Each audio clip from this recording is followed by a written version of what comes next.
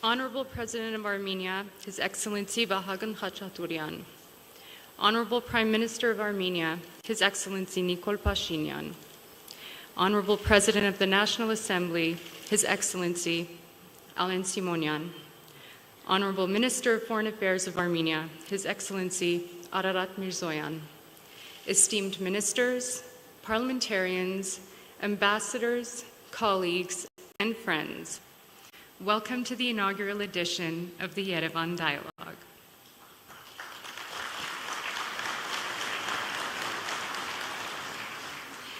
It is a true honor to stand before you today to introduce what promises to be a groundbreaking event, a platform that, in its inception, offers diversity as a key attribute of the dialogues it incubates. This year, I am delighted to welcome our beloved overseas guests from 61 countries. Our panel discussions will witness voices from 42 countries. And most importantly, 40% of our panelists this year are women. It's a good start. And on behalf of the organizers, I can confirm that we seek parity in the year ahead. We are gathered here in Yerevan, a city steeped in history and rich in culture, but more importantly, a city that is emerging as a beacon of dialogue and innovation. Armenia stands at a crossroads, much like many other parts of the world, facing profound changes and challenges.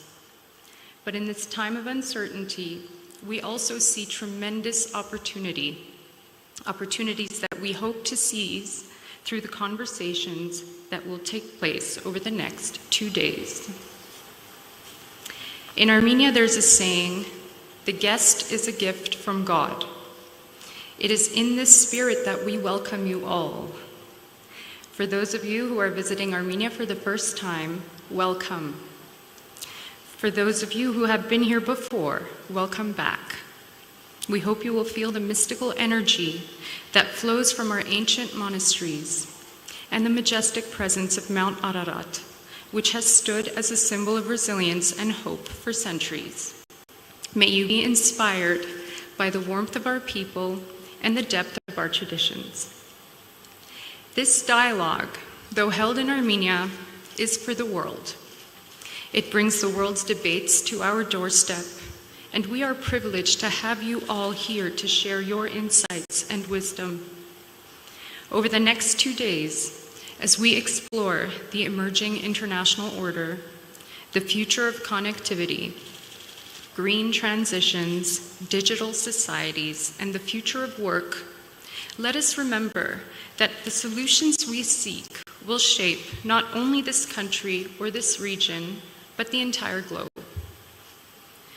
Before we dive into these crucial discussions, I would like to acknowledge the Ministry of Foreign Affairs of the Republic of Armenia and their partners from India, the Observer Research Foundation.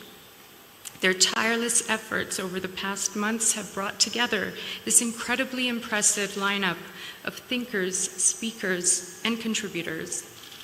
We are indeed delighted and extremely honored that this effort is recognized by the presence of His Excellency, the Honorable Prime Minister of Armenia, Nikola Pashinyan. Prime Minister, your leadership of one of the largest transformations in modern Armenian history has been remarkable. You have steered this nation through a rapidly changing political landscape, and your presence here today epitomizes the significance of this dialogue. Your being here means a lot to the organizers and confirms to them that their efforts are well appreciated and contribute to your own vision, Your Excellency. Without further ado, I invite you, Honorable Prime Minister, to deliver your opening remarks.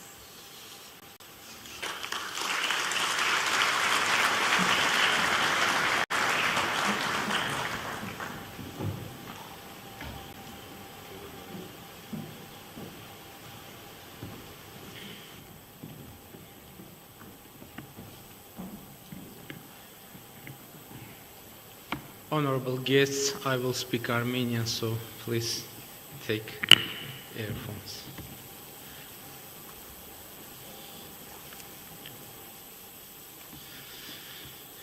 Հայաստանի Հանրապետության մեծարգո նախագահ, հարգելի ներկաներ, ողջունում եմ Երևան դայլոգ համաժողովի մեկնարկը եւ հիմնումը։ Ակնհայտ է, որ Երևան դայլոգը կարեւոր հարթակ է միջազգային եւ տարածաշրջանային օրակարգի հարցեր քննարկելու, մտքեր կիսելու, գաղափարներ առաջարկելու համար։ Եվ այս առումով ուզում եմ միանգամից անդրադառնալ թերևս այս լսարանին ամենաշատը հետաքրքրող հարցին։ Հնարավոր է արդյոք տևական եւ կայուն խաղաղությունը Հարավային Կովկասի տարածաշրջանում եւ իրատեսական է արդյոք։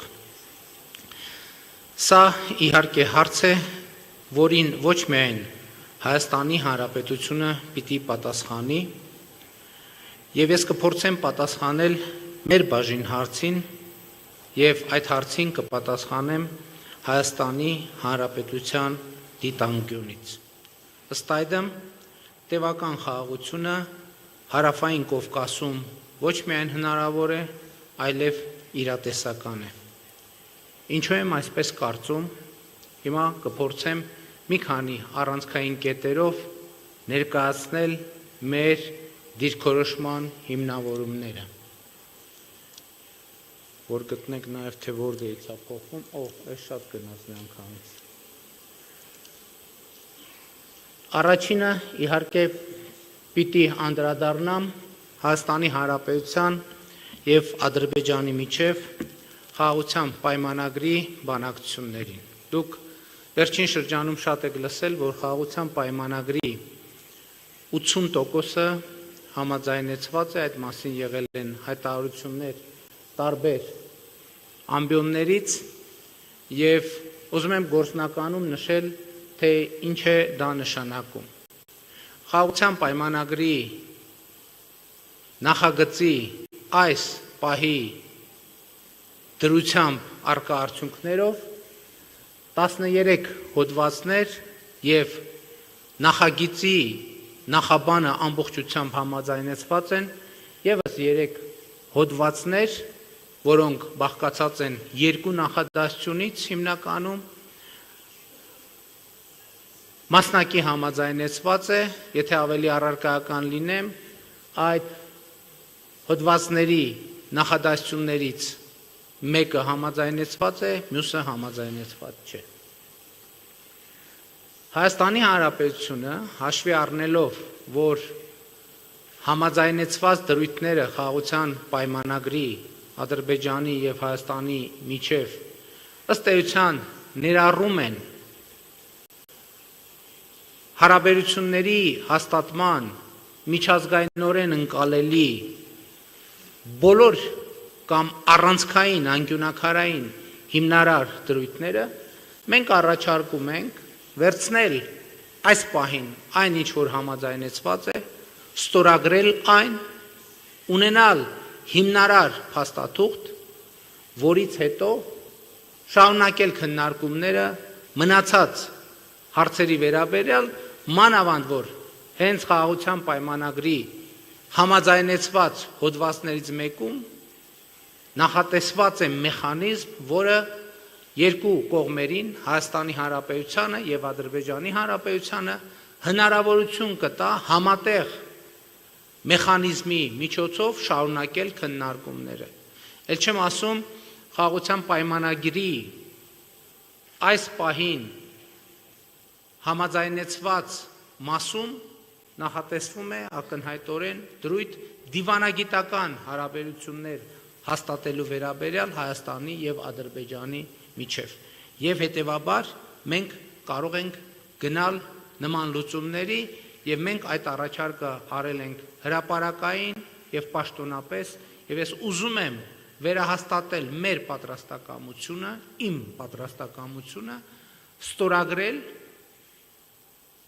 առաջիկա հնարավոր ժամկետում ահա համաձայնեցված տեքստը խաղաղության եւ հարաբերությունների հաստատման պայմանագրի։ Հաջորդ կարևոր թեման Հայաստանի Հանրապետության եւ Ադրբեջանի Հանրապետության միջև իհարկե սահմանազատման գործընթացն է եւ մենք այստեղ նույնպես ունենք էական տեղաշարժ եւ այդ տեղաշարժը արտահայտվում է նրանով, որ Հայաստանի եւ Ադրբեջանի համապատասխան հանձնաժողովները վերջերս ստորագրեցին հանձնաժողովների սահմանազատման հանձնաժողովների համատեղ գործունեության մասին կանոնակարգ եւ այդ կանոնակարգում արձանագրված է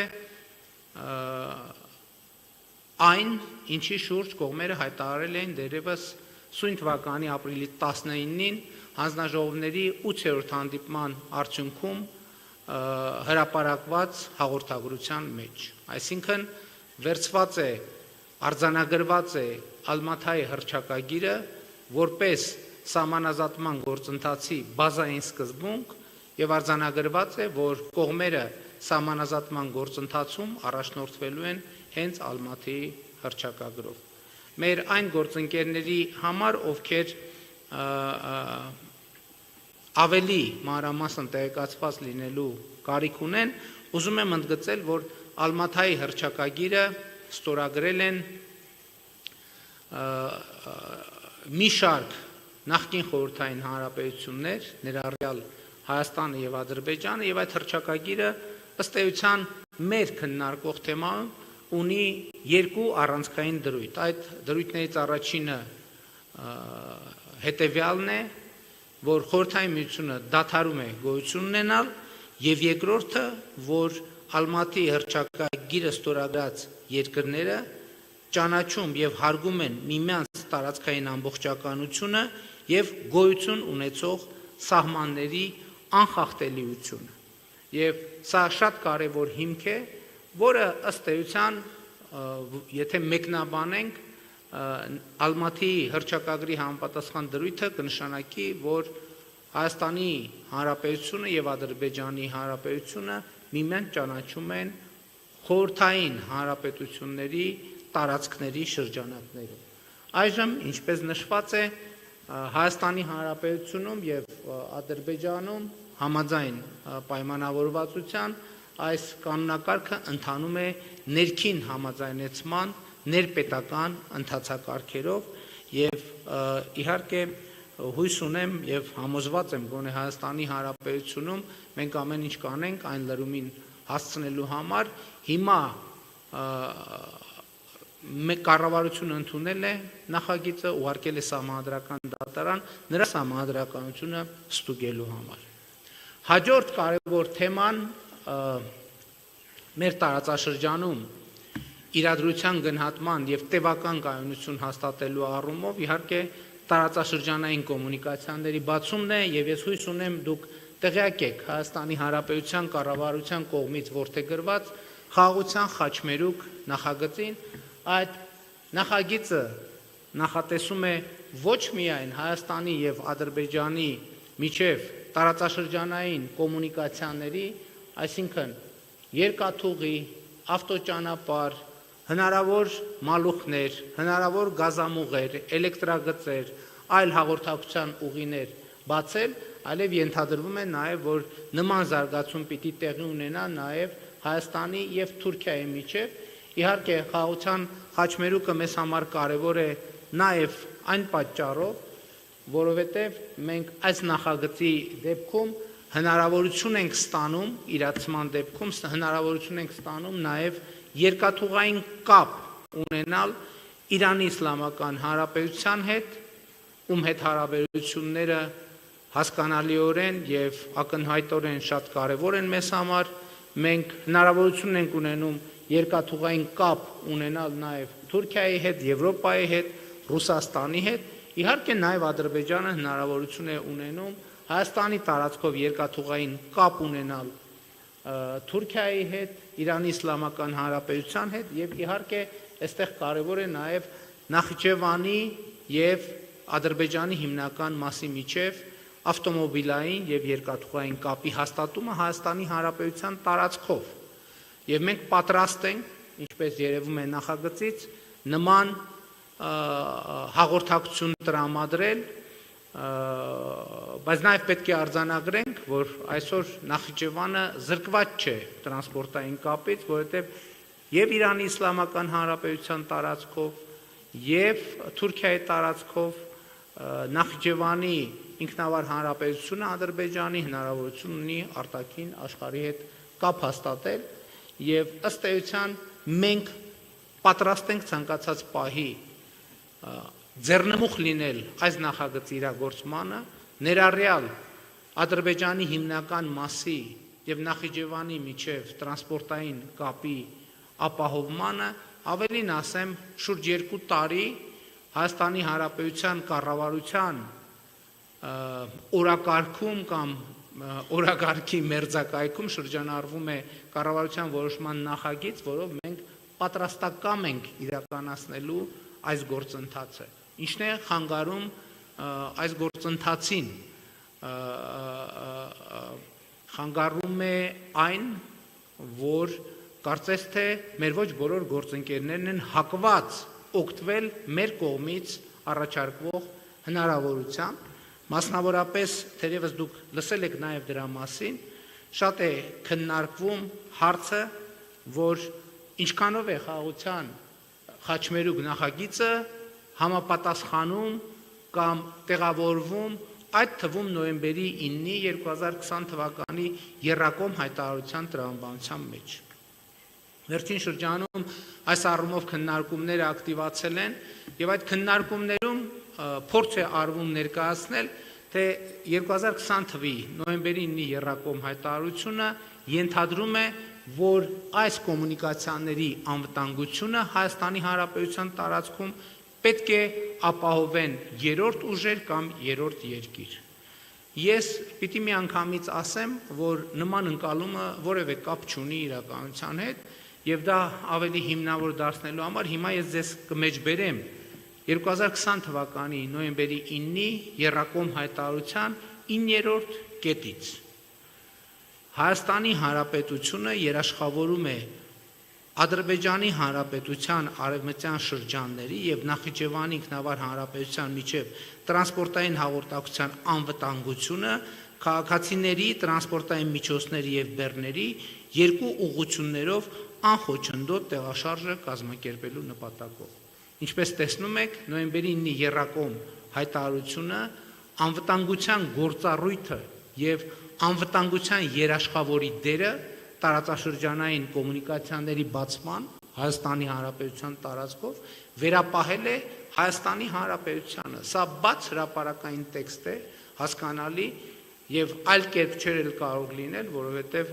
անտրամաբանական է, որ ինքնիշխան երկրի տարածքում որևէ այլ երկիր պիտի ապահովի անվտանգություն։ Ընդհանրապես ես ձեզ ուզում եմ ասել, որ նոյեմբերի 9-ի եռակողմ հայտարարությանը հղում անելով որոշ միջազգային գործընկերներ փորձում են ներկայացնել այն, ինչ չկա նոյեմբերի 9-ի եռակողմ հայտարարության մեջ։ Օրինակ, ինչ չկա նոյեմբերի 9-ի եռակողմ հայտարարության մեջ։ Չկա, որ Հայաստանի Հանրապետության որևէ տարածքի վրա պետք է լինի այլ երկրի վերահսկողություն։ Նման դրույթ նոյեմբերի 9-ի 2020 թվականի եռակողմ հայտարարության մեջ ընդհանրապես չկա։ Այսինքն կրկնում եմ, դա հրապարակային փաստաթուղթ է, ես հրավիրում եմ բոլորին փնտրել, գտնել եւ գտնելու դեպքում դեմ չենք, եթե նաեւ մեզ տեղեկացնեն, բայց պիտի արձանագրեմ, որ նման դրույթ գոյություն չունի։ Ասում եմ, որպես մի մարդ, ով ստորագրել այդ թուղթը։ Չկա որևէ դրույթ, որը կնշանակի, որ Հայաստանի Հանրապետության իրավազարությունը իր ինքնիշխան տարածքում որևէ կերպ պետք է սահմանափակվի մաքսային, սահմանային, ֆիտոսանիտարական եւ այլ հսկողությունների առումով։ Նման դրույթ պարզապես գոյություն չունի եւ չէր կարող ունենալ։ Հակառակը, բայց շատ կարեւոր է արձանագրել, որ այն ինչ որ ես հիմա մեզ բերեցի որպես նոյեմբերի 9-ի եռակողմ հայտարարության մեջ գոյություն չունեցող դրույթ շատերը փորձ են անում ներկայացնել որպես նոյեմբերի 9-ի եռակողմ հայտարարության դրույթ։ Սա նոր դիվանագիտական տեխնիկա է, որը անկեղծ ասած ինձ համար հասկանալի չէ։ Հղում անել փաստաթղթին եւ ներկայացնել դրույթ, որը փաստաթղթում պարզապես գոյություն չունի, եւ պիտի ասեմ, որ նման գործելակերպը մեզ համար անհասկանալի է եւ ուղիղ պիտի ասեմ անընդունելի։ Փոխարենը, եթե ուզում ենք տեսնել, թե ինչ կա 2020 թվականի նոյեմբերի 9-ի եռակողմ հայտարարության մեջ, օրինակ նույն 9-րդ կետում փորձ է արվում ներկայացնել, թե 2020 թվականի նոյեմբերի 9-ի եռակողմ հայտարարությունը Ադրբեջանի հիմնական մասի եւ Նախիջևանի միջև կապը ապահովելու մասին է։ Մինչդեռ կետը սկսվում է հետևյալ կերպ. մեջբերում են, ապա շրջափակվում են տարածաշրջանում բոլոր տնտեսական եւ տրանսպորտային կապեր։ Ադրբեջանի հիմնական մասի եւ Նախիջևանի կապը 9-րդ կետի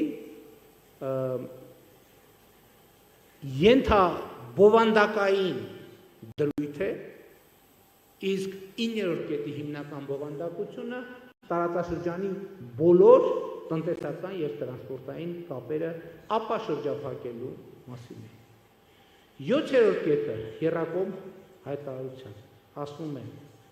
ներքին տեղահանված անձին եւ փախստականները վերադառնում են Լեռնային Ղարաբաղի տարածք եւ հարակից շրջաններ ՄԱԿ-ի փախստականների հարցերով Գերագույն հանձնակատարի գրասենյակի վերահսկողության ներքո։ Ինչպես տեսնում եք, 2020 թվականի նոյեմբերի 9-ից հետո, երբ Ռուսաստանի Դաշնության նախագահը, Ադրբեջանի նախագահը, ես այդ փաստաթուղթը ստորագրեցինք, դրանից հետո ոչ միայն այդ պահին Լեռնային Ղարաբաղը եւ հարակից տարածքները լքած հայ փախստականները չեն վերադարձել Լեռնային Ղարաբաղ եւ հարակից տարածքներ, այլև ուղիղ 1 տարի առաջ տեղի ունեցած իրադարձությունների արդյունքում Լեռնային Ղարաբաղը ամբողջությամբ հայաթափվել է էթնիկ զտումների բերումներով։ 8-րդ կետը 2020 թվականի եռակողմ հայտարարության ասում է. իրականացվում են ռազմագերիների, պատանդների եւ այլ պահվող անձանց, ինչպես նաեւ զոհվածների մարմինների փոխանակում։ Մինչև օրս Ադրբեջանում կան հայ ռազմագերիներ, պատանդներ եւ այլ պահվող անձինք, եւ մինչև օրս նրանք չեն վերադարձվել։ Եվ սա նույնպես դրույթ է, որ կա նոյեմբերի 9-ի եռակողմ հայտարարության մեջ եւ ինչպես տեսնում եք չի կատարվել։ Ցավոք պիտի ասեմ, որ որևէ գործընկեր, որևէ հիմք չունի Հայաստանին մեղադրելու 2020 թվականի նոյեմբերի 9-ի եռակողմ հայտարարության որևէ դրույթ չիրականացնելու մեջ, իսկ ինչպես տեսնում եք Հայաստանի Հանրապետությունը եւ ընդհանրապես ցանկացած անկախ եւ օբյեկտիվ դիտորդ ունի հիմքեր ասելու, որ եռակողմ հայտարարության մեր մյուս գործընկերները չեն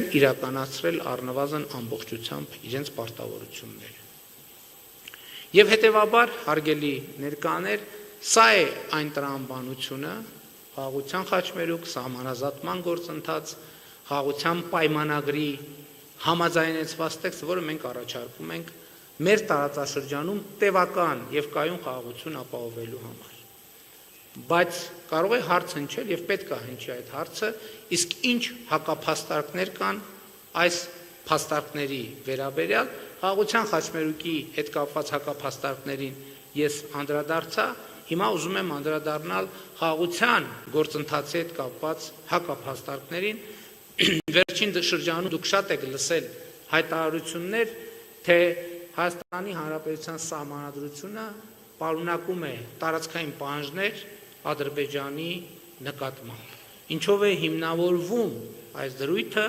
նրանք ովքեր փորձում են դա հիմնավորել, նրանով, որ օրինակ սահմանադրության նախաբանում կա մասնակի հղում 1990 թվականի օգոստոսի 23-ին, այսինքն Խորհրդային Միության ժամանակ դեռևս ընդունված անկախության, Հայաստանի Հանրապետության անկախության հռչակագրին։ Հռչակագրում խոսվում է 1989 թվականի դեկտեմբերի 1-ի հայկական ԽՍՀ եւ Լեռնային Ղարաբաղի միավորման մասին հայկական ԽՍՀ Գերագույն խորհրդի եւ Լեռնային Ղարաբաղի ազգային խորհրդի համատեղ որոշման մասին։ Թվում է թե փաստարկը հիմնավոր է, բայց ես ուզում եմ ասել, որ հռչակագրի 5-րդ կետում օրինակ կներեք դման մանրամասների մեջ մտնելու համար, բայց շատ կարևոր է, որ թեման, որը քննարկվում է կամ փորձ է արվում լայն քննարկման դնել, հասկանալի լինի առանցքային մանրամասներով։ Օրինակ Հայաստանի անկախության հռչակագրում ասվում է, որ Հայաստանի Հանրապետությունը իր անվտանգությունը եւ սահմանների անձեռնմխելիությունը ապահովելու նպատակով ստեղծում է Գերագույն խորհրդին, այսինքն պարլամենտին, ենթակա սեփական զինված ուժեր, ներքին զորքեր, պետական եւ հասարակական անվտանգության մարմիններ։ Սա ընդունվել է 1990 թվականի օգոստոսի 23-ին, ասելով, որ ոստիկանությունը, զորքերը, անվտանգության մարմինները ենթարկվում են խորհրդարանին։ Բայց երբ 1995 թվականին ընդունվել է Հայաստանի Հանրապետության Սահմանադրությունը, այդ պահից եւ նույնիսկ դրանից առաջ Հայաստանի Հանրապետության բոլոր ուժային կառույցները ենթարկվել են Հանրապետության նախագահին, իսկ 2015 թվականի Սահմանադրական փոփոխություններից հետո ենթարկվում են, գտնվում են կառավարության ենթակայության ներքո։ Ինչ է սա նշանակում։ Սա նշանակում է, որ անկախության հռչակագրի դրույթները Հայաստանի Հանրապետության Սահմանադրության մեջ արտացոլված են այնքանով, որքանով արտացոլված են տառացի եւ բառացի, ինչը նաեւ մեր իրավական կարգավորումների շատ կարևոր դրույթ է, որ մենք օրենքները, տեքստերը պետք է հասկանանք տառացի եւ բառացի։ Հայաստանի Հանրապետության Սահմանադրության մեջ ոչինչ չկա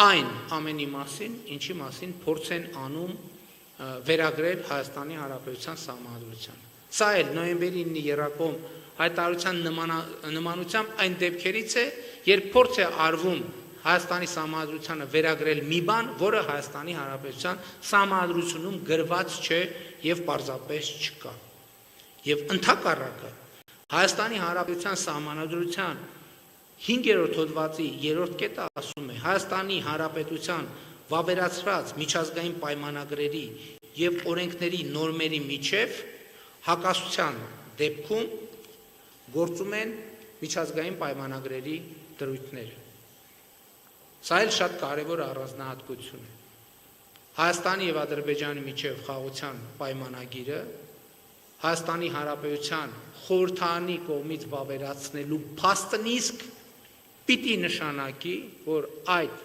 պայմանագիրը չի հակասում Սահմանադրությանը։ Վավերացման պահից այն ստանում է գերակայություն մնացած բոլոր հնարավոր օրենքների նկատմամբ, եւ սա մի գործոն է, որը նույնպես անպայման պետք է հաշվի առնել։ Բայց ուզում եմ արձանագրել, որ իրականությունը մի փոքր հակառակն է, իրականությունն այն է, որ Ադրբեջանի սահմանադրության մեջ կան տարածքային պահանջներ Հայաստանի Հանրապետության նկատմամբ։ Սա ինչով է հիմնավորվում։ 1991 թվականին ընդունված Ադրբեջանի սահմանադրական ակտը ընկած է Սահմանադրության հիմքում Ադրբեջանի եւ դա արձանագրված է Ադրբեջանի Սահմանադրության մեջ։ Սահմանադրական ակտը իր հերթին հղում է անում եւ բխում է համաձայն Սահմանադրական ակտի 1918 թվականին Ադրբեջանի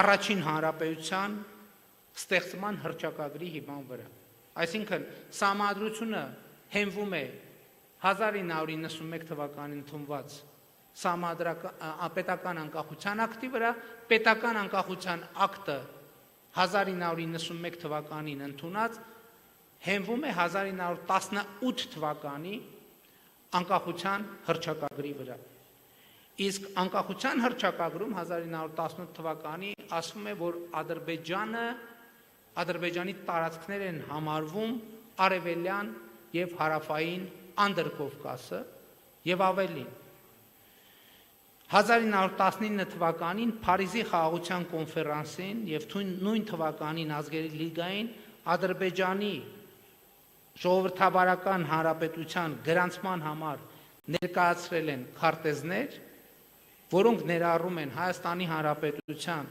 Սյունիքի Վայոց ձորի մարզերը ամբողջությամբ, ինչպես նաև Արարատի, Արմավիրի, Գեղարքունիքի, Տավուշի, Լոռի եւ Շիրակի մարզից որոշակի հատվածներ։ Այսինքն այս ամենը ակնհայտ է դարձնում, որ Ադրբեջանի սահմանադրությունը պարունակում է տարածքային պահանջներ Հայաստանի Հանրապետության նկատմամբ։ Բայց կարևոր է արձանագրել նաև, որ մենք դա չենք դարձնում բանակցային թեմա, մենք չենք բարձրացնում այդ հարցը, ինչու, որովհետև խաղաղության պայմանագրի համաձայնեցված տեքստում մենք ունենք դրույթ, որը ասում է հետևյալը, որ կողմերից որևէ մեկը չի կարող հղում անել իր ներքին օրենսդրությանը, որպես արդարացում տվյալ միջազգային պայմանագրի դրույթները չիրականացնելու համար։ Այսինքն մենք մի կողմից տեսնում ենք, որ Ադրբեջանի սահմանադրության մեջ կան տարածքային պահանջներ Հայաստանի Հանրապետության նկատմամբ, բայց մենք այդ հարցը չենք բարձրացնում խաղաղության գործընթացը փակուղի չմտցնելու համար։ Այդ թվում այն պատճառով, որ մենք համարում ենք, որ խաղաղության պայմանագրի իմ խոսքի սկզբում հիշատակված տեքստը ամբողջությամբ արձանագրում եւ հասցեագրում այդ խնդիրը եւ միջազգային պայմանագրով մենք արձանագրում ենք, որ կողմերը իրենց ներքին օրենսդրությանը չեն կարող հղում անել միջազգային պայմանագրով, խաղաղության պայմանագրով արձանագրված պարտավորությունները կատարելու համար։ Եվ հարգելի գործընկերներ, ըստ էության ես ուզում եմ վերադառնալ այն կետին, որ կետից, որ սկսել էի, եւ եւս մեկ անգամ արձանագրել, որ սա իսկապես կարեւոր պահ է մեր տարածաշրջանի համար, որպեսզի մենք վերցնենք այն, ինչ համաձայնեցված է, ընդ որում ելի եմ ասում, սա համաձայնեցվածը, ինչպես արդեն Ադրբեջանի նաև ներկայացուցիչներն են ընդունել, խաղաղության պայմանագրի բովանդակության, հնարավոր բովանդակության ըստ էության 80%-ն է։ Այսինքն մենք ունենք ավելի քան միասին եւ Հայաստանը եւ Ադրբեջանը, ավելի քան հսկիչ փաթեթ, եթե պատկերավոր արտահայտվեմ խաղաղության պայմանագրի համար։ Եվ մենք առաջարկում ենք 13 գումարած 3 համաձայնեցված դրույթները դնել սեղանին, ստորագրել հիմա որպես խաղաղության պայմանագրի եւ անցնել հետագա հարցերի քննարկմանը։ Եվ ուզում եմ նաեւ հատկապես հույս ունեմ հեղինակավոր այս լսարանը կհամաձայնվի, երբեք որևէ տեղ չի եղել որևէ պայմանագիր, որ հասցեագրի եւ լուծի բոլոր հարցերը։ Չկա այդպիսի պայմանագիր պարզապես։ Ինչ պայմանագիր էլ կնքենք, եթե նույնիսկ մենք կնքենք պայմանագիր 20 հոդվածով, 30 հոդվածով, 40 հոդվածով, 50 նույնիսկ 100 հոդվածով, ելի մնալու են 200 հնարավոր հոդվածներ, 300 հնարավոր հոդվածներ, որոնք տվյալ պայմանագրում լինելու են չլուծված։ Չկա երկրներ, որոնց հարաբերությունները կարգավորվում են մի պայմանագրով, բայց շատ կարևոր է դնել այն հիմքը կամ ավելի ճիշտ չմերժել են հիմքը, որը արդեն դրված է մեր մի քանի տարվա բանակցությունների արդյունքում, եւ ես հույս ունեմ, որ մենք առաջիկայում առիթ կունենանք ստորագրել խաղաղության պայմանագրի արդեն իսկ համաձայնեցված մասը, համաձայնեցված տեքստը եւ անցնել հետագա բանակցությունների մնացած հնարավոր հարցերը լուծելու համար։ Հայաստանի Հանրապետության մեծարգո նախագահ, հարգելի գործընկերներ, շնորհակալություն եմ հայտնում ուշադրության համար եւ ուզում եմ հաջողություն մաղթել Երևան դայլոգ Երևանյան երկխոսություն համաժողովին, ընդ որում ոչ միայն 2024, այլև 2025, 26 եւ հետագա տարիների համար։ Շնորհակալ եմ։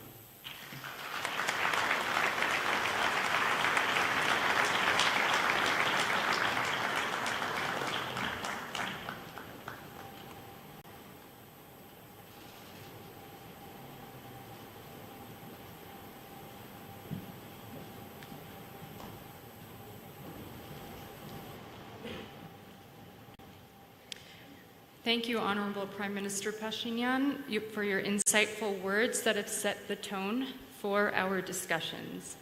Your points on establishing peace and meaningful interstate relations will undoubtedly guide us as we navigate the complex issues ahead.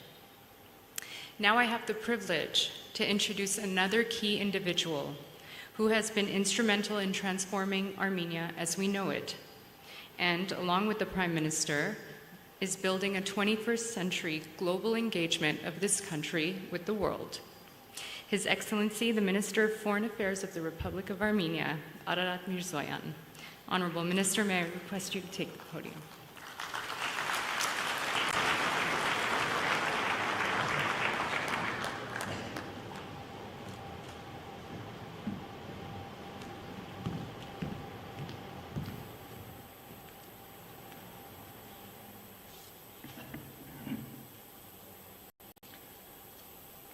Հայաստանի Հանրապետության մեծարգո պարոն նախագահ, Հայաստանի Հանրապետության մեծարգո պարոն վարչապետ, ազգային ժողովի մեծարգո նախագահ, հարգելի նախարարներ, պատգամավորներ, ձերդ գերազանցություններ, սիրելի հյուրեր։ Ջերմորեն ողջունում եմ բոլորիդ Հայաստանի Հանրապետության մայրաքաղաքում առաջին անգամ անցկացվող Երևանյան երկխոսություն միջազգային համաժողովին։ Հայաստանի Հանրապետության վարչապետը արդեն իսկ հանգամանալից կերպով անդրադարձավ եւ ներկայացրեց մեր խաղաղության օրակարգը, ներկայացրեց տարածաշրջանում ընթացող գործընթացների մանրամասները, բերեց փաստարկներ, հակափաստարկներ։ Հետևաբար ես կփորձեմ կիսվել իմ մի փոքր այլ, առավել ընդհանրական բնույթի մտքերով, նաև նպատակ ունենալով դրական իմաստով սադրել, գեներացնել մեր այսօրվա եւ վաղվա երկխոսությունը։ Հարգելի գործընկերներ, ինչպես կասեր հայկական ծագմամբ աշխարհահռչակ ամերիկյան գրող Վիլյամ Սարոյանը, իր «Իմ սիրտը լեռներում է» դրամայում, ինչ որտեղ ինչ որ բան սխալ է։ Թվում է պարզ, բայց խոստովանենք շատ դիպուկ այս արտահայտությունը ամբողջությամբ նկարագրում է թե այստեղ մեր շուրջը, թե տարբեր այլ տարածաշրջաններում ձևավորված իրավիճակը։ Անշուշտ հարկ է խոստովանել, որ մեր աշխարհը երբեք էլ աչքի չի ընկել անսխալականությամբ, բոլորի իրավունքների հավասար պաշտպանվածությամբ, բոլորի համար պարտադիր համակցության կանոնների անշեղորեն պահպանմամբ, բայց հատկապես վերջին տարիների իրադարձությունները էականորեն ամրապնդել են մեջբերածս մտքի ճշմարտացիությունը։ Ավելին, փոփոխությունների եւ անորոշությունների խելահեղ վազքը հենց այս պահին էլ շարունակվում է, ավելացնելով անկանխատեսելիության աստիճանը։ Սա վաղուց արդեն միայն տեսական, գիտական պնդում չէ, այլ տեսանելի եւ շոշափելի իրականություն, որը ուղղակիորեն ազդում է թե գլոբալ մակարդակում միջազգային հարաբերությունների վրա, թե անհատական մակարդակում մեծ թվով մարդկային ճակատագրերի վրա։ Աշխարհի տարբեր անկյուններում մարդածին ու բնածին բնական աղետների հետևանքով գրանցվող մարդկային կորուստները եւ խեղված ճակատագրերը սոսկ ապշեցուցիչ վիճակագրական թվեր չեն, այլ շատ կոնկրետ մարդկային կյանքեր, անուններով, ազգանուններով, դեմքերով։ Միջազգային իրավունքի նորմերի բացահայտ եւ անպատիժ ոտնահարումները, խորացող ճգնաժամերը, ընթացող պատերազմները, երբեմն մարդկության դեմ ոճրագործությունները վկայում են երկար տարիներ գոյություն ունեցած աշխարհակարգի եւ քիչ թե շատ ընդունելի եւ կենսունակ խաղի կանոնների փաստացի քայքայման մասին։ Գլոբալ խաղացողների միջև հակասություններն ու մրցավազքը ել ավելի են խորացնում համաշխարհային քաղաքականության բևեռացումը եւ ֆրագմենտացիան, միաժամանակ տարբեր ռեգիոնալ դերակատարներ իրենց հերթին մարտահրավեր են նետում աշխարհակարգին, հավակնելով ավելի մեծ դեր խաղալ եւ իրենց ազդեցության գոտիները ձևավորել։ Փոքր պետությունները ձգտում են հնարավորինս անվտանգ նավարկել ալեկոծվող օվկիանոսում, իրենց առաջ ունենալով սեփական պետականությունը, ինքնիշխանությունը, տարածքային ամբողջականությունը պաշտպանելու եւ պահպանելու հրամայական։ Տեխնոլոգիական առաջընթացը բազում բարիքներ ստեղծելու զուգահեռ պետությունների եւ մարդկանց համար նոր մարտահրավերների առաջ բերում, սկսած կիբերանվտանգության խնդիրներից մինչև արհեստական բանականության, դեռևս ոչ ամբողջությամբ հասկանալի կամ բացահայտված, ըստ այդմ անկանխատեսելի հետևանքներ։ Հիբրիդային սպառնալիքներն ու ապատեղեկատվության միտումնավոր տարածումը նոր շերտ են ավելացնում արդեն իսկ բարդ, բազմաշերտ միջազգային ճգնաժամին։ Որպես մի երկրի նախարար, որն անցել է եւ անցնում է ժողովրդավարական երկար ժամանակ անհնարին թվացող վերափոխումների միջով եւ գիտակցում է այդ ձեռքբերման արժևորման ու պահպանման, զարգացման ժողովրդավարական ուղով անշեղորեն ընթանալու կարեւորությունը, արկա մարտահրավերների շարքում պետք է ընդգծեմ նաեւ ժողովրդավարությանը, դրա արժեքներին եւ սկզբունքներին սպառնացող վտանգները, ինչպես նաեւ խիստ անհրաժեշտությունը համատեղ ջանքերով ապացուցել, որ ժողովրդավարությունը կարող է շոշափելի արդյունքներ գրանցել, այդ թվում նաև որպես ճգնաժամերին դիմադրողականության, կայունության եւ զարգացման առհավատչա։ Ասածից գոնե մի փոքր լավատեսություն հաղորդելու համար կարող եմ բերել հենց մեր Հայաստանի սեփական օրինակը, երբ ժողովրդավարության ընձեռած մեխանիզմներով, մասնավորապես ազատ եւ մրցակցային ընտրություններով ընդամենը 3 տարի առաջ մենք կարողացանք հաղթահարել այն խորը հանրային ճգնաժամը, որում հայտնվել էր մեր հասարակությունը եւ որի հետ ցնցումները մինչ այժմ էլ պետք է խոստովանել, դեռ հատվածաբար զգացնել են տալիս իրենց։ Վերադառնալով աշխարհաքաղաքական համայնապատկերին, պիտի կրկին արձանագրենք, որ գոյություն ունեցող միջազգային մեխանիզմները ցավոք այսօր այլևս չեն կարողանում արդյունավետ կերպով հասցեագրել արկա մարտահրավերները։ Ավելին, ստեղծված իրավիճակի փոփոխության անհնարինության պարագայում չենք կարող խուսափել իրավիճակի ավելի վատ տարածումից, որը չափազանցրած չեմ լինի, եթե ասեմ ծանրագույններից մեկն է երկրորդ համաշխարհային պատերազմի տարիներից ի վեր։ Այս պատկերի նկարագրումը իհարկե նպատակ չունի հավելյալ հոռետեսական կամ անգամ ապոկալիպտիկ զգացողություններ գեներացնել այս լսարանում։ Ճիշտ հակառակը, իմ համոզմամբ պատկերի ամբողջական գիտակցումն է, որ ընդգծում է սխալ ընթացքը կասեցնելու, պատկերը փոխելու հրամայականը, ինչպես հիվանդության ճշգրիտ ախտորոշումն է, որ թույլ է տալիս իրականացնել պահանջվող բուժումը։ Այդ վերափոխումն էլ կրկին տեսական դատողություն չէ, այլ խիստ իրական գործնական անհրաժեշտություն։ Եվ ուրեմն, եթե բոլորս գիտակցում ենք ինչ-որ միտեղ ինչ-որ բան սխալ է, գիտակցում ենք, որ ինչ-որ միտեղ ինչ-որ բան սխալ է, եւ որ այս ընթացքը մեզ բոլորիս տանում է դեպի հերթական անդունդը, որտեղ չեն լինելու երկարաժամկետ շահողներ, որը պիտի լինի քաղաքակիրթ մարդկության արձագանքն այս իրավիճակում։ Միջազգային կանոնների վրա հիմնված աշխարհակարգի վերականգնումը եւ դրա լեգիտիմության ամրապնդումը։ Սա է միակ ուղին, որը կարող է ապահովել գլոբալ անվտանգության եւ զարգացման օրակարգերի առաջ մղումը։ Սակայն երբ յուրաքանչյուր անհատները, պետությունները, ոչ կառավարական կազմակերպությունները, միջազգային կորպորացիաները ապրում եւ առաջնորդվում են սեփական ճշմարտությամբ, ինչպես հանգել ընդհանուր հայտարարի, ընդհանուր կանոնների եւ ընդհանուր անխախտելի ճշմարտությունների։ Երկխոսելով։ Երկխոսությունը, ինչու ոչ, կարծիքների բախումը, բանավեճը կարող են հնարավորություն ստեղծել հասնելու ընդհանուր ճշմարտությունների բացահայտմանը եւ ընդհանուր կանոնների ձևավորմանը։ Արդյոք երկխոսությունը կերաշխավորի հաջողությունը։ Փաստ չէ, բայց փաստ է, որ երկխոսության բացակայությունը ել ավելի կխորացնի արկա ճգնաժամը։ Սա է Հայաստանի մոտեցումն ու հավատամքը շարունակել երկխոսել անգամ ամենաբարդ իրավիճակներում, փորձելով հասնել համակեցության ընդհանուր կանոնների, դրանց հարգման, առնվազն միմյանց հանդուրժելուն, իսկ հնարավորության դեպքում նաև փոխշահավետ կերպով համագործակցելուն։ Հենց այս մոտեցումն ենք որդեգրել, ձգտելով տևական խաղաղության մեր տարածաշրջանում։ Կարծում եմ բոլոր ներկաները կհամաձայնեն Մարտին Լյութեր Քինգի պնդմանը, որ խաղաղությունը սոսկ հրաձգության բացակայություն չէ։ Իսկապես պետք են կայուն, արդար եւ արժանապատիվ լուծումներ, ինչն էլ պահանջում է ամուր քաղաքական կամք եւ հանձնառություն։ Հայաստանի Հանրապետությունը, չնայած բոլոր մարտահրավերներին ու դժվարություններին, ցուցաբերել է եւ ցուցաբերում է այդ կամքը եւ հանձնառությունը։ Եվ այսօր, հարգելի գործընկերներ, առաջարկում ենք Երևանյան երկխոսությունն օգտագործել որպես հարթակ գլոբալ մարտահրավերների մասին խոսելու համար։ Հարթակ, որտեղ հուսով եմ հնարավոր կլինի եւս մեկ քայլ մոտենալ ընդհանուր կանոնների ձևակերպմանը եւ ապագան այսօր ձևակերպելուն, ձևավորելուն։ Թույլ տվեք ելույթս կրկին ավարտել Սարոյանի խոսքերով։ Ի վերջո, այսօրը հավերժ է, երեկը այսօր է եւ վաղն արդեն այսօր է։ Շնորհակալ եմ եւ սահուն ընթացք եմ մաղթում առաջին Երևանյան երկխոսությանը։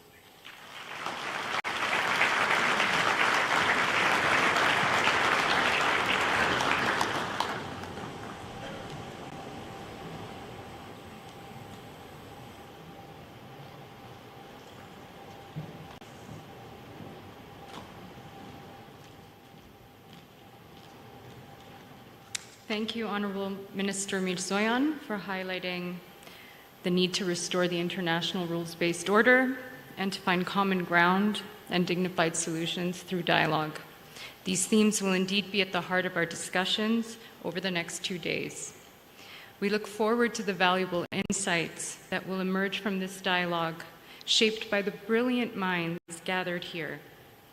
And as we conclude this opening session, I want to extend my deepest gratitude to both the Prime Minister and the Foreign Minister for their leadership and vision. And to all of you, our distinguished guests, thank you for being here. Armenia needs you, your ideas, your collaboration, and your commitment. Let's make this Yerevan dialogue a turning point, not just for Armenia, but for the world. Let the dialogue begin.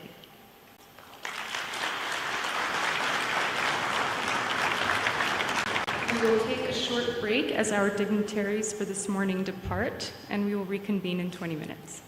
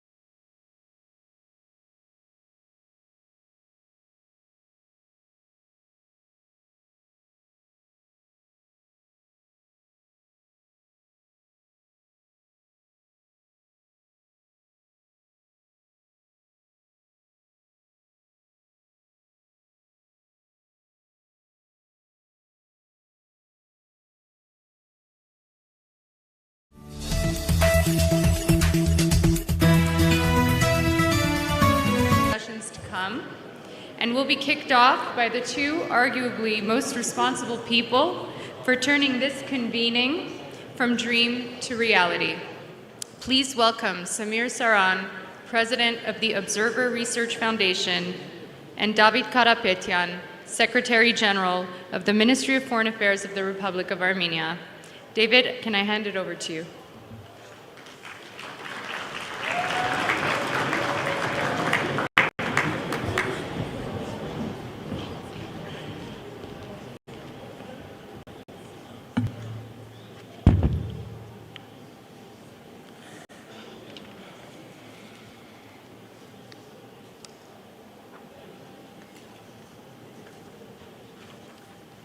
Phew, Samir.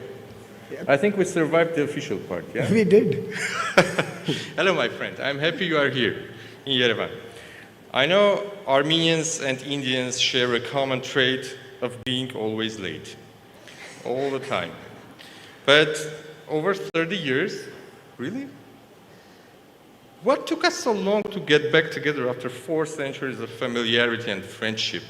By the way, we have a side event on academic issues discussing 400 years of friendship of Armenians and Indians. You have now harbored at the Armenian dry port, where the world's biggest democracy encounters its aspiring friend, which hand in hand connect to our friends in Asia, Europe, and transatlantic through multimodal supply chains of democratic values. Finally, we are united as Vasudhavya Kutumbakam. We can connect to our cousins in South. We can travel to our friends in the North.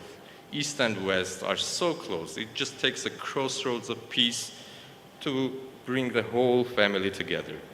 Excellencies, ladies and gentlemen, we all need to start investing today to shape the tomorrow we all want.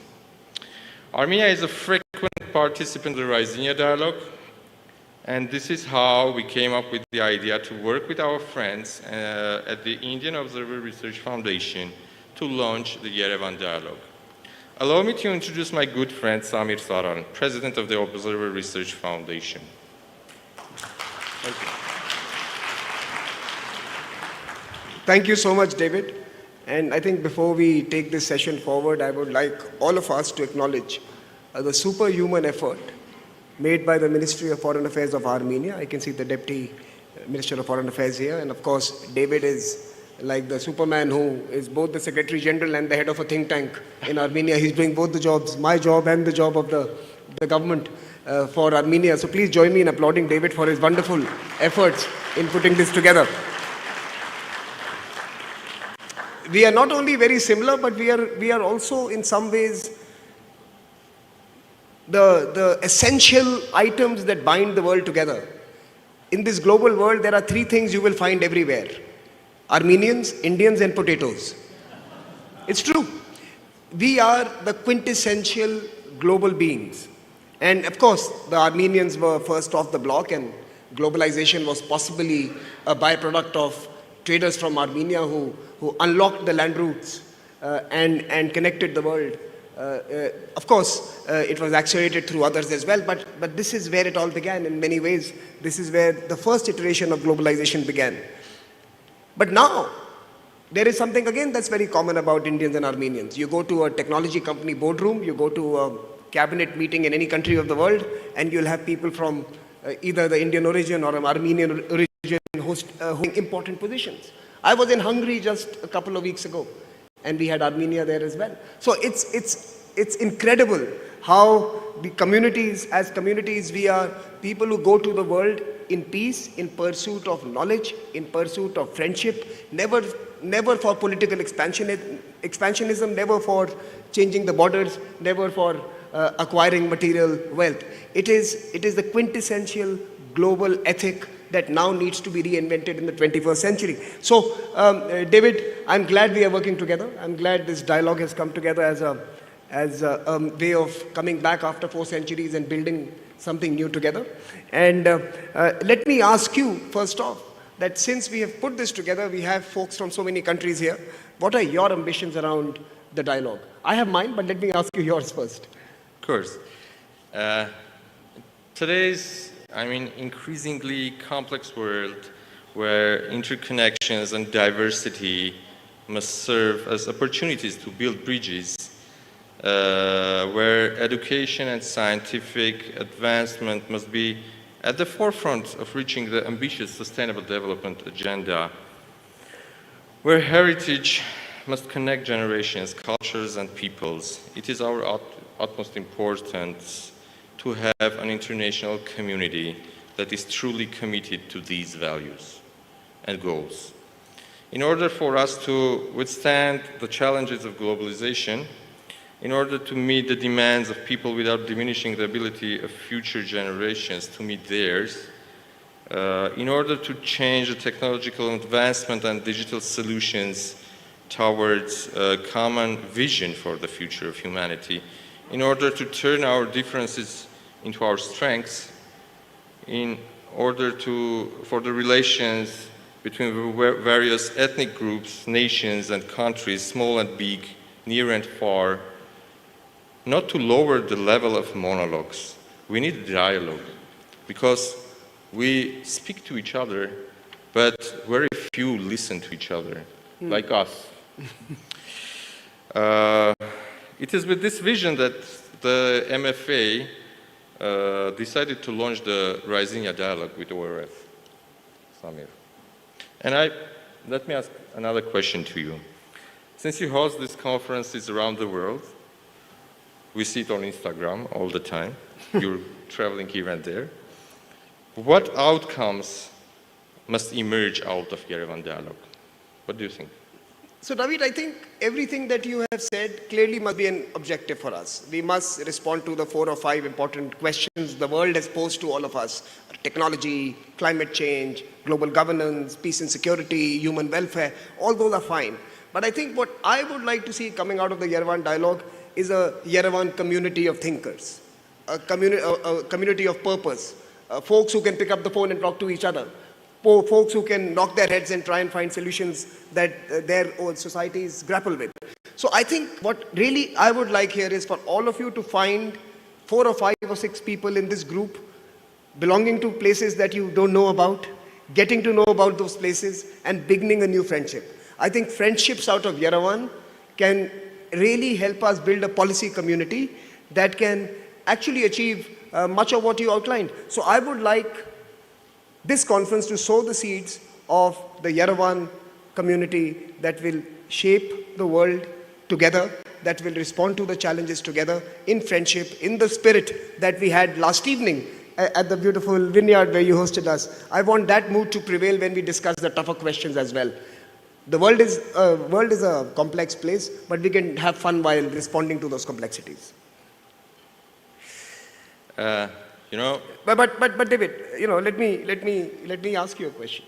Since I have kind of listed the challenges that I think we must respond to, let me ask you your take on what could those challenges sitting in Armenia be for you, and Armenia's role in responding to these as both an international actor and a regional player.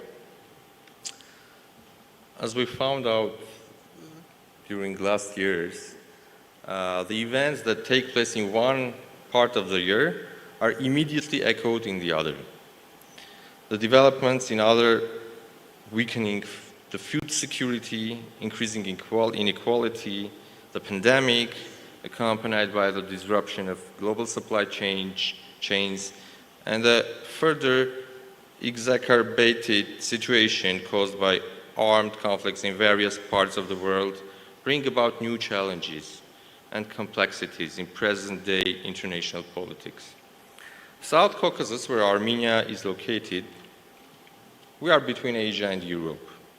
We've always been at the crossroads connecting the north to south, east to west, with all political, economic, and cultural features pertinent to being a major trade and cultural highway. It has as well been a juncture where different political systems meet, where changes are born, including in the form of democratic upheaval and reform. Samir, through your interactions with diverse stakeholders, what kind of partnerships have emerged as important for the world we live in? So David, I'm convinced that in the world we have three unique communities operating in silos, operating in isolation. We have the technology and innovation community that is producing outcomes for the sake of technology and innovation and wealth creation. There is a political and strategic community that is playing the chessboard again in the 21st century. You know, the 20th century chessboard has now got a 21st century avatar, and people are enjoying moving the pieces to change the maps and political equations and dynamics. So there's a second community, that's the political community. And then, of course, we have what I call the business community. And they are quite determined to preserve gains, to prevent newcomers from changing the status that they have benefited from, and in many ways a zero-sum approach to global trade and global connectedness. Now, I think our job as folks who are invested in the policy world is to connect these three communities. I think the track 2 dialogues, the track 2 is essentially the undergirding that connects these three different communities and gives it a moral, ethical, and a human framework around which those three must operate. We are both the checks and balances, we are also the ideas chambers. We have to actually sometimes lead the policy debate, sometimes apply brakes to it so that it doesn't run awry. And most importantly, we need to ensure that these three different communities today work together for the benefit of all of us. Let me, before I have a question to ask you, but before I turn to that, let me also confess, as someone from the research and policy community, let me take responsibility that I don't think the academic world and the track 2 world has necessarily been producing ideas like they had been in the past. I think we are justifying decisions taken by the track 1 more often than putting frameworks that track 1 is forced to take notice of. I think some of our political leaders are leading the ideas game, and the track 2, in fact, is following. So I think the track 2 needs to up its game, otherwise we are going to become irrelevant in the future. But you mentioned the birth of transitions in this geography. You know, you have two, in my time here and meeting all the wonderful people in Armenia, I think there are two intrinsic values that you treasure as people. One is democracy. And of course, so the leader of a democratic society in this part of the world. And the second, I have no hesitation in saying that you are a technology powerhouse in the making. So in that sense, how are you as track 1? Now I'm going to ask you as track 1, catalyzing, supporting and sustaining these two important attributes of Armenia, democratic leadership and technology leadership. You know, we had a peaceful Velvet Revolution back in 2018. Since then, the government has been implementing a wide range of reforms to ensure full and unimpeded realization of civil and political rights, including rule of law, independent judiciary, campaign against corruption, strong campaign against corruption, and strengthening democratic institutions. The progress has been asserted by reports of various reputable international organizations like Freedom House, Gallup International, etc. As said, democracy is not a destination but a continuous struggle. One that not only demands the strong commitment on behalf of political leaders, but also the active participation of its citizens. Armenia's youth has been a driving force in this continuous struggle. Today, democracy is not only about ensuring the rule of law and the protection of human rights, providing for transparency and accountability, promoting good governance and sustainable development, but it has also become a very important tool for protecting national sovereignty and the strategic autonomy of states, providing for economic growth and the integration of states into the international system. As a landlocked country, with its borders from the east and the west in the blockade for the last 3 decades, with comparatively high trading costs in goods, Armenia has seen high-tech digital exports playing an important role in fostering Armenia's growth. Today, the high-tech sector is Armenia's economy has around 6% share of the GDP, and the sector is growing every year by 20–30%. This is a field where Armenia indeed has much to offer to the world, as innovation is driven by the Armenian talented youth. And Samir, I have a last question for you. Armenia has been a frequent participant of the Voice of the Global South Summit hosted by India. How do dialogues like these contribute to evolution of the leadership of the South? You know, I think that's a conference by itself on the Global South. But two short points. I think first, what is really required today is for the emerging and developing countries to take back their identity from the owners in the North and the West. I think what these dialogues first do is define what the South is in grammar and vocabulary coming out of the South. If you ask someone in the Western capitals about the Global South, the terms that were used to describe the third world was corrupt, bad infrastructure, disease, malnutrition, and every other challenge that confronts humankind. That was the description of the Global South coming from, it was a reductive term, it was used in a negative manner. What has happened in the last couple of years, and I think for that we must acknowledge the G20 leadership of India particularly, but also of their other southern partners, Indonesia and Brazil in this particular year, that we have reclaimed the definition of the South. South today is more about green transitions. South is about putting a digital society in place. South is about delivering a human-centered development agenda.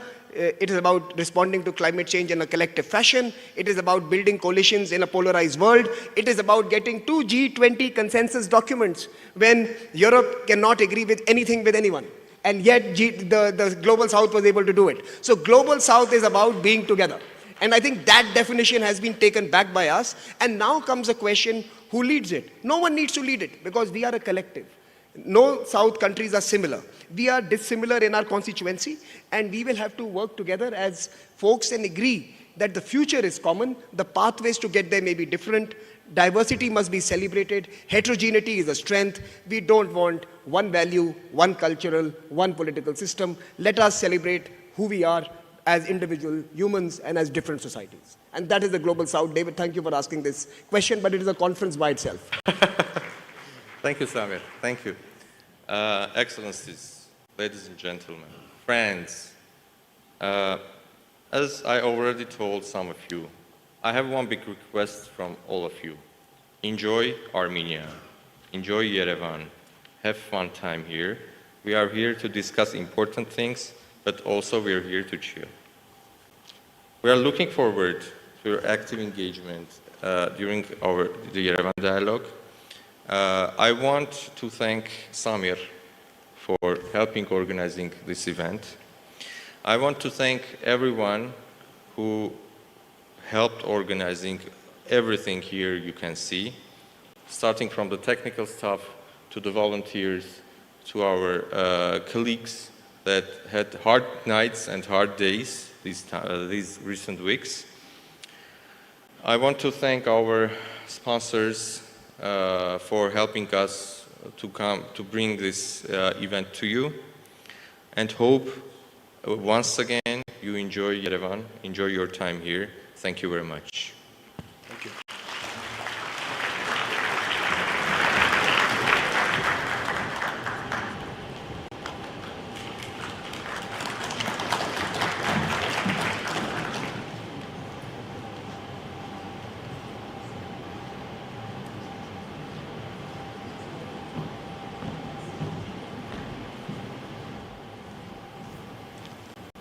I think that was a very apt tone setter for the rest of the day.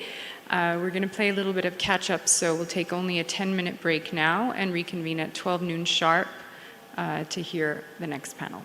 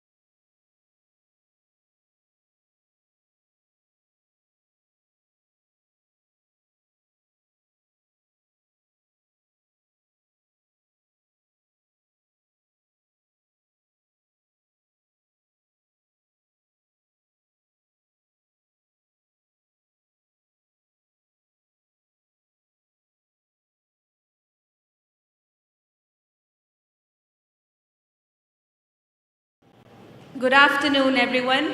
Welcome back to the Yerevan Dialogue. We are now starting with the first plenary panel discussion of today, titled South Caucasus at the Crossroads, Between Fragmentation and Cooperation. And as you can see, we have a fantastic high-level panel here present on stage. We have our moderator, Mr. Narcis Kopalyan, who's an associate professor of political science at the University of Nevada, Las Vegas from the United States. We have His Excellency, Minister Ararat Mirzoyan, Minister of Foreign Affairs Armenia, who spoke to you earlier today. We have His Excellency, Minister Xavier Bettel, Vice Prime Minister, Minister of Foreign Affairs and Foreign Trade, Minister for Development Cooperation and Humanitarian Affairs, Luxembourg. We have Her Excellency Dalia Grybauskaitė, former President of Lithuania. We have His Excellency Minister Lasha Darsalia, First Deputy Minister of Foreign Affairs, Georgia. We have His Excellency Mr. Mohammad Hassan Sheikholes Slami, Deputy Minister of Foreign Affairs, Islamic Republic of Iran.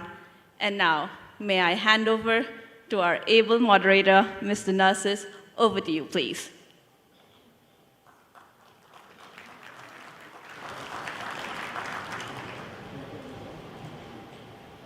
Thank you for coming. It's a distinct pleasure to be hosting this panel. We will be talking about the complexities of this very, very important region, understanding both its fracture and the potential for cooperation. In that context, we understand that the South Caucasus has both geostrategic and to a very large extent, substantive importance to the entire Eurasian subcontinent. In that context, things that happen in this small region tend to have a multiplying effect, not only specifically to the region itself, but also to the broader related and interconnected parts of the Eurasian subcontinent. In that context, we're going to attempt to understand from our esteemed panelists their positions and their understanding of the nuances that shape the level of fracturing and discourse in the region. We're also going to understand from the experience of our guests on how Armenia and the region can enhance sustainable and sort of a robust ability to establish stability and thus enhance regional interconnectivity. With not much more ado, we will begin the conversation. Our first panelist speaking would be Ararat Mirzoyan. And my question is specific to understanding the restructuring of regional fragmentation. Armenia has been playing a very constructive role in attempting to establish the foundations for regional stability. And of course, a very important part of this is achieving regional peace. And that is being able to establish peace with Azerbaijan. We understand what Armenia wants, but what is attainable by virtue of, at times, Azerbaijan's non-constructive position has slowed down or created obstacles for regional stability. From your perspective, Foreign Minister, how do you envision what peace between Armenia and Azerbaijan can actually look like and what can actually be achieved? Not what we want, but what substantively in reality can be achieved. Well, good afternoon, everyone. Dear colleagues, and thank you for this question. Basically, earlier today, His Excellency Prime Minister of Armenia already has reflected upon these topics, but again, coming back to this very important topic, I would like to say that South Caucasus is very much like many other regions and areas on this planet. We have long history here with our neighbors, and I can assure you that there have been times when we have been cooperating and also we have been interesting for the rest of the world, and we have been an important player, if you want, in global politics. We all together in South Caucasus, we have been important crossroad for trade routes, etc., etc. But also there have been times when we have been killing each other, and you know, this region, like probably many other regions in the world, we have seen, now we think that we have seen enough blood here. We have a real chance now, we, Armenia, Georgia, Azerbaijan, we have a real chance to close the page of enmity in this region and to open an era of stability and peace. And we believe that this would be beneficial for all of us. Not only the three of us will benefit from this, but also our neighbors, the larger region, all the other players and nations in the world.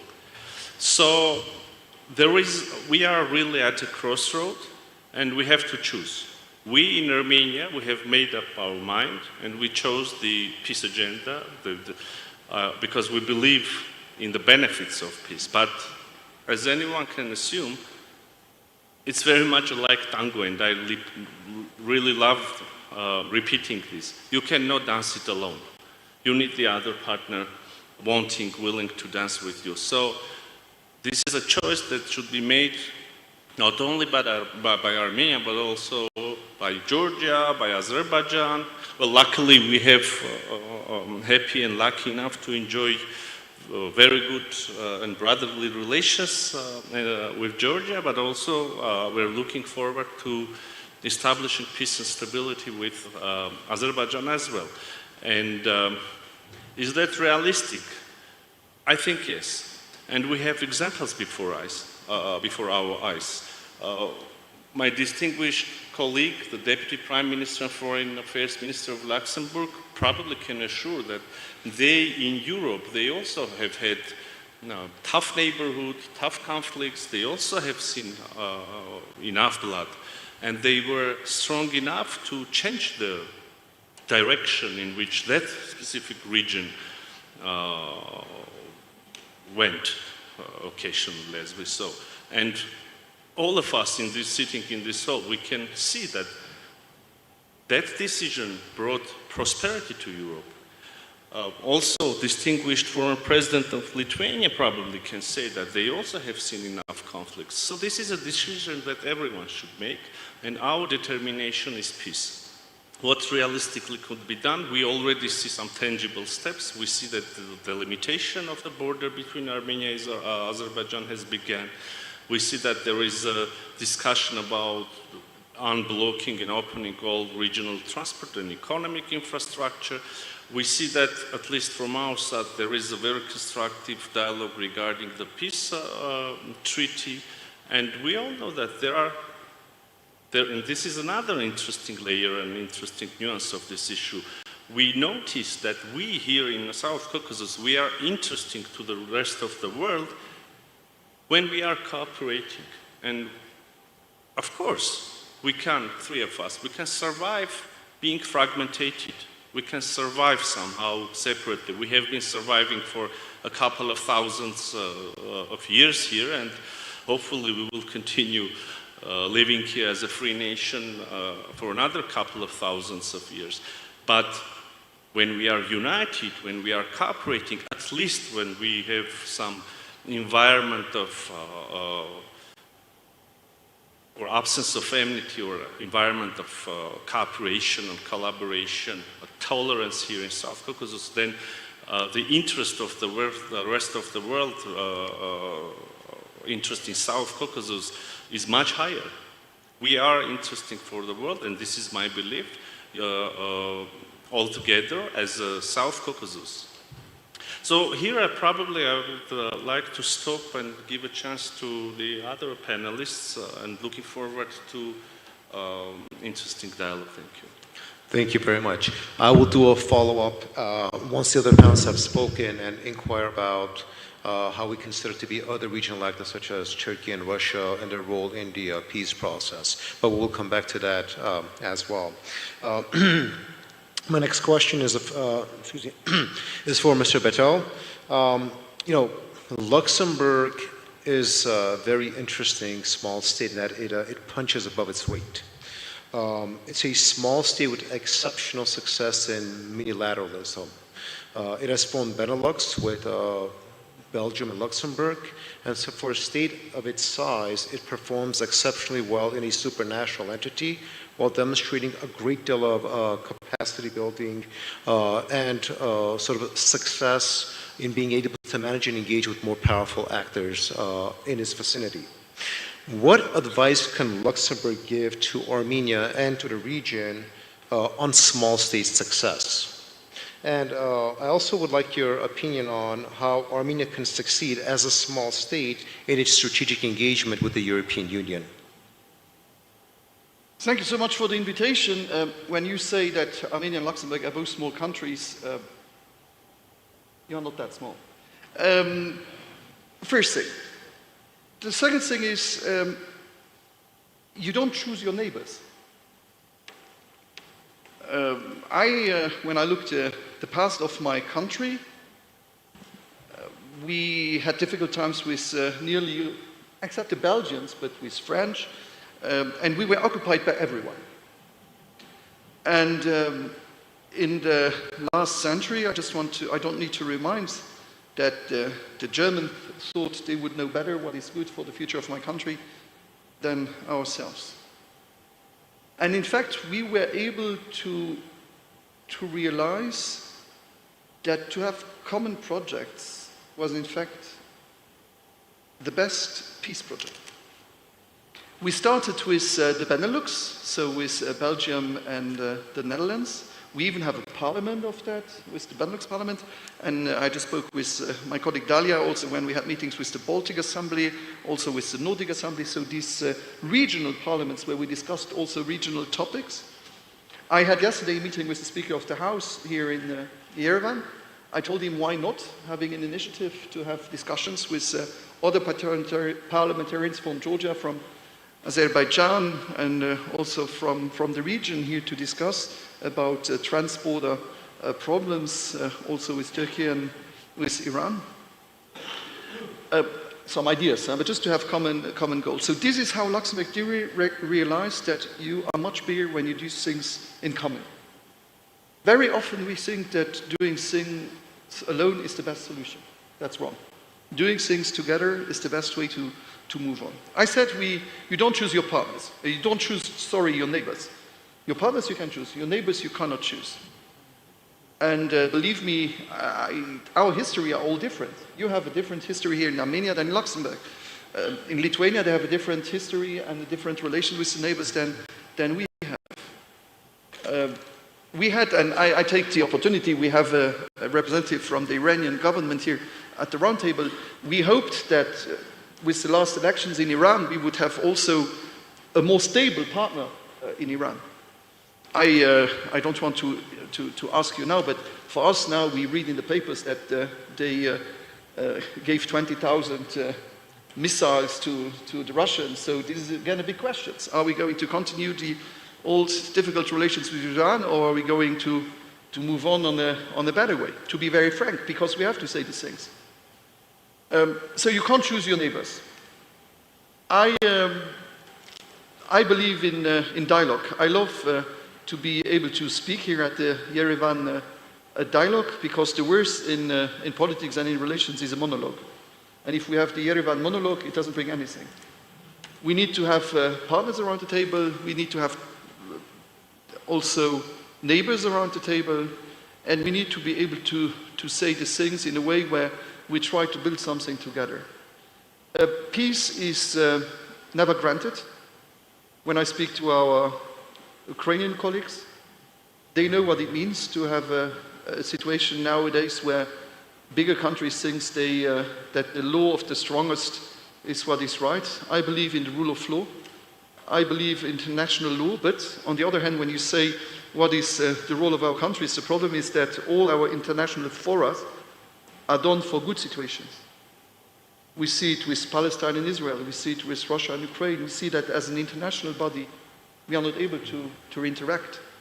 When we see the Security Council working on the basis of the Second World War, there is still no African country in the Security Council. We see that if one country wants to block decisions, we are all blocked. We see in the European Union that the rules were done where we went 7 or 15, we are now 27 around the tables.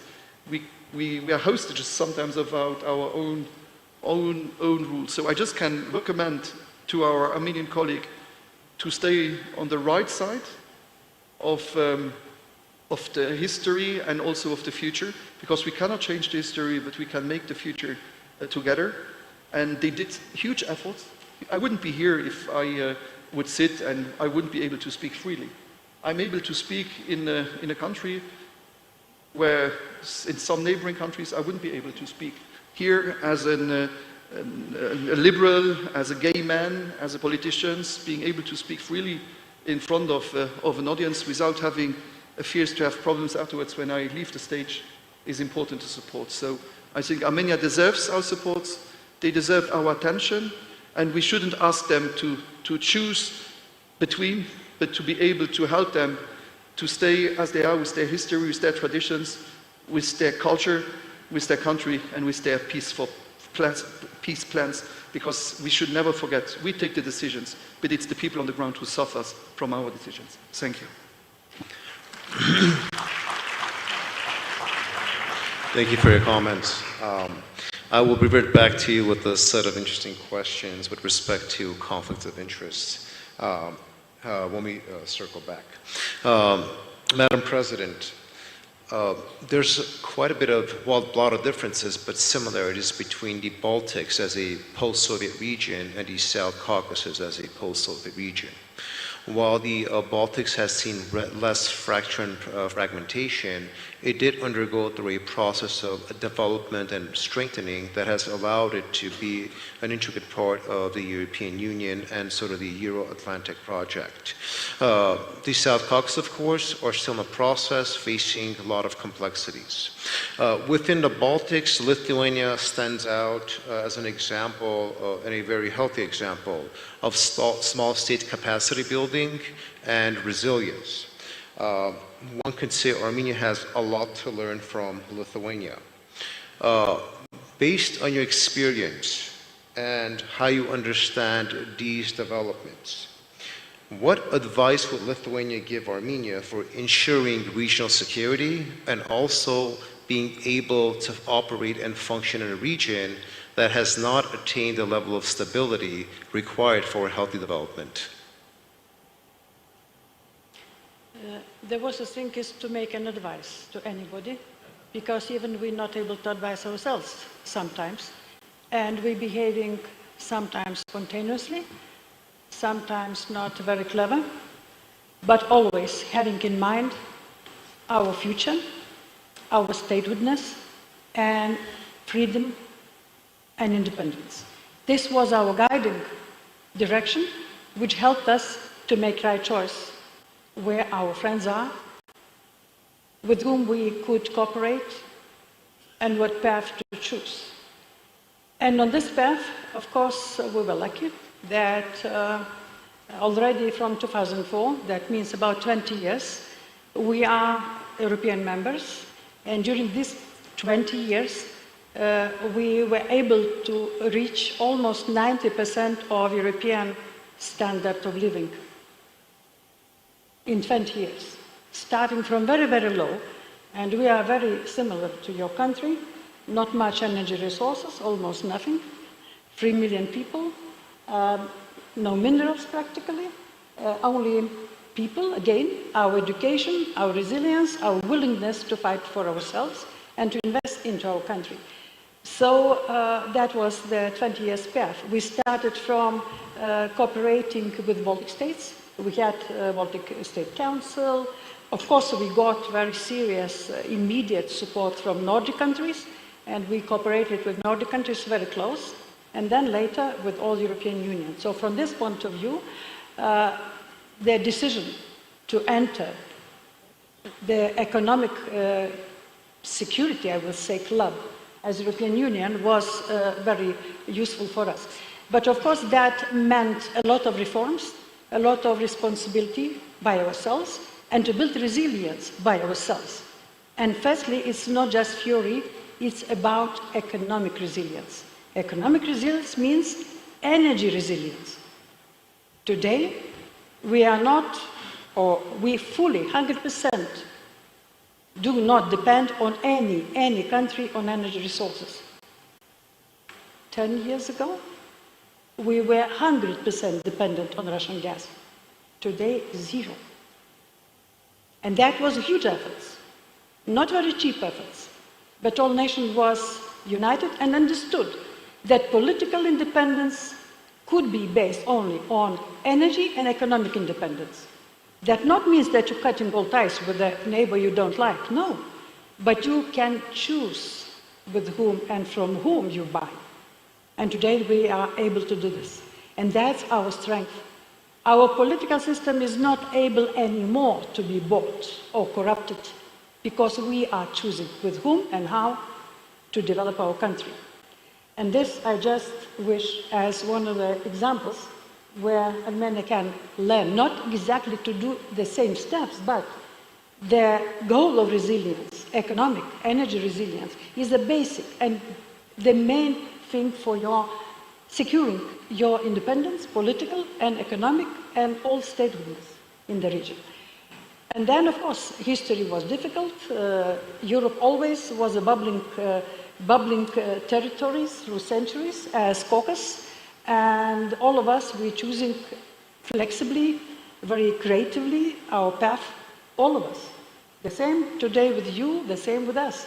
Some examples could be taken, not in full, but any good examples anyway need to be then adapted to the local conditions, local mentality, local traditions, including, for example, we have a so-called Kaliningrad corridor, where railway is, Russia can transit through our territory by full Lithuanian control, the commodities and people, but it's fully controlled by Lithuania. It's not under special treaty. It's purely technical intergovernmental arrangement.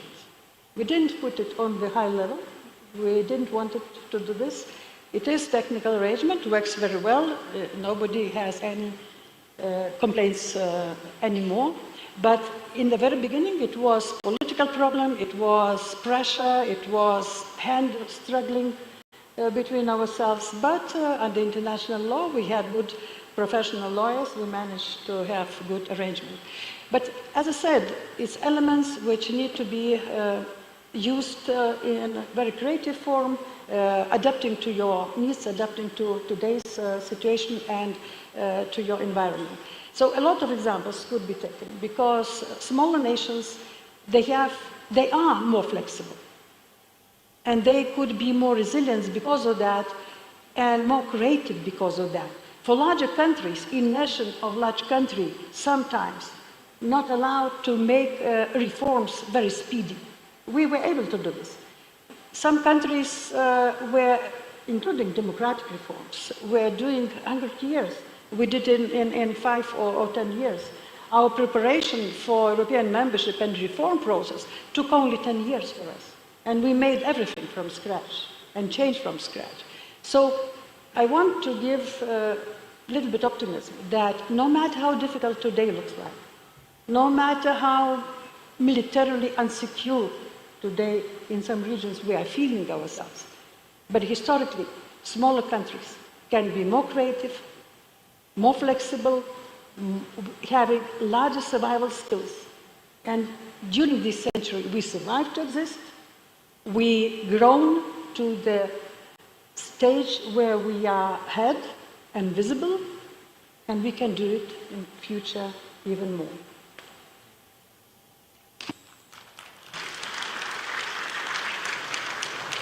Thank you very much for the comments. Indeed, very constructive and provides a broader platform for small state behavior in underdeveloped and fractured regions. My next question is for Mr. Darsalia. When we look at Georgia, we see an interesting level of success amidst external occupation. 20% roughly of Georgian territory is currently occupied, which is a situation currently, proportionally speaking, that Armenia is also undergoing, which is creating, of course, complexities that obstruct development and do not allow for interconnectivity and success. But Georgia has found a way to work through that while also trying to address that problem. How does Georgia envision cooperation and regional interconnectivity while itself dealing with this continuous security concern?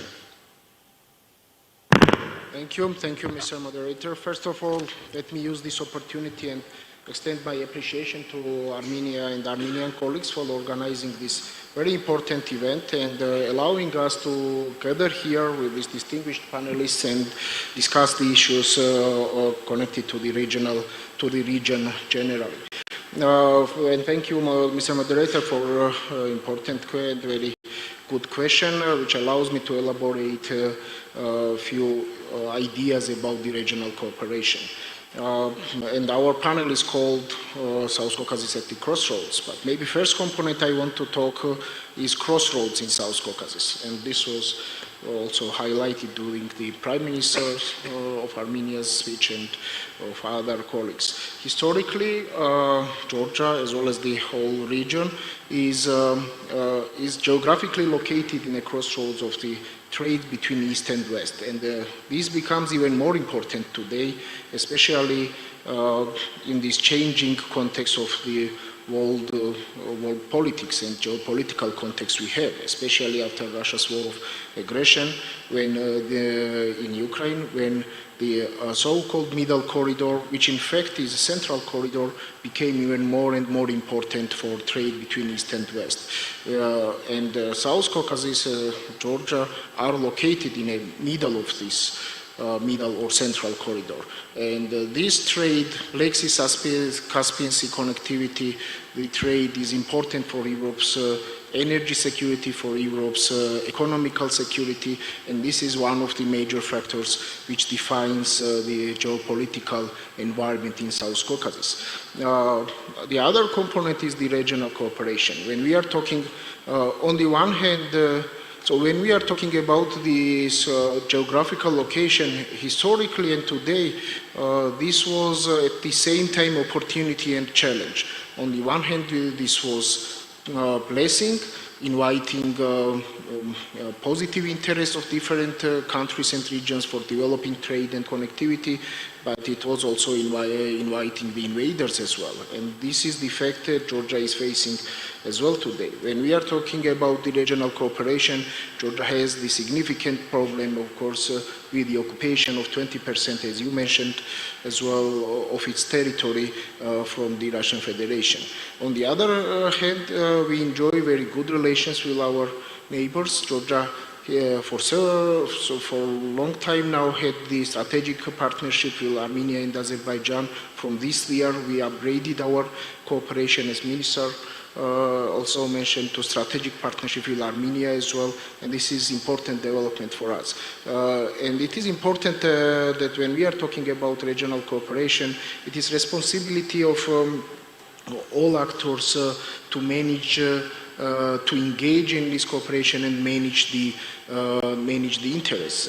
We are with great interest watching the development in our region, and we have now with these policies of rapprochement between Armenia and Turkey, with the peace process which is going on, and we hope that it will be successful between Armenia and Azerbaijan. Georgia getting the European candidate status last year. We have new era in our region and new developments in our region, which opens doors for the regional cooperation. Georgia itself is committed to invest in the regional cooperation, and especially the key issue at the moment, of course, is Armenia's and Azerbaijan's relations. We are very much committed to have our role in this process, and I maybe want to highlight what Georgia is not offering is Georgia is not offering mediation, Georgia is not offering the parallel processes to the already existing processes. Georgia wants just to add to these efforts of other partners while offering the regional cooperation. We see that it's very difficult at the moment to have the positive agenda in bilateral setting. What Georgia is offering trilateral setting, where maybe will be more opportunity more opportunities to develop the positive agenda, which will help the bilateral cooperation. So when Georgia is offering Tbilisi as a venue of meeting, it is important to understand that Georgia is not offering replacing the or parallel tracks to the existing processes, but offering its the additional component which have to help the bilateral cooperation of our very good neighbors. And last but not least, I want to add to this that all these efforts we are, and this is economical, social, economical, or geopolitical context of the regional cooperation, but when talking about values, it is also very important, and it always was a key policy of Georgia that, sorry using this term West, but in this part of the world we still use these terminologies of Cold War, but for Georgia it is important that West is duly present in all these processes in South Caucasus. Will Georgia's and as I said, this is choice of values. Will Georgia's choice to become the member of European and Euro-Atlantic area, this is first of all choice of values, and it is important for us that all these processes which is going and all this cooperation and coordination of our interests in the South Caucasus is also part of cooperation and cooperation of the region with the West. So maybe I'll stop here and leave the space to go into more deep into these issues, maybe through the questions after the panel. Thank you. Thank you very much. Appreciate it. My next question is for Mr. Sheikh al-Islami. Iran has been playing a very important and constructive role in the South Caucasus with respect to attempting to maintain regional stability. For all the conflicts that we have seen in the region since the late 80s, early 90s, Iran has neither intervened into these conflicts nor has it sought to leverage itself accordingly. And this constructive role right now is becoming an important component in attempting to develop a level of stabilization with respect to Armenia and Azerbaijan. But in a broader sense, my question to you is, how does Iran envision concretely, how does it envision supporting regional stability? What is Iran's ultimate objective as far as making certain that conflict does not break out in the region again and that stability is maintained? Bismillahirrahmanirrahim. Thank you very much, Mr. Moderator. Thank you all for listening to us, and I would like to avail the opportunity for extend my appreciation to the government of Armenia for inviting me, and also a delegation from Iran to participate in this very important conference. Let me take a more theoretical approach as an introduction to my discussion.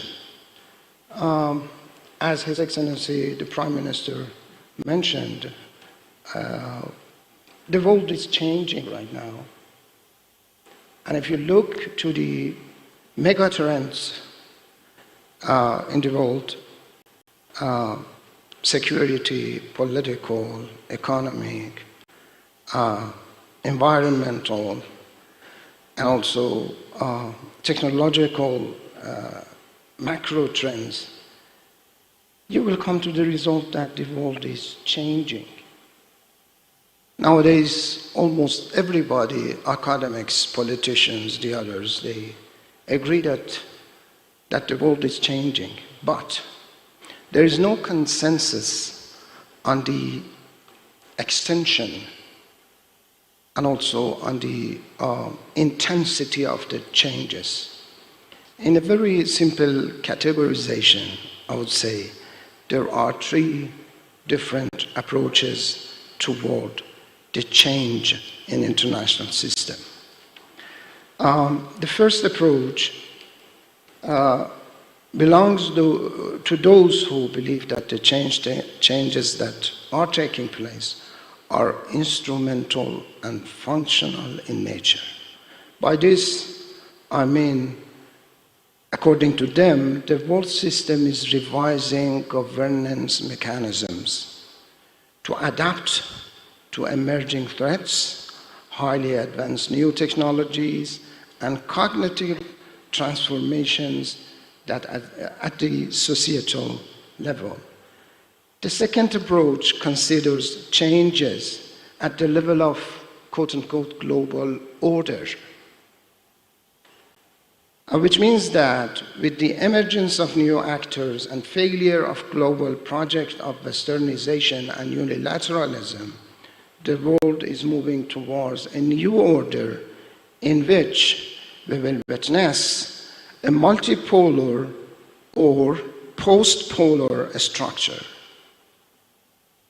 The third group of analysts believe that the depth and intensity of the changes are even more and will include changes in international system itself. The change in international system, as you all know, is caused by fundamental changes in the philosophical foundation, values, the structure of system, the role of actors, and the distribution of capabilities among the main actors. Let me right now avail the opportunity and take your attention to what is going on in Gaza. It seems that it is the collapse of the values, Western values like human rights, the others, claims by many countries, killing of more than 40,000 people, most of them are children and women, in 9 months, and no action, nothing. It is quite surprising to me that here, when we are talking about peace and security and stability in the Caucasian, South Caucasian region, the esteemed guest from Luxembourg repeats the media games, claims, let's say, against my country. Even your allies in the United States officially announced that they cannot verify these claims. Iran categorically rejects any claim with regard to selling any type of missiles or anything to Russia. And our position towards the Ukraine crisis is quite clear. Iran has never recognized the accession of Crimea to the Russia. Iran has officially announced its neutrality in the, Ukraine crisis. Of course, Iran and Russia are neighboring countries. They have had and do have different types of cooperations, including defense cooperation. All of you know about our official positions towards the Ukraine crisis, and I would not like to repeat it. In any case, seems that the philosophical foundation of of international system right now are at risk. Okay, the three approaches depict the future of the world system differently, but they are the same on one very important point. Their idea regarding this point is the same, and that is the importance of regions in the future of the world. Regions, geographical regions are becoming more and more important and significant in shaping the future of the world system. Among them, of course, the South Caucasian region has held, holds, and will hold significant importance for several reasons. Some of them have been already told by my colleagues here in this panel. This region holds, let's say, a very special importance for my country due to several key factors. Iran shares deep civilizational, historical, and cultural connections with the region. This includes shared heritage and long-standing relationships with the countries of the region, Armenia, Azerbaijan, and Georgia. From a geopolitical point of view, the region serves as a strategic connection point between other major powers. This region's stability directly impacts Iran's northern borders and its overall security. It is also very important for us to prevent any spillover of conflicts or instability into our territory. From a geo-economic angle, the South Caucasus is also important for my country in terms of energy and trade routes. It is a critical transit route for energy pipeline and trade corridors. Iran is interested in using the capacity of these routes to strengthen its connectivity with Europe and Eurasia, and in turn, it is ready to provide its transit infrastructure to expand connectivity inter alia with South Asia, Central Asia, West Asia, and the Persian Gulf.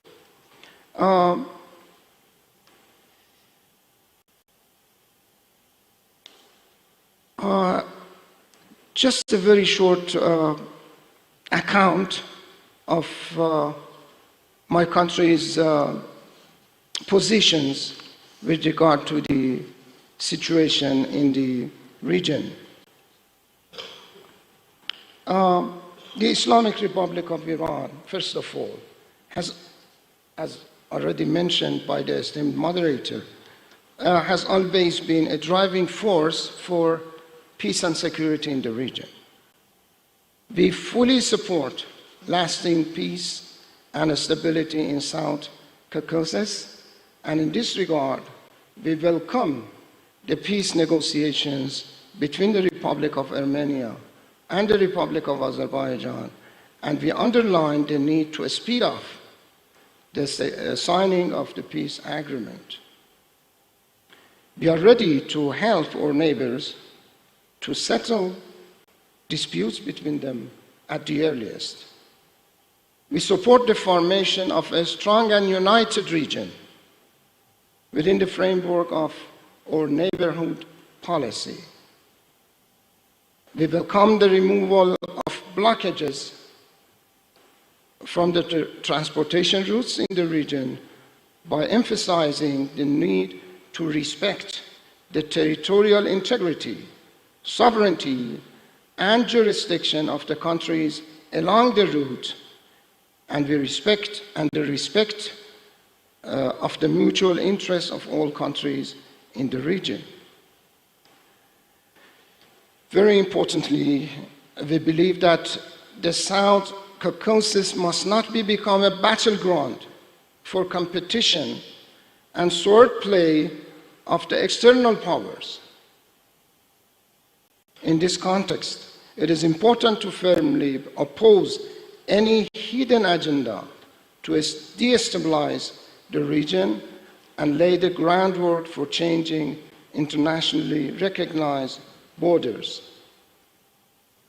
The principal status in the Armenian Peace Crossroad Plan, that is territorial integrity, sovereignty, jurisdiction, and reciprocity, are emphasized and supported by the Islamic Republic of Iran, and we think that all countries should adhere to these principles. The neighborhood policy is one of the main priorities of the foreign policy of President Pezeshkian's administration, the newly appointed president of my country.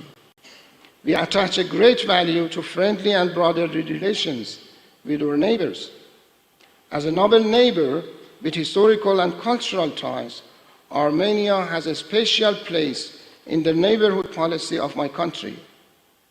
There is a serious political will to develop relations with Armenia in all fields and dimensions. We are satisfied with the current level of relations, and at the same time, we are determined to use all the capacities available in order to deepen friendship, expand communications, and increase cooperation between the two countries. Let me emphasize that the borders of my country and the Republic of Armenia are the borders of peace, friendship, hope, and life, the borders of historical relations, people-to-people communications, and peaceful coexistence. By this, I conclude my remarks, and I would be at your service if any question, any comment raised. Thank you very much. Thank you very much.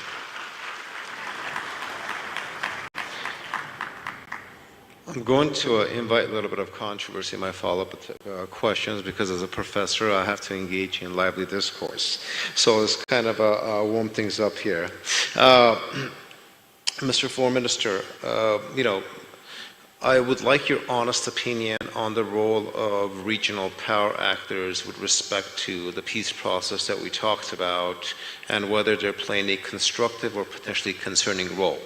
First, I'd like your assessment of Turkey's role, and second, the role of Russia in the Armenia-Azerbaijani peace process.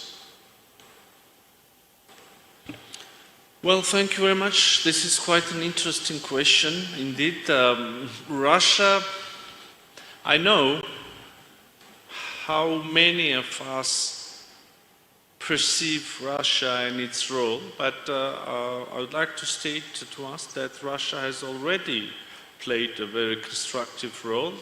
Russia is the country who succeeded to mediate and then signed a ceasefire after the war of 2020. And then Russia is the country who started the mediation process and who brought the two countries, Armenia and Azerbaijan, to the table of negotiations. This is a role that later was continued by the United States, the European Union, other countries and partners like France, Germany. I would like to remind that the most recent meeting between me and my Azerbaijani counterpart took place in Kazakhstan.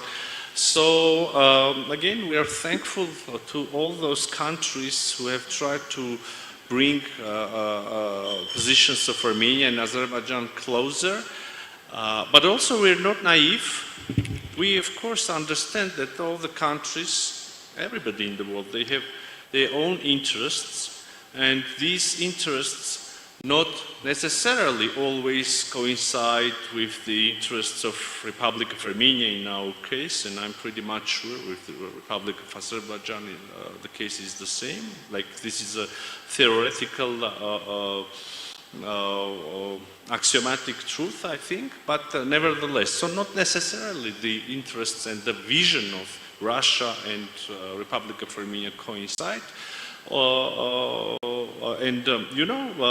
I would like to have my Russian counterpart here as well, sitting with us and participating in deliberation. By the way, I'm enjoying this momentum where we can hear the distinguished representatives of Luxembourg, Lithuania, and at the same time distinguished representative of Iran. This is all Yerevan dialogue about, so we should be listening to each other more. We should be taking into consideration each other's positions more.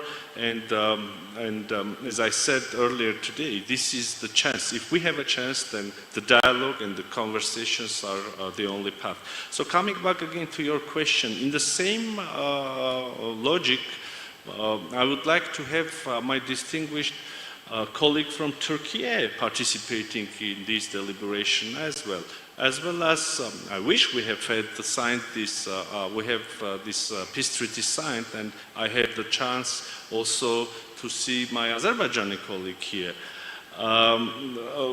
Turkey can, of course, understandably play a crucial role in this process of establishing peace and stability in South Caucasus. You most probably are aware that we have launched a dialogue with Turkey, and it's quite already a long time that we have this dialogue. There have been many small or larger steps that the two sides we implemented in terms of building more confidence among each other, but in between us. But also, as you are aware, we have agreed to establish diplomatic relations. We don't have any diplomatic relations with Turkey so far, and also open the borders between Armenia and Turkey. So I would say that we have very good understanding, and we have even shared vision of future of our relations, and also, as everywhere, we have some complications as well. You know that very often in Turkey they connect the Armenian-Turkish normalization with finalization of Armenian-Azerbaijani normalization.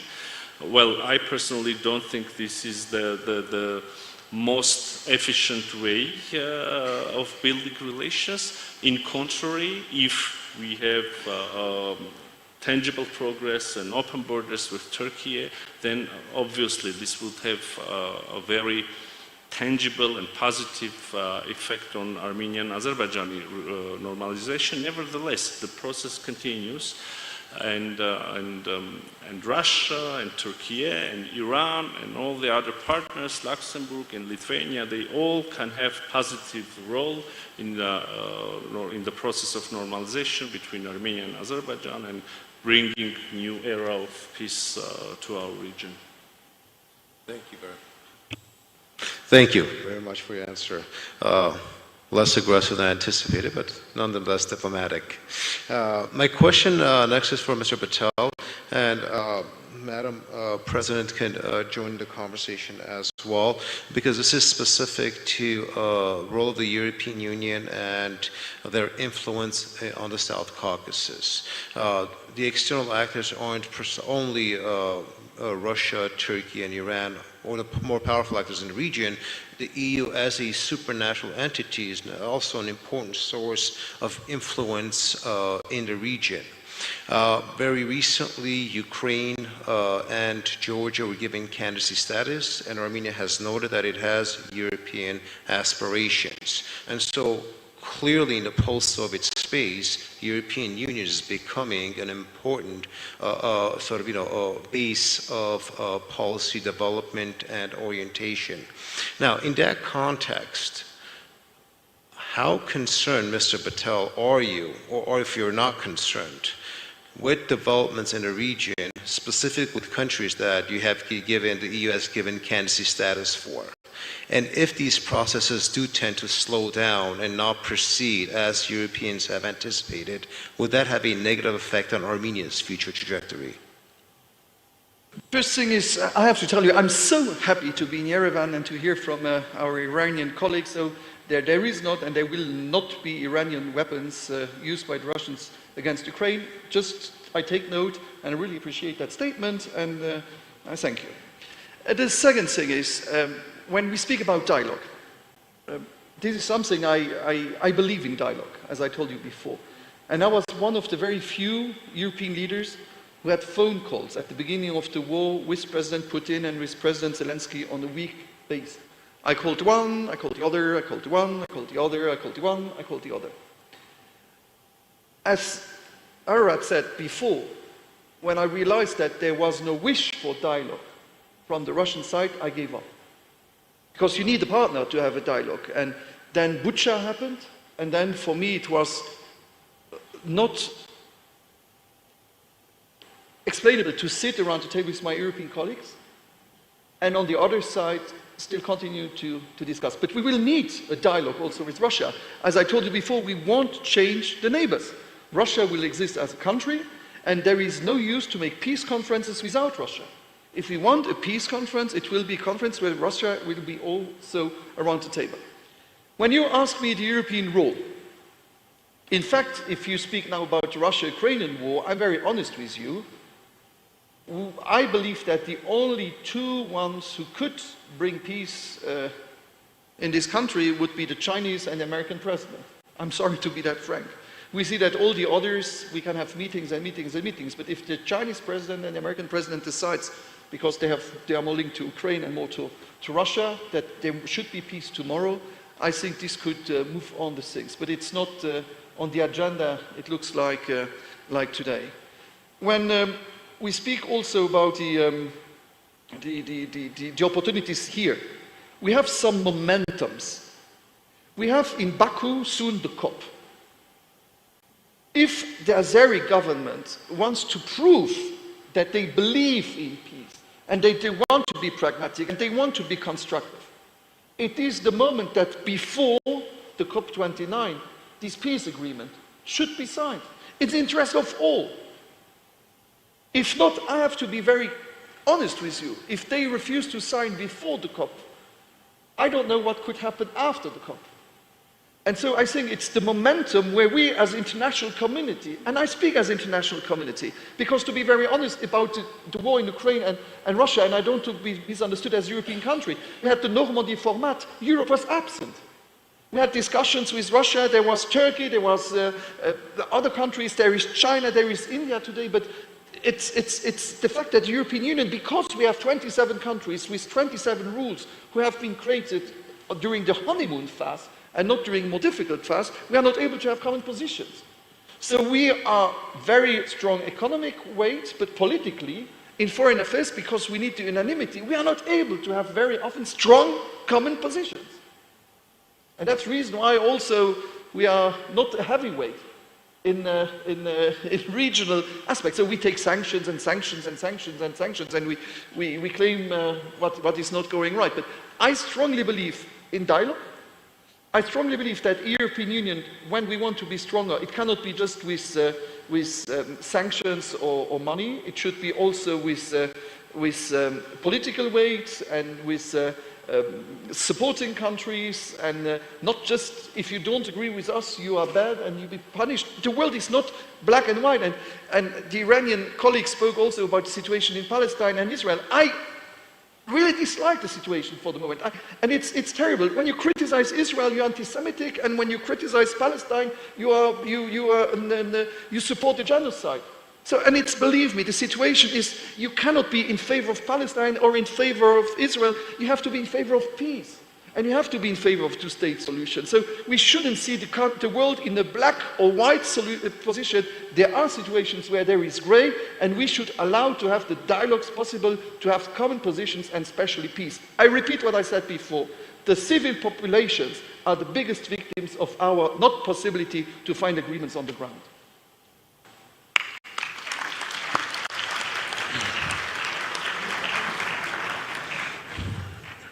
Thank you very much. If you were in American politics, the dynamics would be very different. Great rhetorical skills. Madam President, I would like your opinion with respect to Lithuania as a member of the European Union and how they qualify the whole process of the countries in the South Caucasus or in the post-Soviet space receiving candidacy and eventually potentially being on the European trajectory. For us, it took about 10 years of self-understanding and then negotiations with European Union countries. But again, you cannot take everything in what happened in the past because it is about also political window of opportunity. Europe was ready, we have been ready, and it happened. The same is here. You not only need to be prepared for peace, but also you need to have and see the window of opportunity and to seek to use this window opportunity. For me, for example, it was very, I would say, positive discovery about coming here and hearing that the border with Iran in this region is one of the most peaceful. Believe me, I didn't realize that it is the case. So, because we have, let's say, perception about some countries, some regions in a very different way. It depends in what arena the behavior is evaluated. So why I'm saying that, and also adding that really their life is more difficult, more colorful, but the window opportunity means also there is a lack of political leadership. Responsible political leadership, which is ready and capable to take personal risk. As politicians, especially in democratic societies, it's not easy, but it is always political risk of your political future if you are having strategic decision to make. But that's a sacrifice any political leader needs to take on.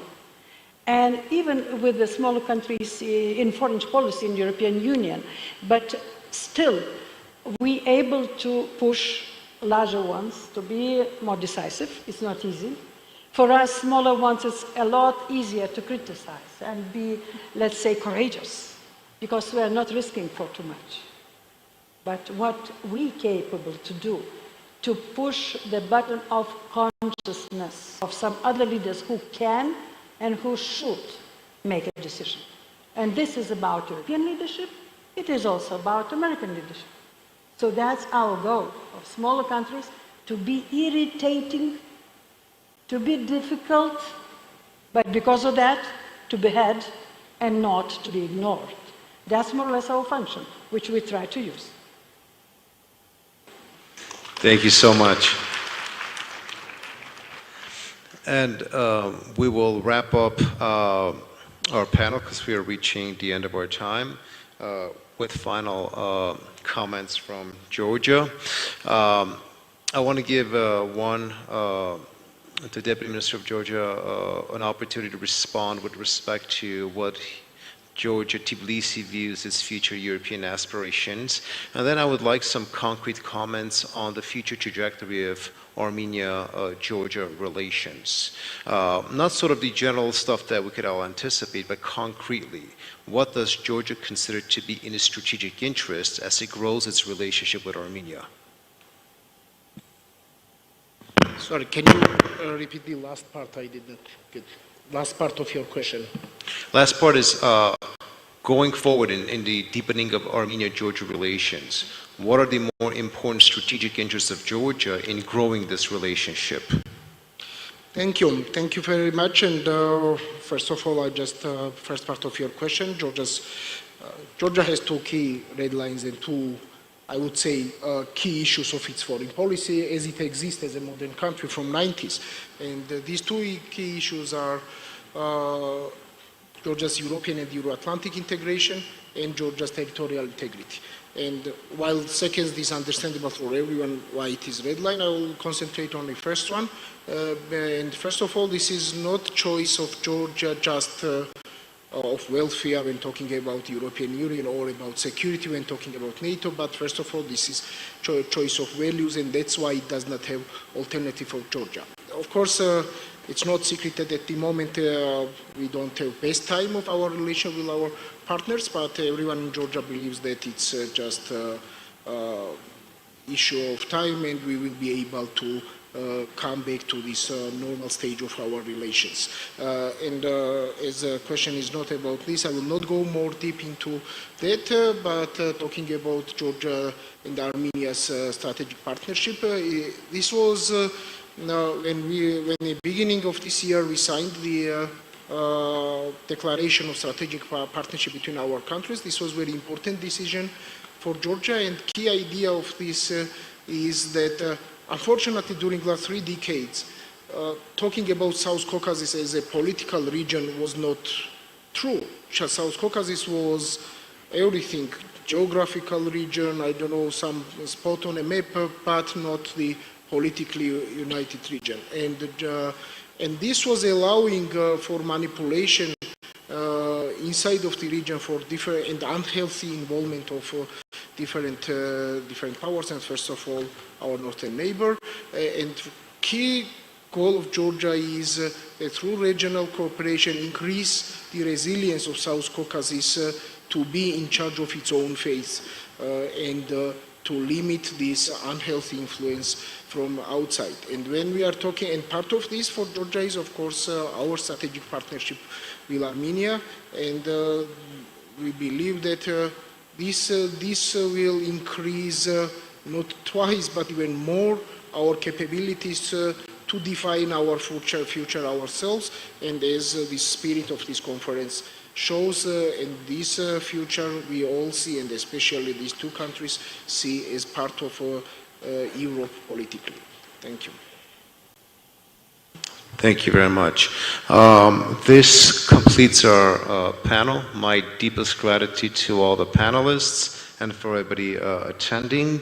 And while this was the first panel that kicked off the Yerevan Dialogue, we anticipate more lively conversations and discourse. And in essence, when we talk about alleviating fragmentation and enhancing cooperation, this dialogue, this event is a metaphor of what Armenia and the region could hold for the future. So thank you all for attending, and again, thank you for my panelists.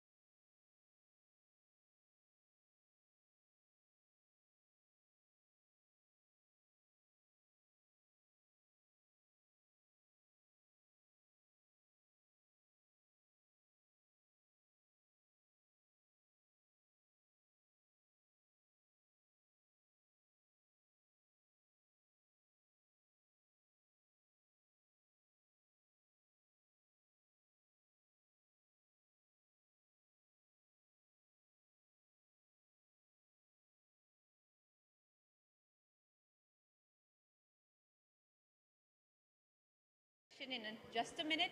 Could I request all of you to settle down and take your seats, please?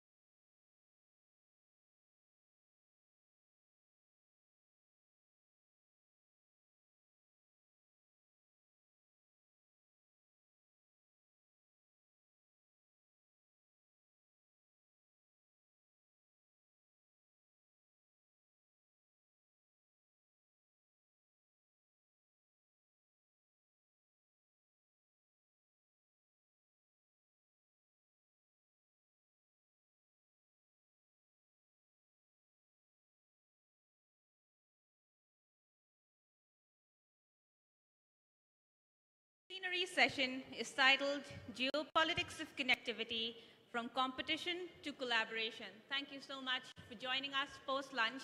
We have an exciting discussion ahead of us. And may I now introduce the speakers and the moderator.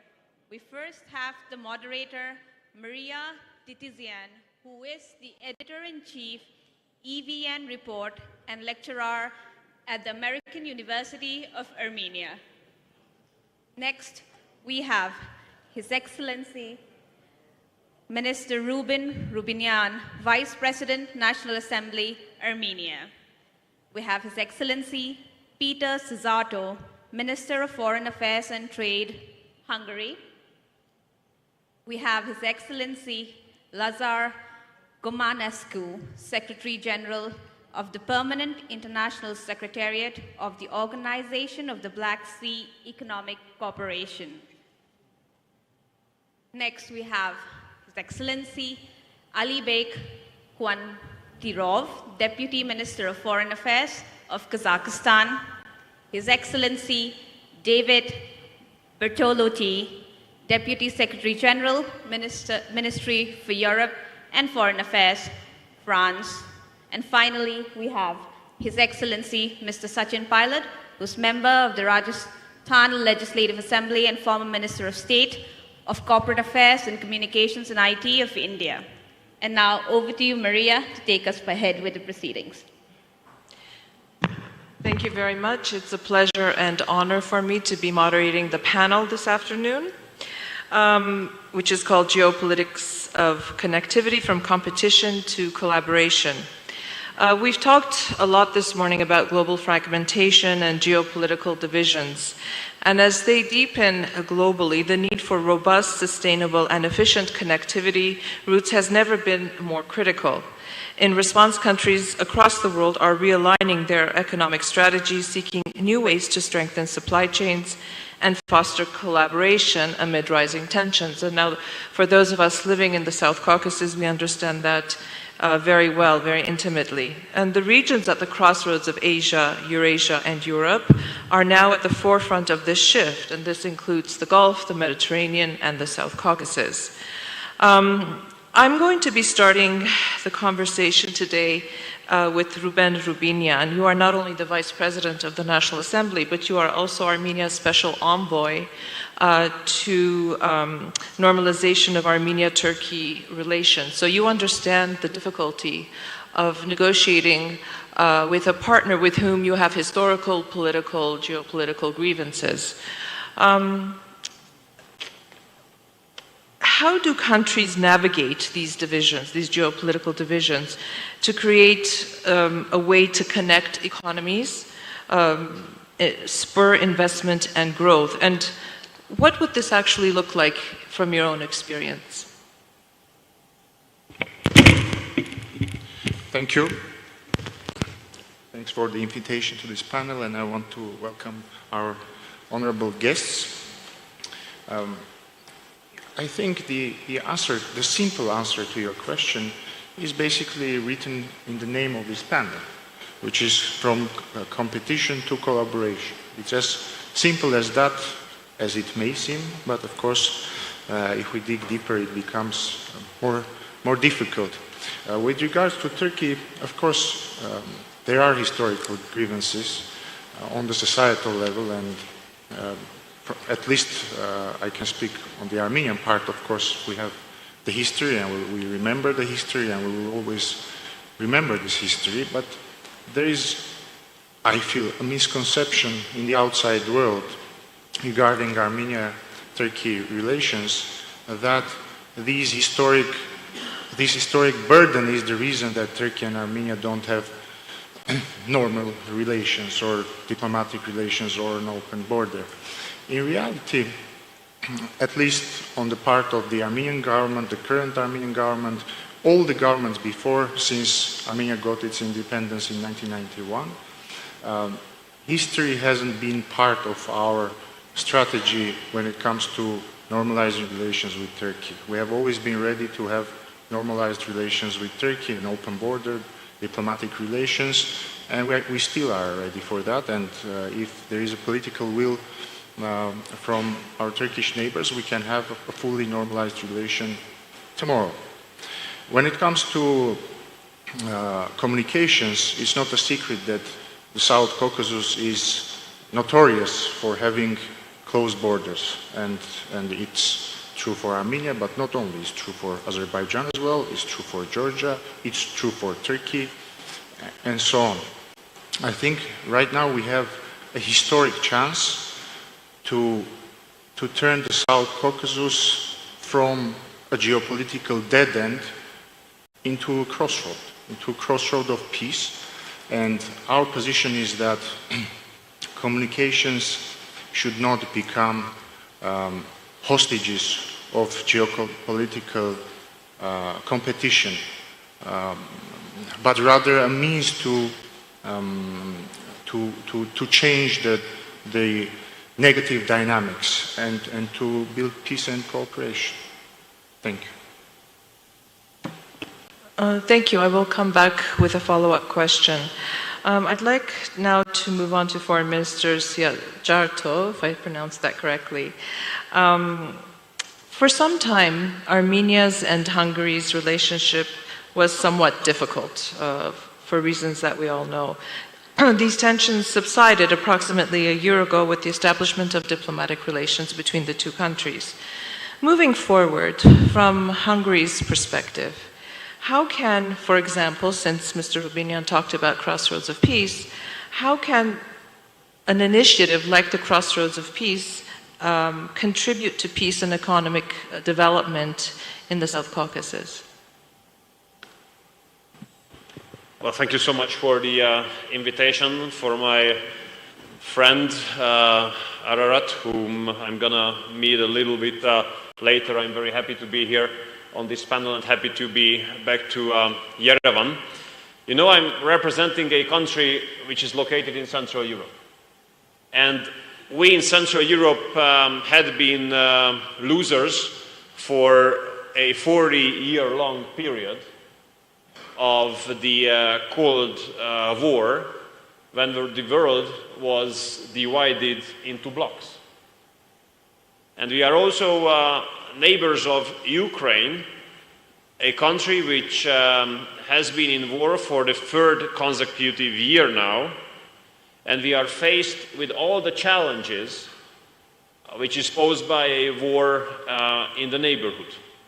So if there is a country on earth which understands the importance of the initiatives type of view which you have mentioned, which aims at connectivity and economic cooperation instead of being at war, then Hungary is among those countries for sure. Because what we see now in the world is really alarming and concerning.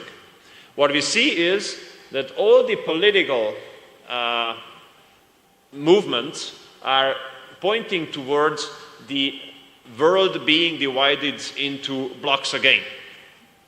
And unfortunately, the European Union, the presidency of which is being fulfilled by Hungary, is somewhat contributing to that. I've been in this position for 10 years now, so I have participated in almost all foreign ministers' meetings of the last 10 years in the European Union. Whenever we have discussed a situation, for example, in the Caucasus region, whenever we discussed any war or any armed conflict in the world, the position of the Europeans was that that given war, that given armed conflict, including the one in the Caucasian region, must be resolved through dialogue, through discussion, through diplomacy around the negotiating table, and not by weapons. And I regret a lot that this approach is now kind of being left in the past. So Hungary, based on our own national interest, obviously, we are against the world being divided into blocks again, and we are in favor of connectivity, and we are in favor of creating circumstances for a civilized East-to-West cooperation. And in this regard, the initiative you have mentioned is something that must be put into consideration very thoroughly. What I understand is the following.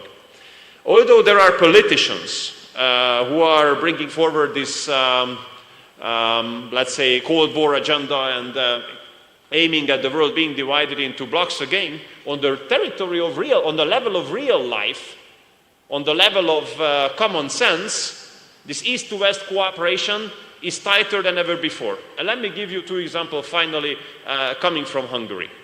First, Hungary became and I bring these examples from economy. That's why I say that in the normal life, East-to-West cooperation is still going on, and that gives us a hope, I think, that such initiatives you have mentioned, aiming at connectivity, aiming at economic cooperation instead of war and armed conflicts, could be successful.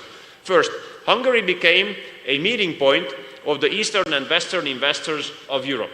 Because what happened? We are one of the third countries in the world where the three German premium car makers are present. And we are the only country in the world where 5 of the top 10 Eastern battery manufacturers are present, among them the biggest Chinese. And guess what? Why the Chinese came to Hungary to invest, to build factories? Because the Germans are present, and because they are supplying the Germans.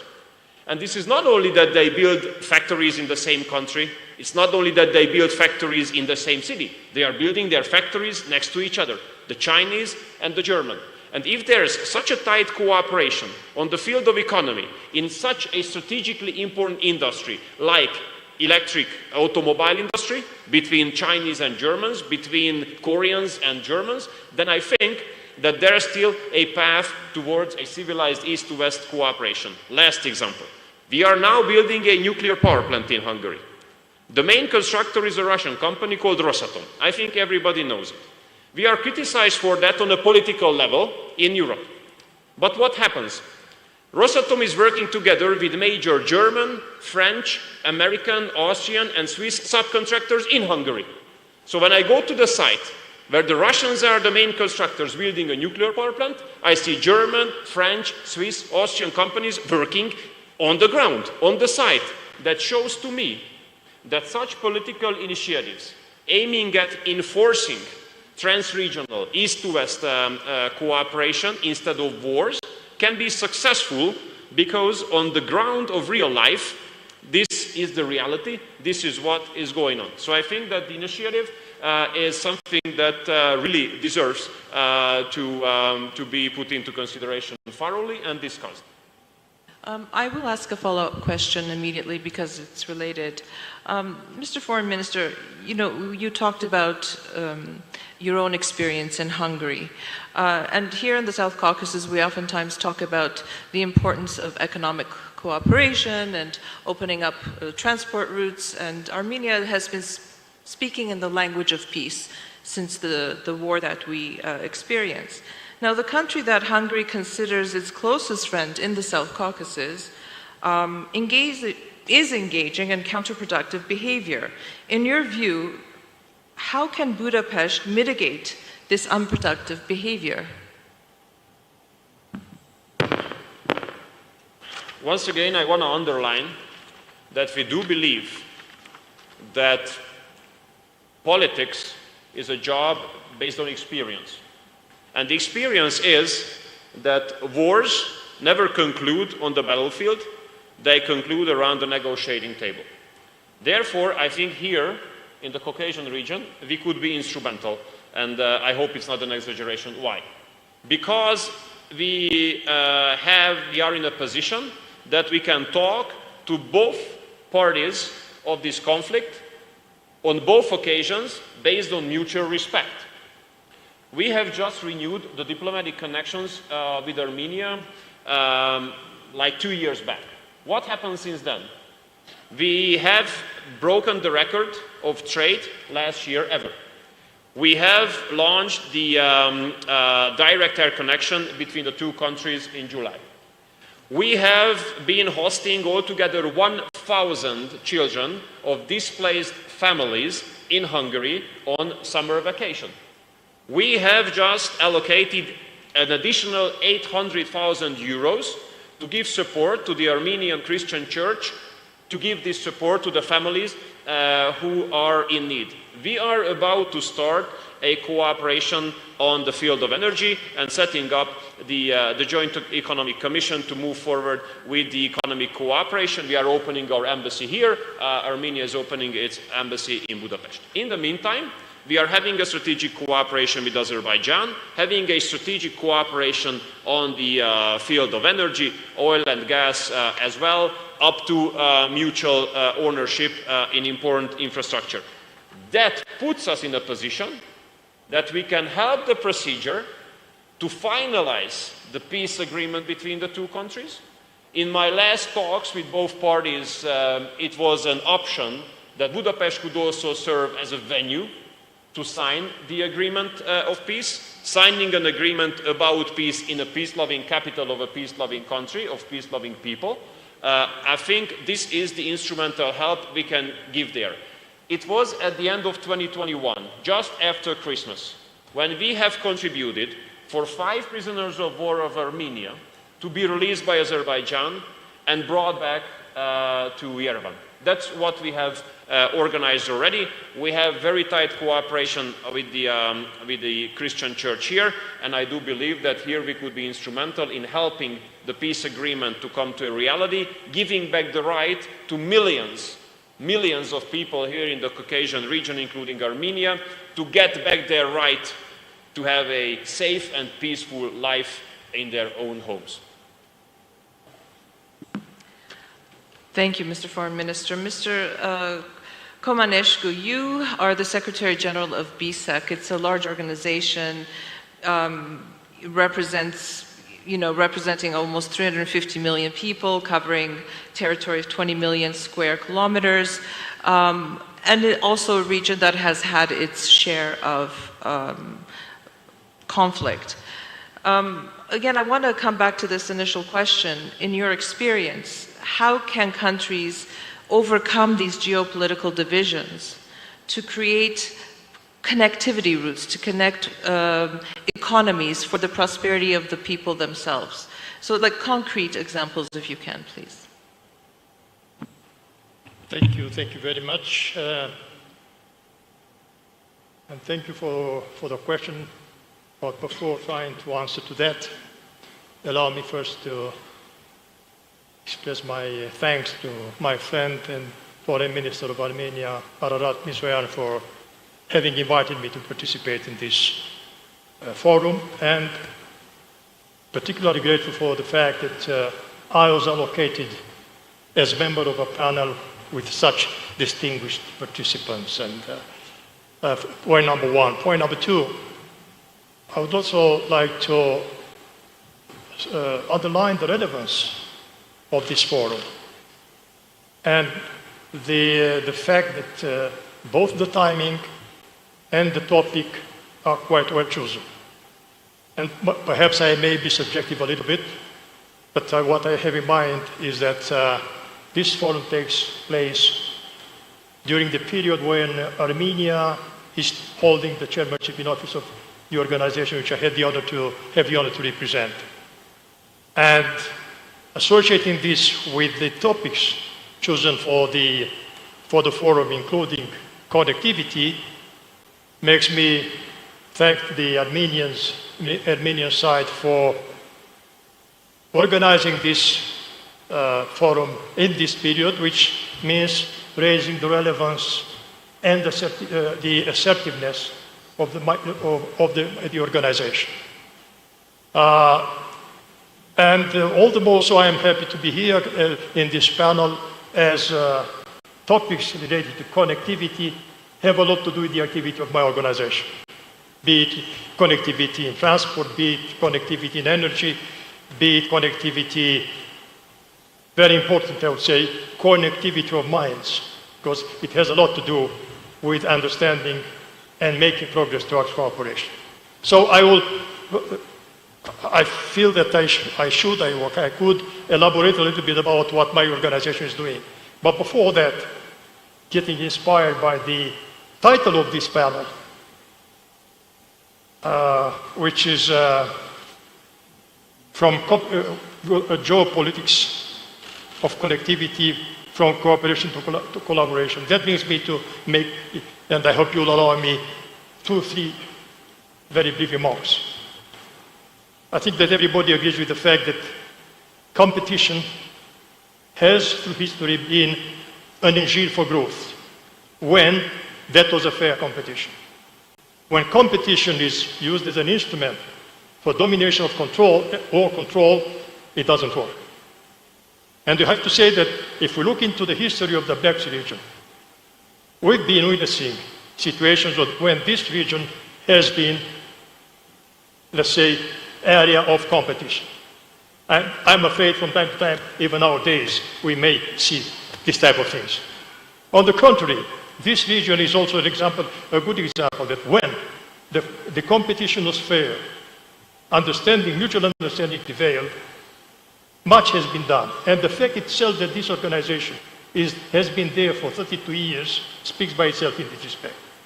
This is my first remark. Second remark, still related to globalization, competition, and cooperation. Okay, we have seen, especially since pandemics, also in the context of the war in Ukraine, we've seen a drive towards diminishing dependencies, getting independency, getting resilience, and so on and so on. I would say that that is a little bit contrary to the globalization. Globalization, we want it or not, of course, it changed a lot as framework. But globalization will continue to be there for good. We have to look to adapt to the new developments, including digitalization of society and so on. And if that's the case, we have to admit that interdependencies will continue and even will grow, of course, influenced by the new developments. This is why, in my opinion, when talking about resilience, instead of, how to say, seeking autonomous resilience, we may perhaps look more to the necessity of building resilient interdependencies. And my third comment deriving therefrom is that, and now coming closer to the area of connectivity.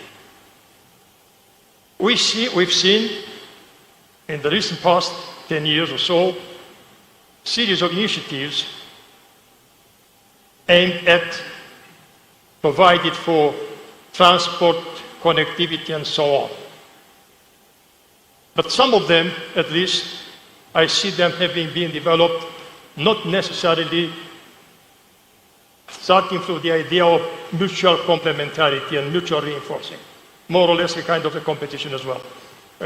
But happily, we see now that there is a kind of a change in this respect. And I see that when it comes to, for example, initiatives or projects like the BRI, Middle Corridor, now people initially, if I will remember, I may be mistaken, but I hope not. But I do remember when talk was about the Middle Corridor, at a certain moment, there was a kind of reluctance from some countries, including from the European Union. Now I see that, and this is a very good development. I see an increased awareness about the fact how important it is to seek connectivity through complementarity, through mutual reinforcing. So these were the few comments which I wanted to make in this respect. And now, very briefly on BISEC. We've been trying to work to develop connectivity, to help developing connectivity in the region. Because if we talk about BRI, if we talk about Global Gateway, or India, Middle East, Europe corridor, or something like this, we will see that you cannot avoid the Black Sea region. And here comes the importance of the Black Sea region as a real bridge between Asia and Europe. And from this perspective, a series of significant projects have been launched here. I'm referring to, for example, to the Black Sea Highway Ring, or the motorways of the sea. Of course, advancement has not been that much on the physically speaking. But we have developed within this organization already, kind of, let's say, pre-feasibility development of these projects. And hopefully, when the atmosphere of peace and cooperation will come back in this region, this project may advance. Another aspect which we are looking at with particular attention is about how to develop connectivity and alternative routes of supply and transport, to keep in mind the importance of being environmentally friendly. And from this perspective, I would like to really welcome the fact that an very interesting project, and I hope will become a kind of a source of inspiration, has been developed by Azerbaijan, Georgia, Romania, and Hungary. I am referring to the green energy cable, which is being now projected and I hope will become a reality as soon as possible. One other aspect which I wanted to highlight is that the fact that it is extremely important when seeking alternatives for connectivity to pay particular attention to initiatives coming from the region itself, from the countries in this region. And here we've been listening in the morning to the Prime Minister of Armenia. I think that projects like the Crossroad of Peace and others coming from this region can contribute, and the Black Sea Economic Organization is there to help in promoting this type of projects. And finally, coming back to what I mentioned at the beginning, talking about connectivity, of course, physical connectivity, infrastructure, transport, energy, and so on is quintessential. But equally important is connectivity of minds. And here this organization has been trying to bring, albeit a modest contribution. This is why we avail, although we are an organization for economic cooperation, we avail of a working group on culture, which is aimed exactly at developing human contacts and through their better understanding and through their increasing mutual confidence and prospects for cooperation and peace. That's what I wanted to say. Thank you very much. Thank you very much. Speaking about alternative routes of supply and connectivity, landlocked countries face unique challenges. In Armenia, we are not only a landlocked country, but 2 of our 4 borders are closed, and this presents extremely unique challenges. Mr. Klandirov, Deputy Minister of Foreign Affairs, how do you think landlocked, or do you think landlocked countries have a new role as pivotal hubs in the emerging era of land-based connectivity? And how has Kazakhstan addressed this? Yeah, thank you. Thank you, distinguished guests, distinguished participants. It is a pleasure to participate at such a relevant panel, and thank you for your question. You mentioned very correctly that we are, in this region, we are all land-locked country, and especially Central Asia, so we should not just act just on ourselves, but to be a group, an integral group of trading partners, of investment partners, and not only partnering with the bordering countries, but also with countries who are a bit further away, like Armenia. And while developing the Caspian corridor, which is also the part, it also lies along the Belt and Road Initiative. Also, we are working on the Global Gateway Platform Program. We're also working on North-South Corridor. So not only Central Asian countries, but also Iran. This is the main route from China to Europe. We should develop it, and so it is a matter of focus at the moment for Kazakhstan and for other countries, and we would like also to see Armenia as with its own initiative, Crossroads of Peace. So of course, on the condition when there is a mutually agreed settlement of all the unblocking of all the communication and routes. So I think it will be beneficial for all participants along the route, including Kazakhstan and Armenia. And we are very much interested in peace and in resolving all the issues, either it be infrastructure, investment, trades, also cultural exchanges. Just recently, a representative business delegation from Armenia visited Kazakhstan, visited actually the east of Kazakhstan, where the Khorgos Eastern Gate, so to say, special economic zone is situated. When the door opens from Chinese goods to Europe, and they expressed their interest in developing the infrastructure in the country, because it's also in the interests of Armenia, and Armenia is working, Armenian businessmen are working very actively currently, connecting Kazakhstan, Turkmenistan, Iran with its supplies to move goods. And so what I also wanted to mention is that, as Mr. Siarto mentioned, so Hungary is also putting its efforts to peace negotiations. Kazakhstan, on the initiation of our president, provided good offices platform in Almaty for meeting of MFA leaders of Armenia and Azerbaijan.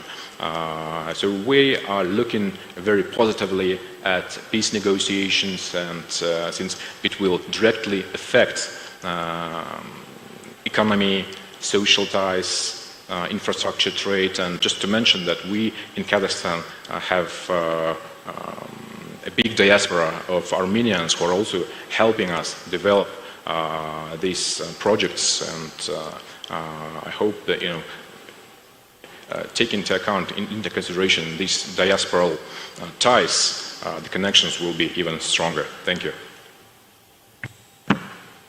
Thank you very much. I want to move now to Mr. Bertolotti. France and Armenia have very, very warm relations with one another, and I want to ask sort of the European perspective from you. What role do you think the EU can play in concrete terms to make the Crossroads of Peace initiative a regional reality? Thank you very much for the question, and first of all allow me to express also my appreciation to our Armenian and Indian co-hosts for putting together this event. And as you said, as a representative of a country that is a close friend to Armenia, I'm particularly pleased to be here and to be discussing an item that is so important for building peace in the South Caucasus. There's sometimes the question whether connectivity is a condition, or let's say an enabler, or a result of peace. And in a way, it's probably a bit of both. Definitely, connectivity must serve peace, but it's also a matter of sovereignty for a country. And I think when President Macron outlined a year ago in Astana that stronger connectivity between Europe and Central Asia is a strategic objective for France and for Europe, he also underscored that this requires lasting peace and stability in the region. And in this respect, of course, we give our full support to the conclusion of a peace treaty between Armenia and Azerbaijan as soon as possible, and we welcome the recent progress on border delimitation. I think one of our messages in this respect is that connectivity should not be weaponized. What do I mean by that? I mean that it can't be a way to pressure a country into, say, opening extraterritorial corridors or imposing the presence of foreign forces on another territory. And so that's why in particular we like very much the approach of Corridors for Peace, which His Excellency the Prime Minister again described earlier this morning. Regional connectivity, to be truly beneficial, has to be based on the full respect of a country's sovereignty and jurisdiction, also on principles of equality and reciprocity, and of course this implies the reopening of all borders as well. Now you asked what specifically we are doing about this. We're active both at the bilateral and the European level. At the bilateral level, we are actually quite actively engaged in supporting various projects here in Armenia, but also I'd stress that regionally. I mean, to give you an example, here we will soon second a technical expert. We have many, but we'll have one dedicated to connectivity issues with the Armenian government. And at the regional level, we also have people helping with French expertise in the railway sector in Georgia, or in digital connectivity in Kazakhstan. At the EU level, of course, the Global Gateway Initiative is the flagship project, and there's actually quite a sizable amount of money that is available in terms of investment over the 2021-2027 period for Armenia, about 2.6 billion euros potentially, and there has already been engagement in the Global Gateway Initiative, in particular with an investors forum in Brussels earlier this year.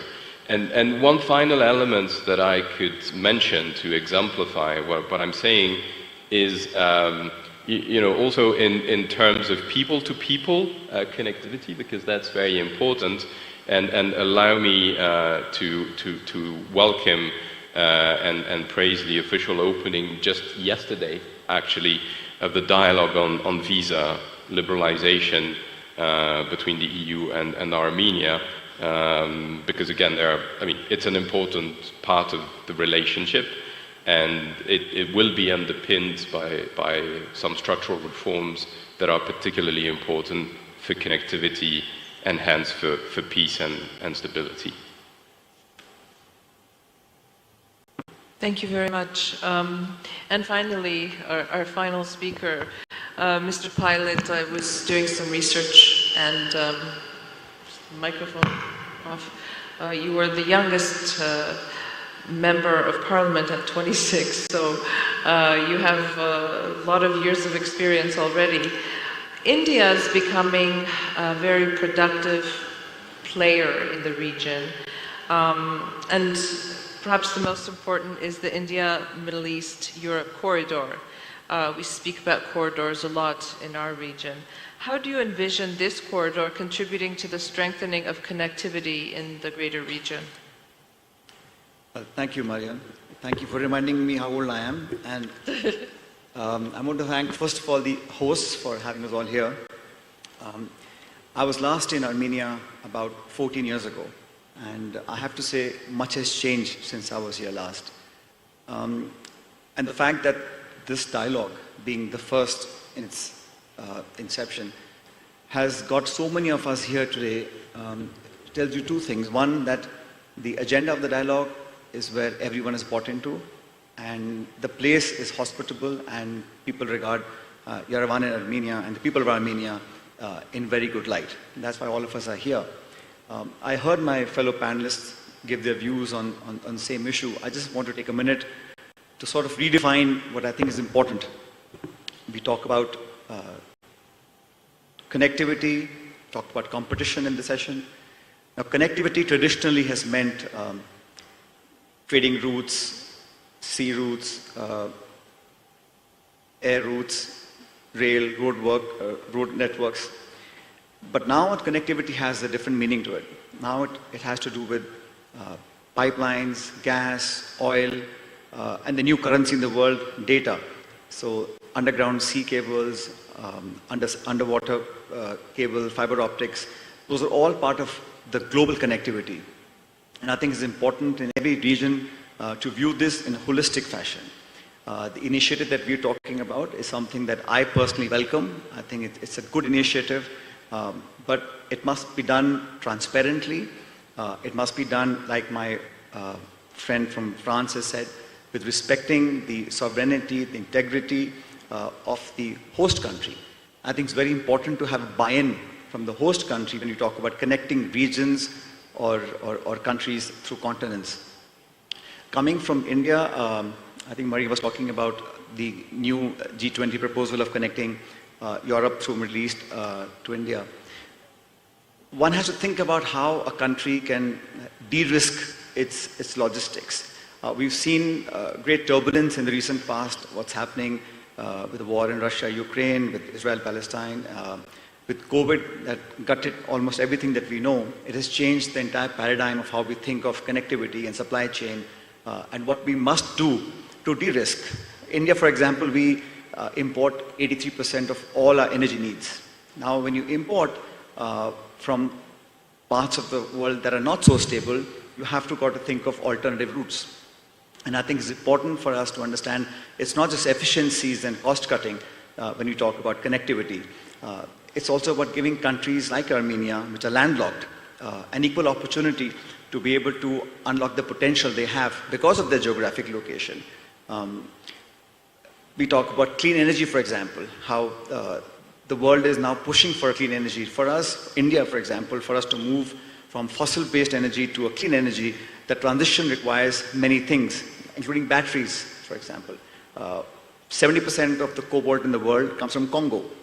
Now, unless we have efficient routes and linkages to countries like Congo, I think the transition materials such as copper, lithium, nickel, cobalt, graphite, the entire market today is about $340 billion. By 2040, the market for these minerals will become $750 billion.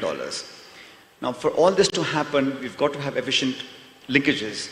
The Crossroad for Peace, for example, I was watching the details of it when the Prime Minister was making his comments. It's something that will come to fruition at some point. My only advice, standing as an outsider observing this, is that it's better to seize the opportunity when it presents itself, as opposed to waiting for the ultimate outcome, which will come but much later on, and time will have passed. Nothing will bring back what has already happened. But for the future generations, it's better to forget the past, learn from those mistakes, and then act in a practical fashion, which is mutually beneficial for everybody. We were just mentioning before we started talking about how the trade routes can be much more realigned. For us in India, it's obviously better to have alternate routes. The Suez Canal cannot serve for all times to come. So we must have connectivity through this part of the world onwards to Europe.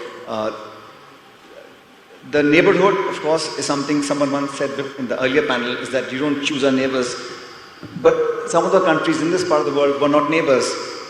They were one country. So choices have to be made. It's best to learn to live with the choices that have been made for us. But I'm of the opinion that competition itself in this discussion has a very negative connotation, and that should not be. A healthy competition, a rules-based competition, a transparent competition is healthy for the economy and for global trade. I won't take names, but there are entities in the countries in the world that are forcing some nations to fall into what I call a debt trap. In the name of infrastructure, you give out money that may never be fruitful, and the asset creation doesn't take place, and nations fall into this debt trap. That's avoidable. So if the competition is healthy, it's progressive, it's forward-looking, it's rules-based, everybody will appreciate that. In the end, I just feel that this initiative, if it comes to fruition, will show that Armenia and Azerbaijan have put their differences of the past behind them. It'll give Iran and Turkey an opportunity to show their diplomatic skills and how they can bring people together. It'll certainly give Russia a good opportunity to show that its allies and friends can work together. And it'll be beneficial for Europe to have a new trade route towards Asia and into India.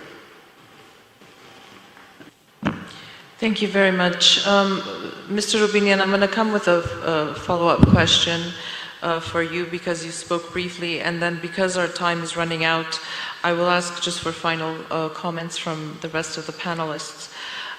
This morning, Prime Minister Nikol Phashinyan gave a pretty in-depth presentation of the Crossroads of Peace, and he showed the transportation routes, the railroads, the roadways. And, you know, I tried to ask the question to the Foreign Minister of Hungary as well about the partnership that we have to develop with Azerbaijan if we want this to be a reality. Otherwise, it looks lovely on paper, but it can be a very naive approach, because if you don't have a partner who agrees with you or who sees the same vision for peace with you, how do you mitigate that? How do you move beyond that?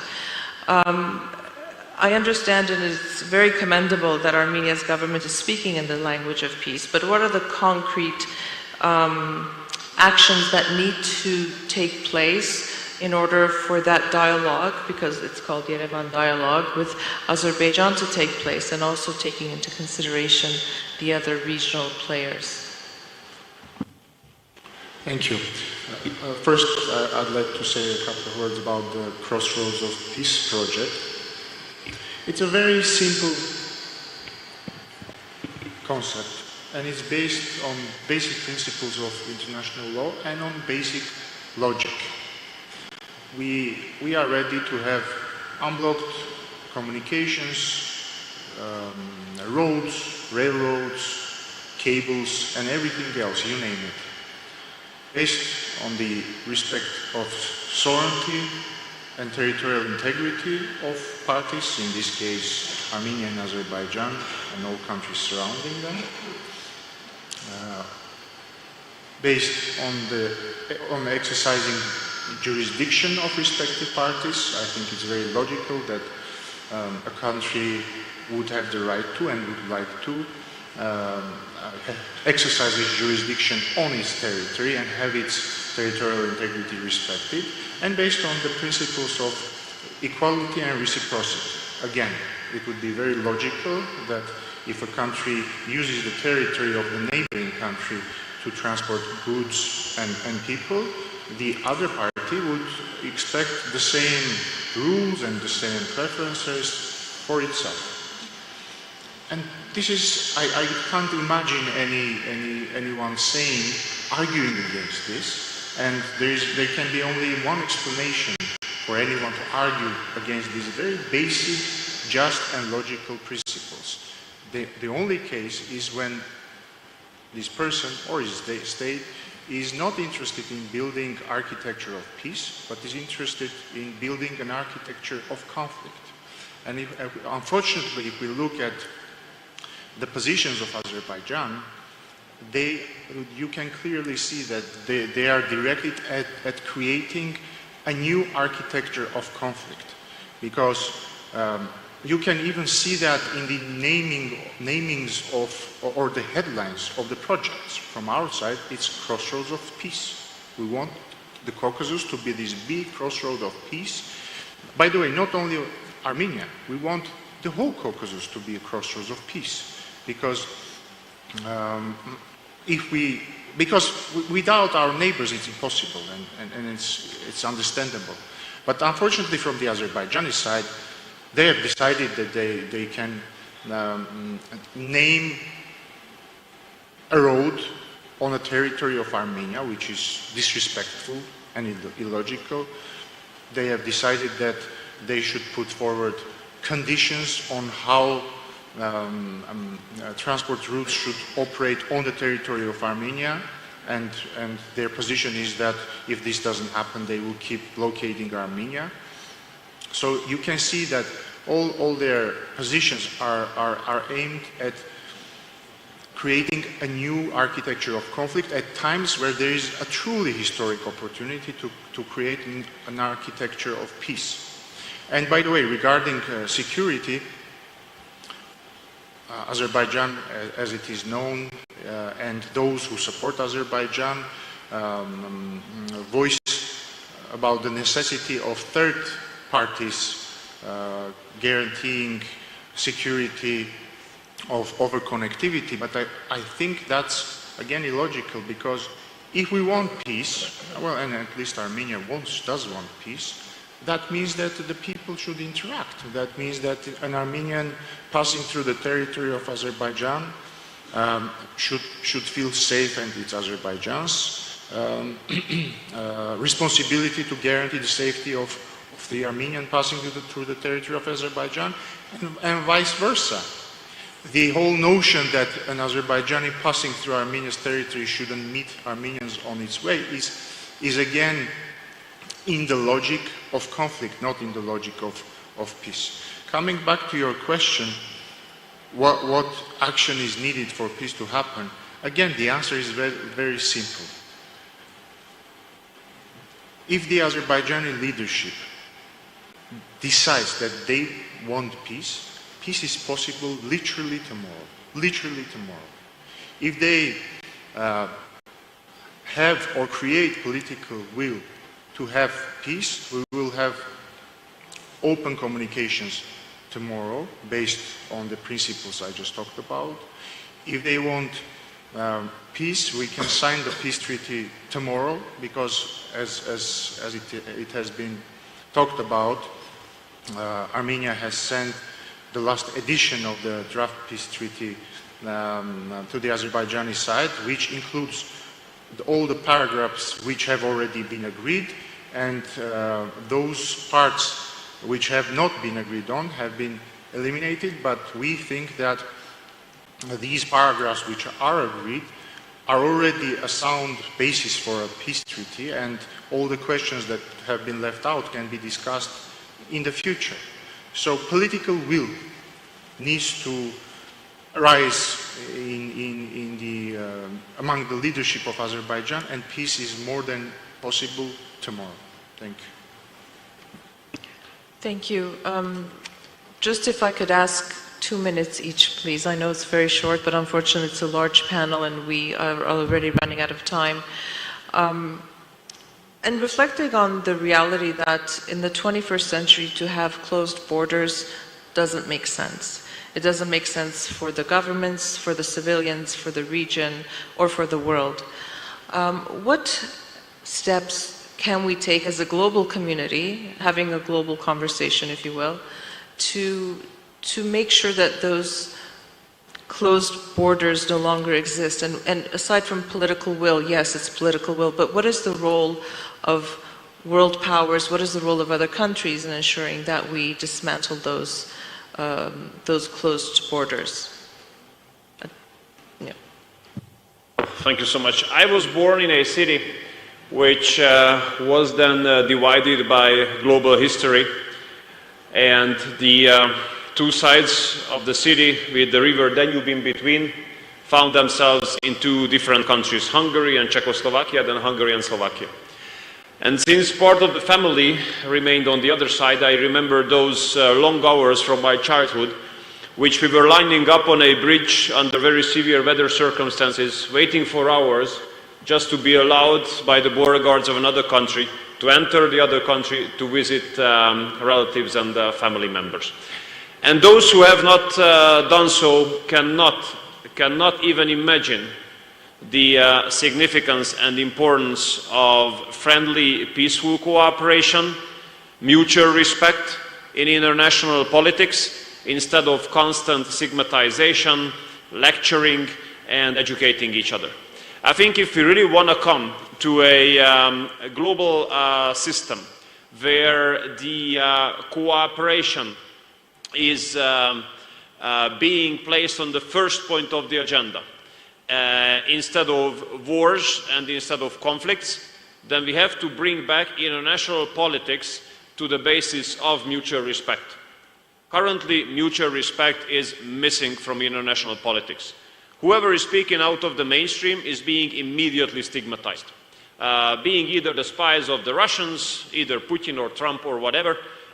If there is not a willingness of the stakeholders of international politics to enter into negotiations with each other, if we are not ready to open our minds to understand the others, to listen to each other, then we will come to a stage where the concept of war will outnumber the concept of peaceful cooperation, and then we will find closed borders again. So maybe if we have to use two words, an expression, which is the way forward, then I would say mutual respect.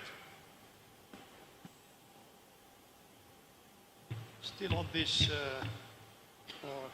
idea about how to facilitate or to hopefully come to facilitating or eliminating these difficulties at border crossing. And here, if you allow me, I may come up with something which is closer to the economy and where the organization, the basic organization, has been trying to help. Well, it's a limited initiative and project which we've been developing, but nevertheless it speaks by itself. It's the so-called BISEC permit system, which allows for the transport of goods on trucks based upon uniformization of the documentation to facilitate the crossing the borders, eliminating long lines, long time spent there by the poor drivers, not to speak about their living conditions there. This is one example, and I think that that kind of projects could become, don't take me as like modesty or my organization, could become a kind of, let's say, source of inspiration. Similarly, we've developed the so-called trade facility strategy, which is closely linked to this, facilitating cross borders. And this project is practically finalized, and I do take the advantage of being here, and as I mentioned, being under the chairmanship in office of the the Republic of Armenia. We hope that during this chairmanship in office, this state facility strategy would be formally adopted by the member states of the BISEC. Thank you.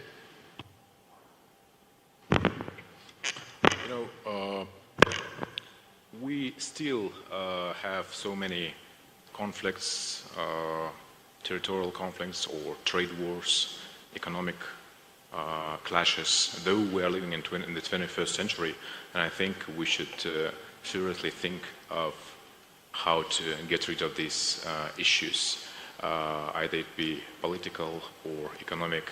When I was doing my Master of Applied Economics in the United States, I was doing a research on how protectionism, trade protectionism, what kind of advantages or disadvantages it brings to countries who are conducting these protectionism measures or non-tariff barriers. So we saw that it's a prisoner's dilemma. Nobody wins. There might be some, some instant advantages for one or two countries, but in general, in the long run, there is no way there will be, an internal protectionism or there would be, only a win situation for that particular country. No win. So a win-win is when everybody's involved. And today, the topic of our meeting is Yerevan dialogue. I think everything should be done through the dialogue. This is the only way how to make a progress, because we are living in a different generation now with the new technology, digital technologies, and so I think every conflict should be settled in this way, only peacefully. Thank you. Well, Maria, you asked about the closed borders and what we can do about it.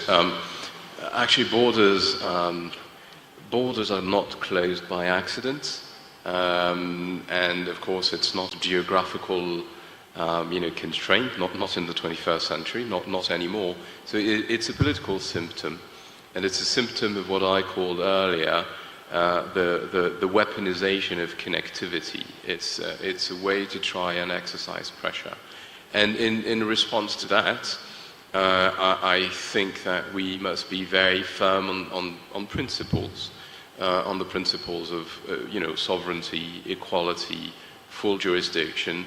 And I was actually quite pleased that I heard a lot of my colleagues and co-panelists in the past hour use the very same terms and the very same principles. And so we have to be very, very firm on those values and be strong partners with countries like Armenia that stand for those values and principles, even when it's very, very difficult, and maybe others would like you to do more reckless things.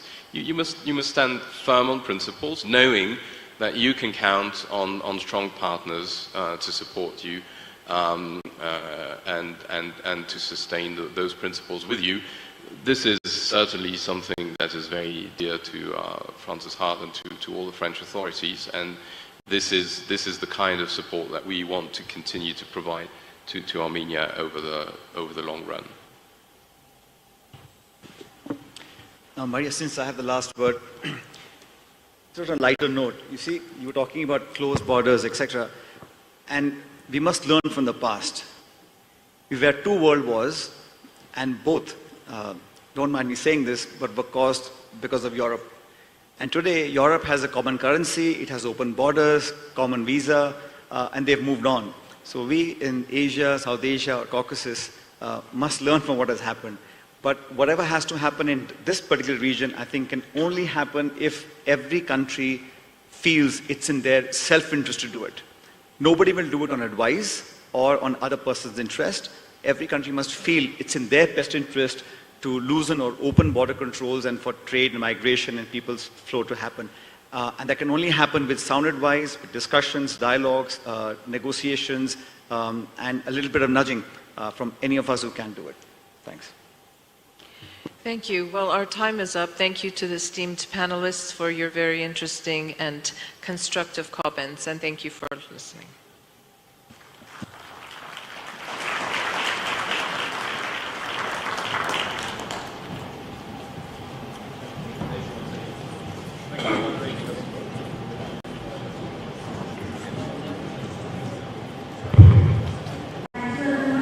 Break for 15 minutes and meet back here at 3:30 p.m. for the next panel, A Global Order in Churn, Seeking Solutions.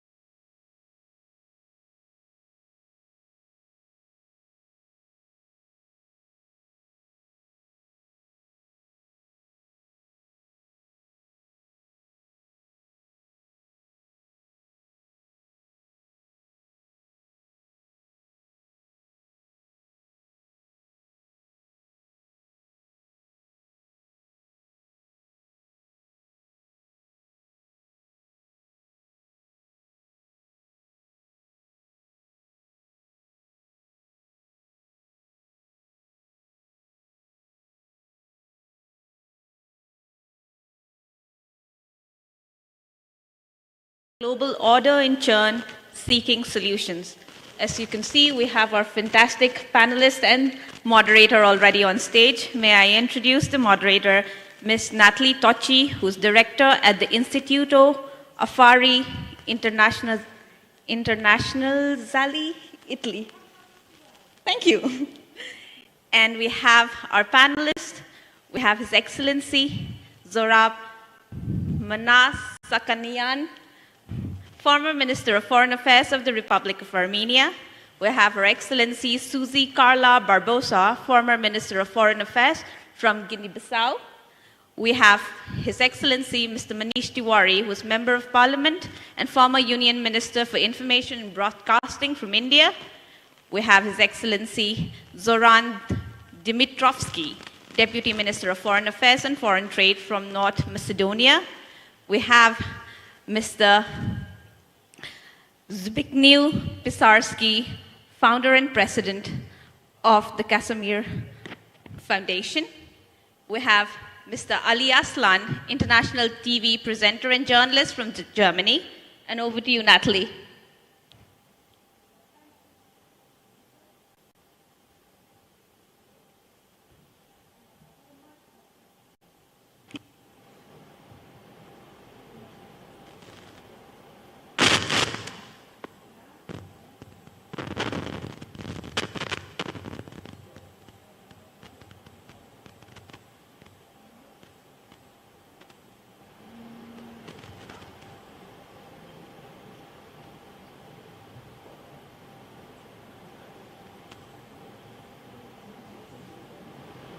Hello.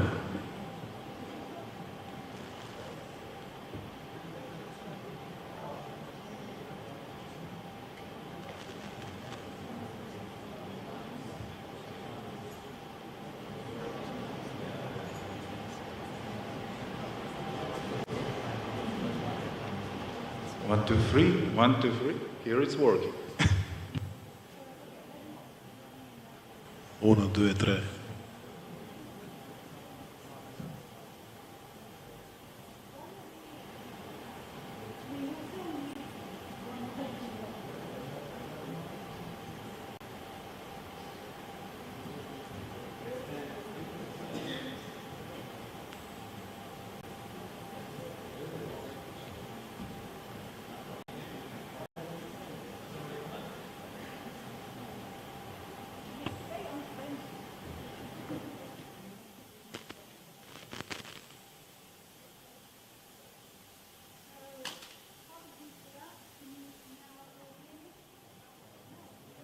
It has to do with me. Now it works. So, ladies and gentlemen, our global order is in churn. Global order, global disorder, we will now find out. But let me perhaps start off, as an Italian, by giving you Antonio Gramscian definition of what this churn is about. The old is dying, the new is yet to be born, and in what is in between the old and the new is the time of monsters.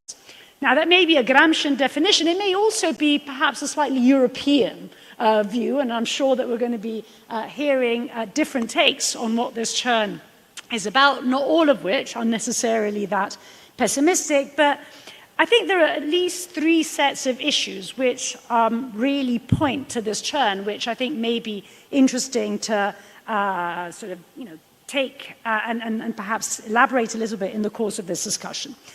The first is the idea that this global churn has to do, and I think this has already come up in discussions, with a global shift in power which is giving rise to global rivalries.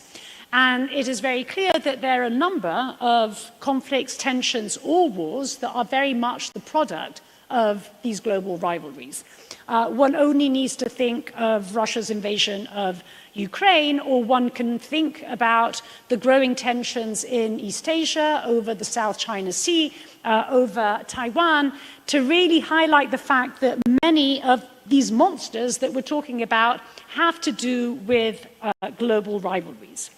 I think a second set of issues is really the conflicts, tensions, or problems, or perhaps not, that are the result, and this is of course related to the first point that I'm making, but the end of what we could define as Pax Americana, right? Now, on the one hand, there is a relative retreat of the United States, which in and of itself does not necessarily have to be a bad thing. The problem becomes when no one really steps in the void instead. And I think if one thinks about the situation, for example, in the Middle East, in different corners of Africa, it is clear that essentially what we're seeing is a world in which no one is really in charge, right? I mean, there is a global power that is no longer playing the role that it once did, but no one else is really taking much of a responsibility. And then I think a third set of issues really has to do with, on the one hand, this fraying multilateral order, which makes it increasingly difficult to reach common solutions to what are, by definition, transnational problems, whether this is climate change, whether this is the challenges that emerge from technology, of course, pandemics, food security, etc. So there are, I think, at least these three sets of monsters, which I think would be important to discuss over the course of the next hour, and to do so looking at it from perhaps the different vantage point of the people represented on this panel. Essentially, we have representatives that are from big countries, medium countries, and small countries, representatives from different geographies, but also both official and unofficial speakers. So I think there's a sort of fantastic mix. We don't have a lot of time, and what I really wanted to do is make sure that we have a bit of a discussion, but perhaps for the first time actually have a discussion with all of you. So without further ado, let me perhaps start off with Zorab, with you, asking you, on the one hand, how you would describe this churn, and perhaps describing this churn by looking at the nexus between, on the one hand, the churn within your country and region, and how the regional churn, in a sense, in Armenia and the Caucasus, interlocks with this broader global churn that we're talking about. Zorab. Thank you very much, Natalie.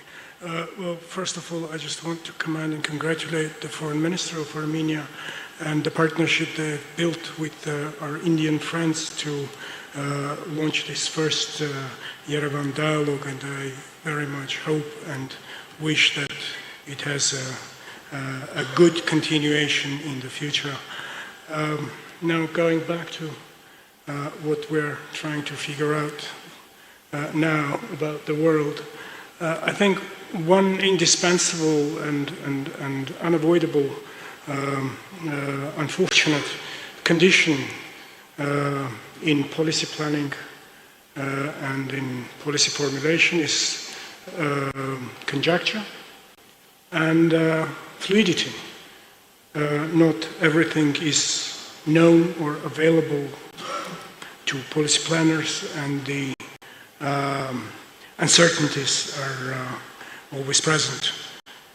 There seems to be a consensus about the kind of world we live in. You have already, framed it. Even the United Nations Secretary General, usually an optimist, was not so much an optimist in his latest report last year. We all seem to agree that we all go through a time of transition, and we live in a fractured and fragmented world. We are in perhaps a prolonged period of transition from one thing to another. One thing we more or less agree, the other thing I don't really feel there is a overwhelming agreement on where we're moving. The overwhelming view is that the multipolar world is awaiting us. There are still others who would argue that given the significant concentration of power in the hands of the United States, we are in a partial unipolar world. The others would rather say that in light of the rising power in China, we are in a bipolar world. Whichever world we're moving, the key word here is polar And the pole, someone today mentioned the aspiration towards a post-polar world. I think that's an idea that requires some more thinking. But whichever world is a polar world, which implies poles, which implies centers of gravity, which implies big states, those who have a significantly large share of power in the distribution of power, and also, in fact, capacity to deliver global goods or global threats. In that configuration, the multiple, this is not something I think that is happening, that we, the humanity, are facing for the first time. The presence of big states perhaps is part of the human history, unavoidable part. And those big states with their centers of gravity, they create their circles to maximize sustained power. And circles may come in collisions, as, again, history has given too much context to us. And those collision points are the fault lines. And the fault lines are the most terrifying thing for those who are in the periphery, small states. The small vulnerable states, even more vulnerable. The medium-sized powers, states are not also immune from these collisions. So that's, I think, is what concerns us most as a small state, because again, the historical context gives us significant number, a list of examples when we're all we're all victims of the definition of global security. What is global security? The one defined by the big states is the state, a condition in the world where the big powers are not colliding, are not in a major military confrontation. Right? Is it a condition good enough for the smaller states? Because to sustain such global stability, small states often run the risks of becoming bargaining chips, becoming small change in big transactions of the bigger powers to sustain global security. This is where, I think the concerns are. From the specific angle of Armenia, I think we have two levels of transition. The first level is the global one, and we're not immune from that. The second one is also the reality of the region. This is a region which has three actual participants, Armenia, Georgia, Azerbaijan, members of the region, and three regional powers, Russia, Turkey, and Iran, who are in historical competition for influence, for power projection in this region. And I think that is also in transition in this region. So we are facing here, I think we are facing this dual risk, dual challenge of transition, which amplifies the risks and amplifies the needs for stronger capacities for resilience and survival. Thank you. Thank you, Zohrab. And perhaps, Susie, turning to you, if you could reflect on some of these points that Zohrab was making, but as they apply to your country and region. In particular, I think he was making very powerful points on the one hand of the very contradictory state of the churn, right? I mean, there's uni, bi, multi, non-polar, all at once, basically. This tension between the big and the small in this, which obviously exists by definition, but in this particular context, but also this notion of the double transition, right? Because even in an African context, there is an intra-African transition which is playing out within this broader global churn. Susie. Thank you very much. I would like to start by thanking the organization for inviting me and also by congratulating them for this high-level dialogue. Concerning Africa, concerning Guinea-Bissau, my country, which is part of the ECOWAS, I would say that we are also being part of this revolution, of this new formation of the global area. Let me tell you that the world has changed, I think everybody has realized, but it has changed more after COVID-19, after the crisis, Russia, Ukraine. And for us, even though we are far, you would say, it doesn't affect you much, but it does. We have realized how dependent we were of the relations we had with Europe or with the Western countries. And this made us, as small countries, in the case of Guinea-Bissau, start trying to find new solutions by taking part in different international organizations, betting in multilateralism as a way of defense.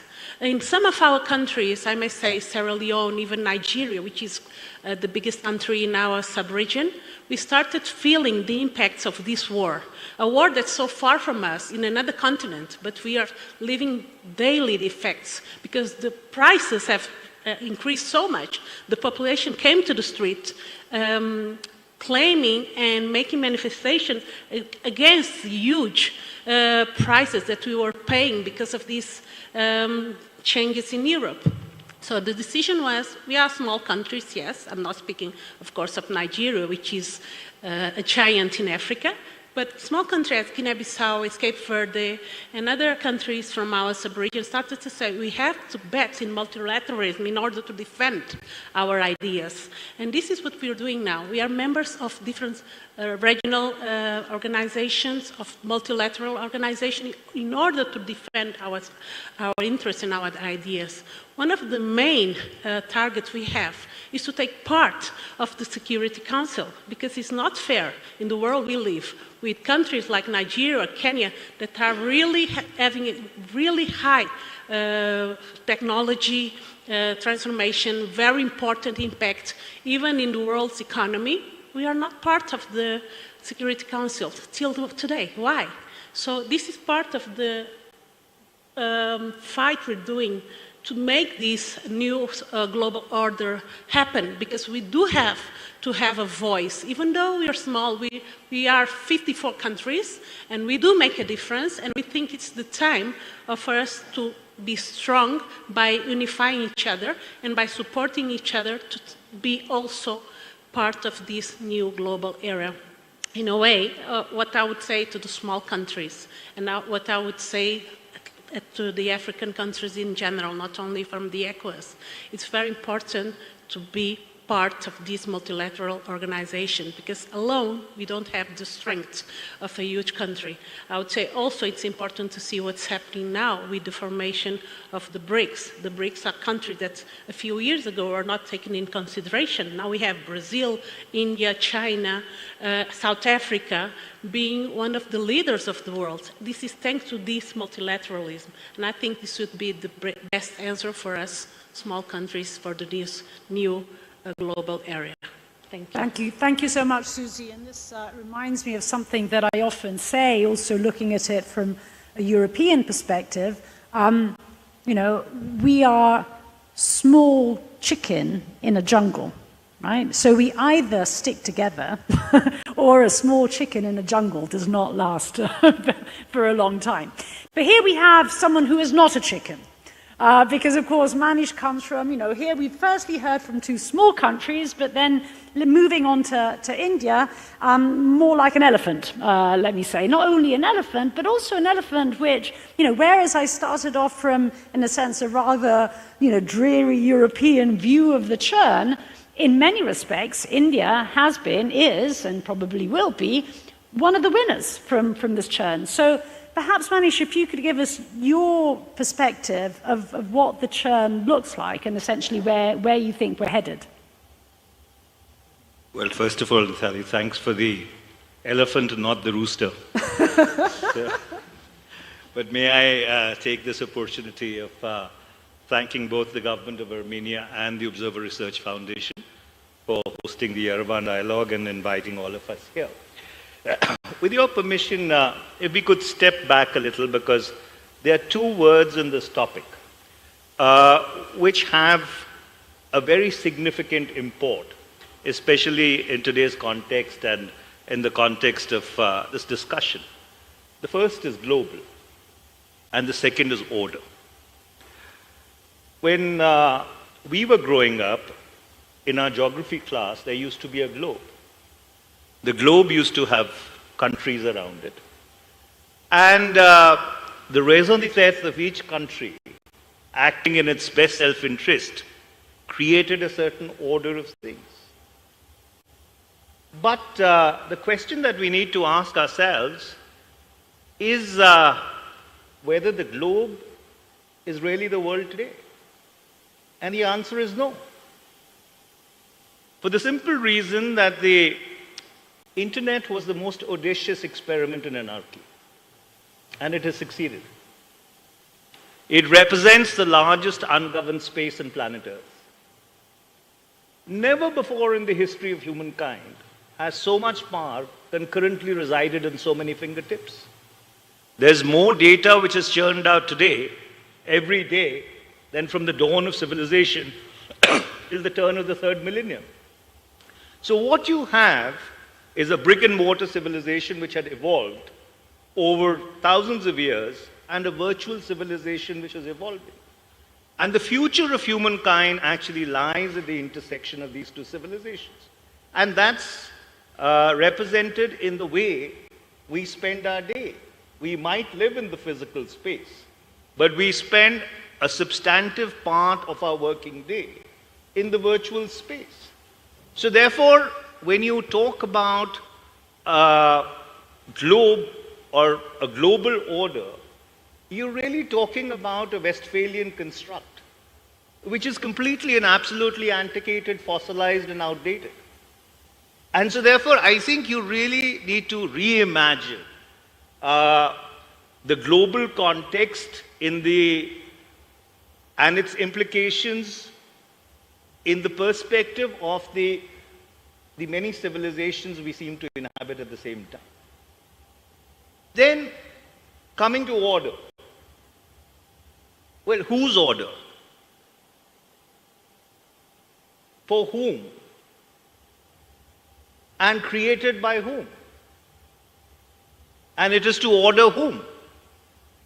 Because the global order that we talk about is fundamentally a European construct. Going back to the Peace of Westphalia in 1648, or the Concert of Europe, or the First World War, the Second World War, the Cold War, the unipolarity, and the state of flux from 2001 onwards, it really has been a European construct. And so therefore, when you talk about a rules-based order, who makes those rules? And those rules, and who is the rule taker, and who's the rule giver? I think there are certain fundamental concepts which need to be redefined.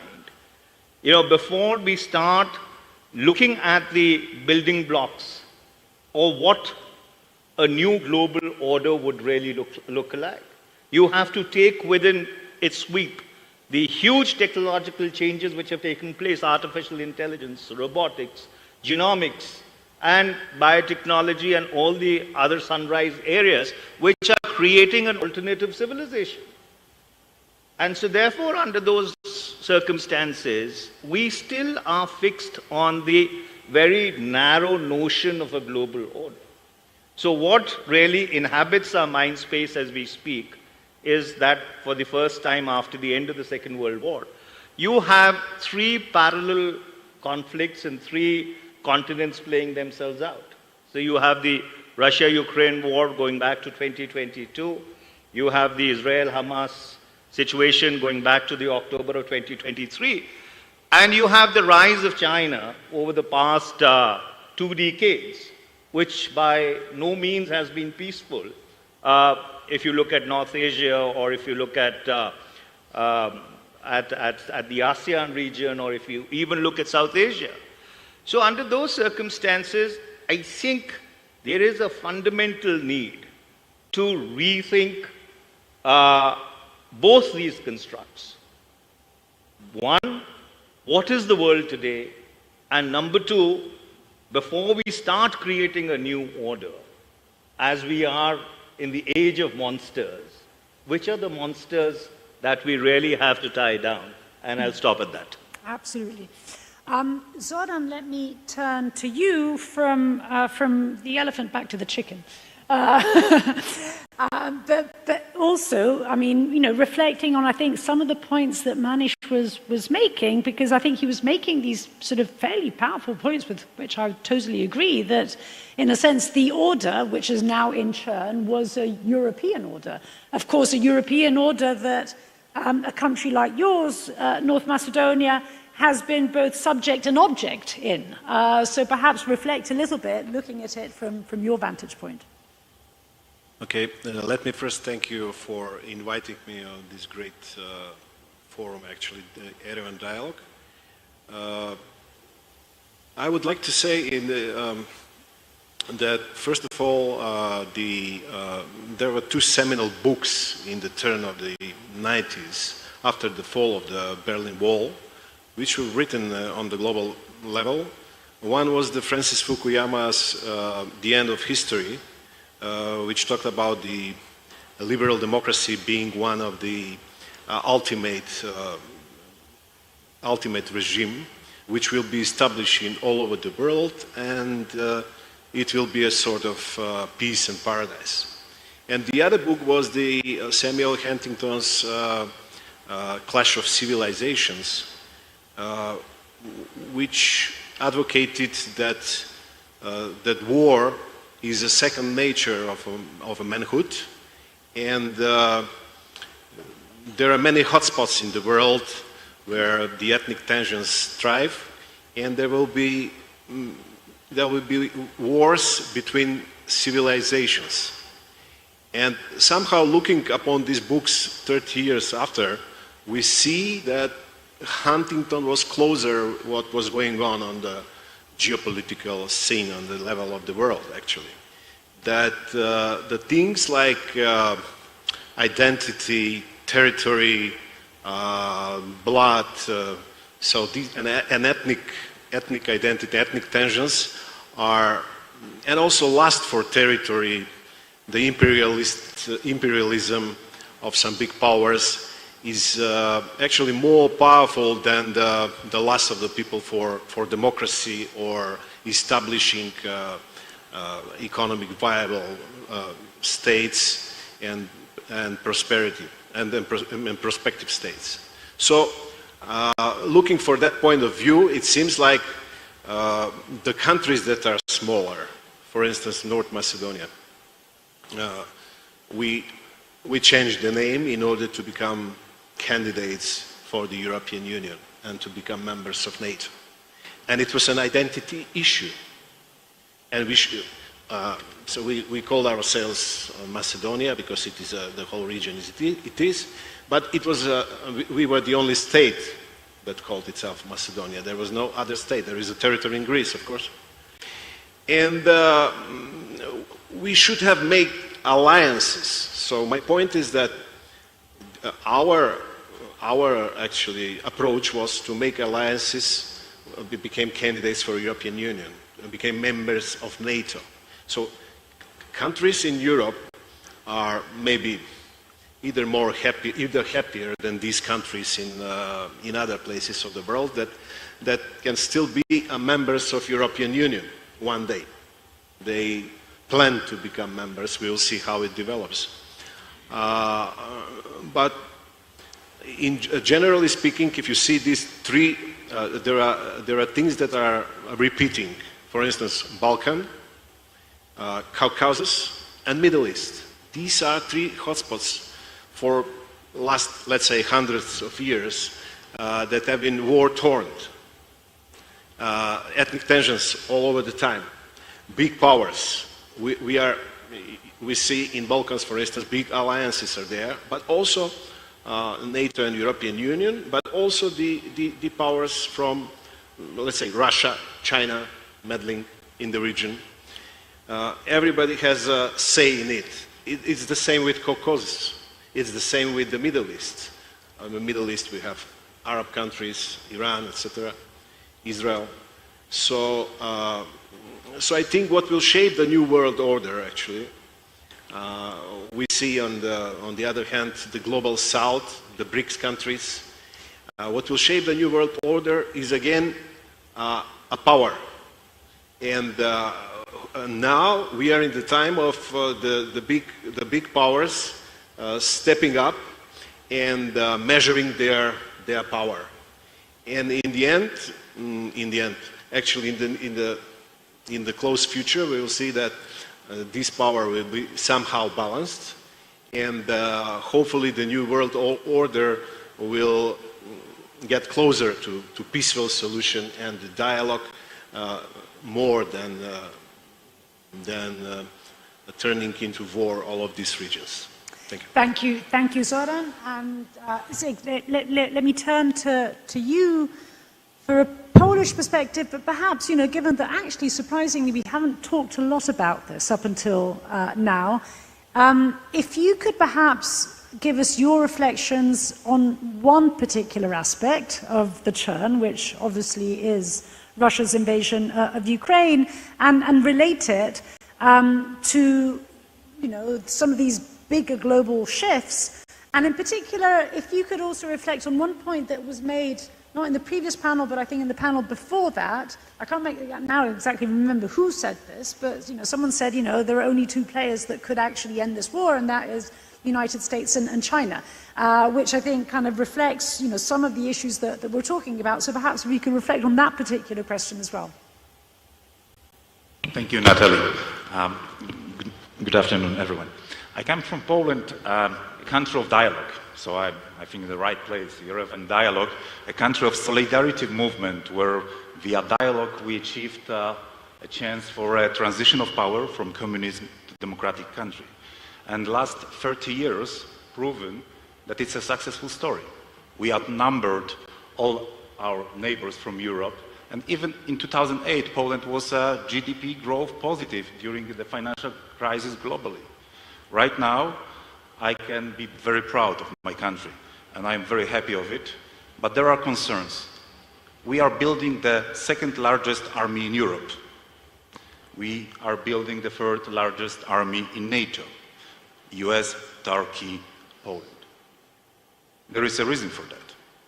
And unfortunately, the reason for that is that we are living at very important and, in my opinion, pivotal moment for global stability, or at least at Euro-Asian stability, because our neighbor, Russian Federation, decided to challenge not only its neighbor, Ukraine, by aggressive attack and declaring war, because it's a war from the 2014, but to challenge the whole community of democratic countries. In Ukraine, we are facing conventional front of this war. In all our democratic countries, we are facing a hybrid challenge dedicated towards influencing our societies. And this is a lesson. This is a lesson not only for democracies which are strong and still suffer. Look at the elections in the United States. Look at the Brexit in the United Kingdom. All of the secret services declared that there was a foreign influence on their electorate processes. This is very concerning, but as effective as a military aggression. And this is something what is a lesson for us. And being here in Yerevan, in Armenia, it's also a pivotal moment. It's a very important moment, in my opinion, but also a very fragile moment. I'm a sailor. When you make a turn, there is this momentum where you can return or you can cross the wind. And I think this is right now, but you can make a turnover. And I think that we need to support Armenia in their choice to join a community of democratic countries, because they already declared it, that they want to join. But price might come. And right now we need to support Armenia, and I encourage Armenian authorities, I was speaking about it with the minister yesterday, to be very brave in announcing those cooperation with other partners. that they want to belong to Euro-Atlantic community. But you asked me about China. I had a number of visits to DC to advocate for American support to Ukraine. And I was honestly surprised how many American politicians are not aware that the consequences of Ukraine as a failed state will have tremendous consequences globally. Because it will be a proof that Ukraine will be abandoned in some sense, that the United States cannot protect the countries that they promise that they will protect. And the consequence will be that the Pax Americana that Natalie mentioned in the beginning will collapse. But I'm not sure if it will be a good. I believe that people want to live in peace, and people don't want to be ruled by authoritarian regimes. Therefore, they struggle to have democratic future. And if we will allow right now a bully, in this case it's the Russian Federation, to go away without a prize, every other bully in every corner of the globe will challenge its neighbor if they are only stronger than this argument. So I prefer myself rule of law than rule of power. And China is learning from the crisis, from the war in Ukraine, and if Ukraine will fail, we will have a next crisis very soon around Taiwan, and it will have tremendous consequences. I'm sorry to be a bit pessimistic, but about the consequences. But I still believe we as the international community will be enough brave to defend our values, like sovereignty, but also believe that people have a freedom of choice. Thank you. Thank you, Sigyn. We'll come back to this point. Ali, let me turn to you. So, in many respects, you normally stand in this position, right? And you travel the world, panels like this, moderating people like these, and so you're kind of, you live the churn, right?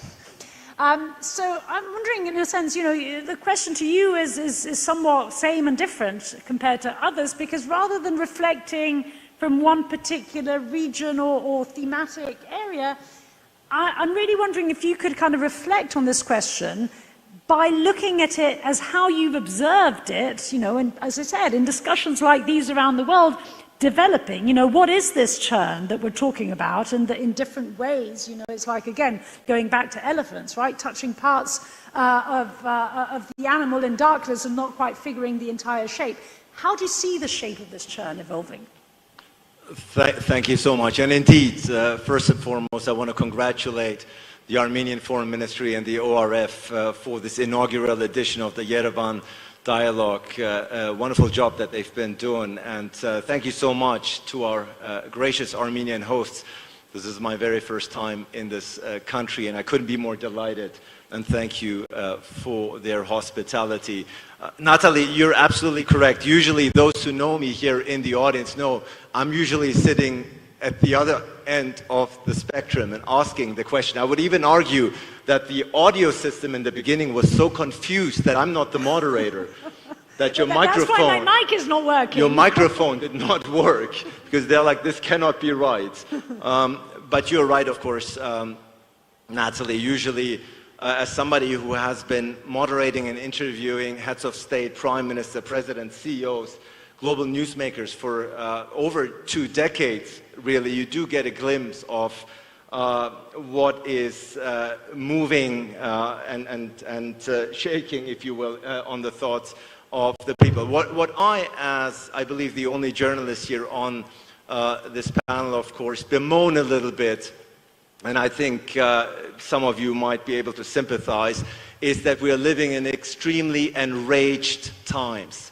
We are enraged 24/7, and of course media and social media here play a very, very pivotal role. You know the famous saying, of course, enragement equals engagement, and there's a clear business model for that. Politicians such as yourself here on the stage, you are often find yourself, of course, at the other side of the spectrum where people voice their displeasure, to put it diplomatically, in your tweets or below your tweets. And I think I don't have the answer, obviously, how to scale it back, because I think the Pandora's box has been opened, the social media aspect, and its tremendous impact has already been rightly touched upon by Manish here on this stage. But we are living in extremely politicized times.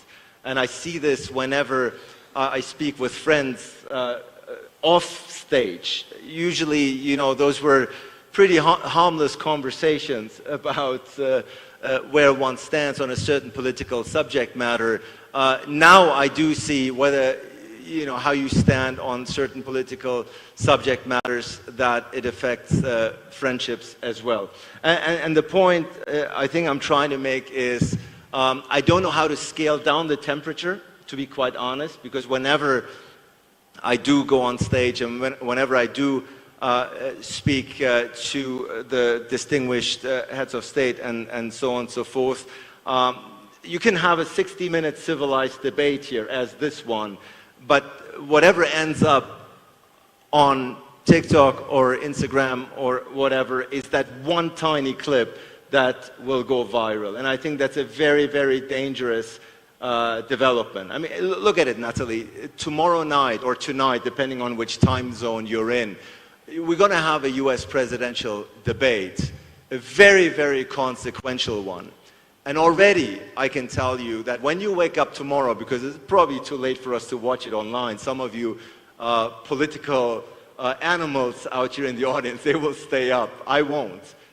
I will get up in the morning and I will look at my social media and I will get 20 10-second clips about how Donald Trump said something and Kamala Harris said something, and completely the content of what we ought to be discussing in times like these will get lost. There are 40 million, nearly 40 million Americans that live in poverty, who I'm sure would like to hear from the two presidential candidates about how to solve the lack of income equality, about how to battle these issues, about how to have an impact that trickles down to their own personal lives. Instead, what you and I will end up with is, you know, most likely than not, Donald Trump making a snark remark towards Kamala Harris, and that will go viral. So it is, because this all, and Natalie, you know it all too well as somebody who's also at the forefront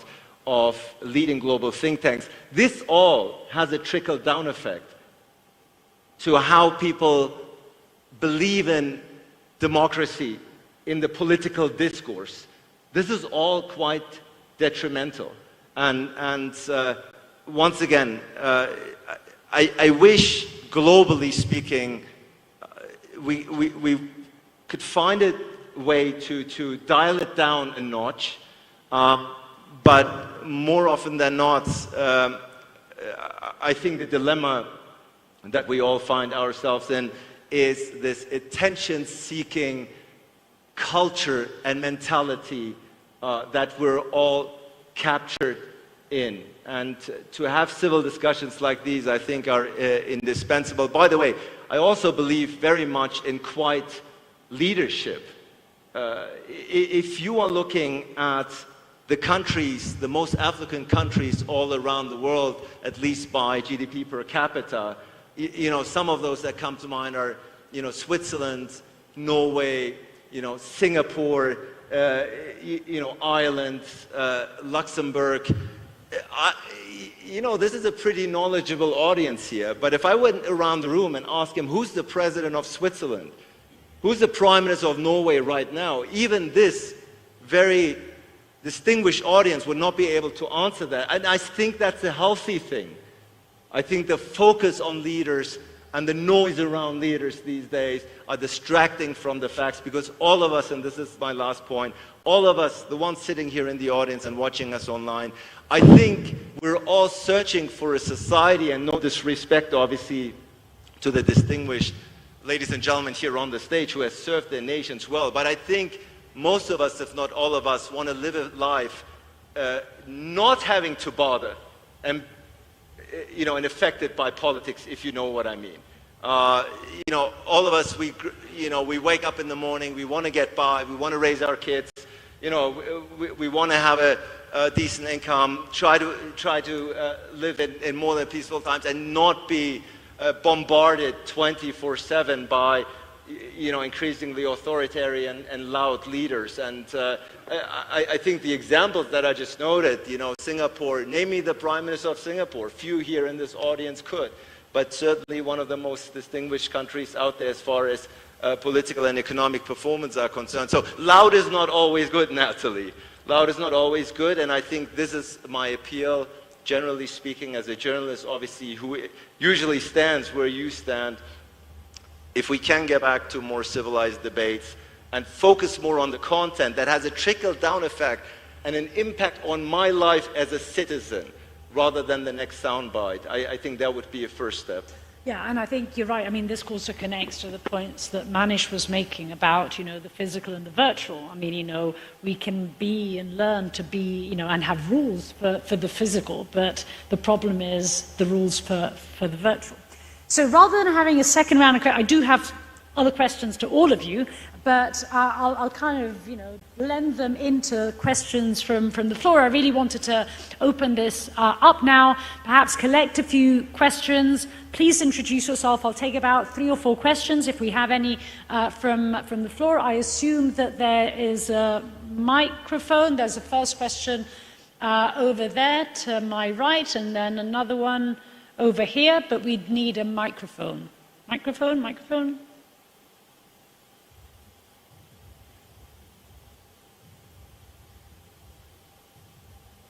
Do we have a microphone?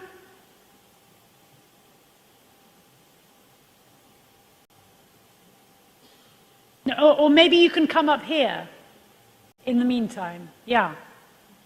As things get ready. Yeah, please. Yeah, I mean, we don't have not here.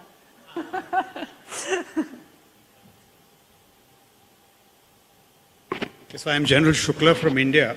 I was just wondering, one of the reasons for this volatility in the world order is the opera of failing deterrence that we see. You just look at the Middle East. The Houthis have brought down the 9th MQ-9 Reaper, the mighty Americans. There are CSI studies to say that mighty America doesn't have 7 days of missiles and munitions for a fight in Taiwan. The country that Ali Hassan comes from, Germany, I was reading an article today that at their current rearmament rates, they'll take 100 years to deter Russia. So the question is that why has the West-led order so neglected its deterrence? And President Roosevelt spoke of an arsenal of democracy, that if you have to protect democracies, you must be prepared to invest in deterrence. And I think that is the fundamental reason why these so-called bullies or the aggressors are being encouraged to act. So anyone on the panel would like to react to this? Why has the West-led order failed so miserably in investing in deterrence? Great. I think that question later, I'll give it to Zig. Other questions? Yeah, please, until we have a mic, which doesn't seem... Yeah, please. Apologies for this. I don't know why we don't have microphones.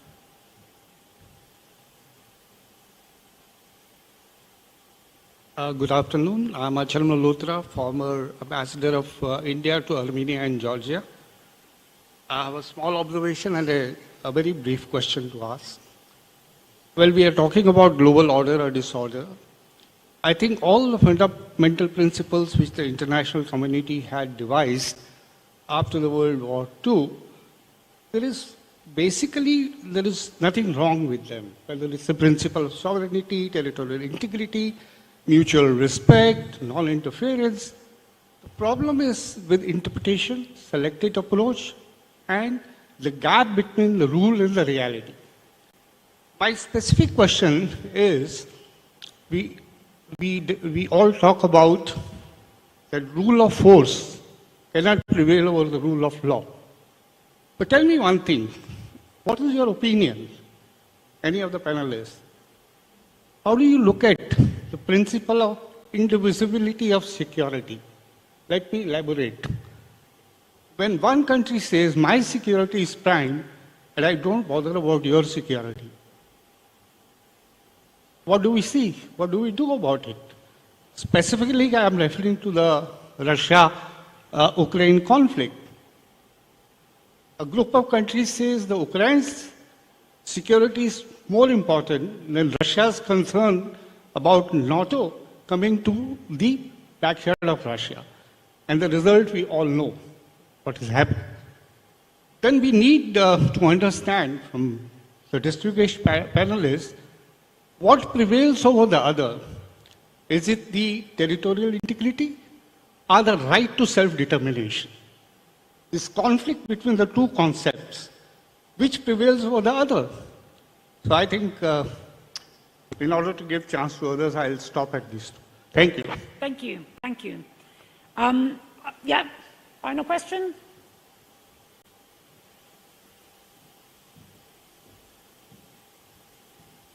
Thank you. My name is Rahim Ushakbayev. I am from Astana, Kazakhstan, and my question is to especially our European colleagues from US. How do you perceive Shanghai Organization of Cooperation and especially BRICS?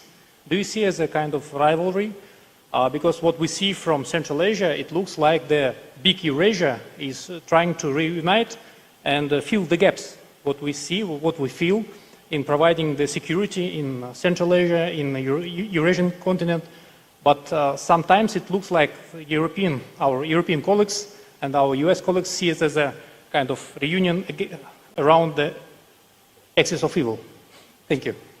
Thank you. So let me perhaps, Zig, turn to you first, if you can address that first sort of Russia-Ukraine question, and then perhaps the follow-up question, Ali, to you, which was, in a sense, it was more about the kind of, the rules, but the practice the selective application, in a sense, of the rules. But then I have several other questions which I wanted to turn to others. Zig. Yes, thank you. I must agree with question and why the West neglected investment in its own defense. And I 100% agree with Mr. Trump about it. Although I disagree with most of other things with him, but in this case, yes, either you will pay for your own security or someone else will do, but you might not like it.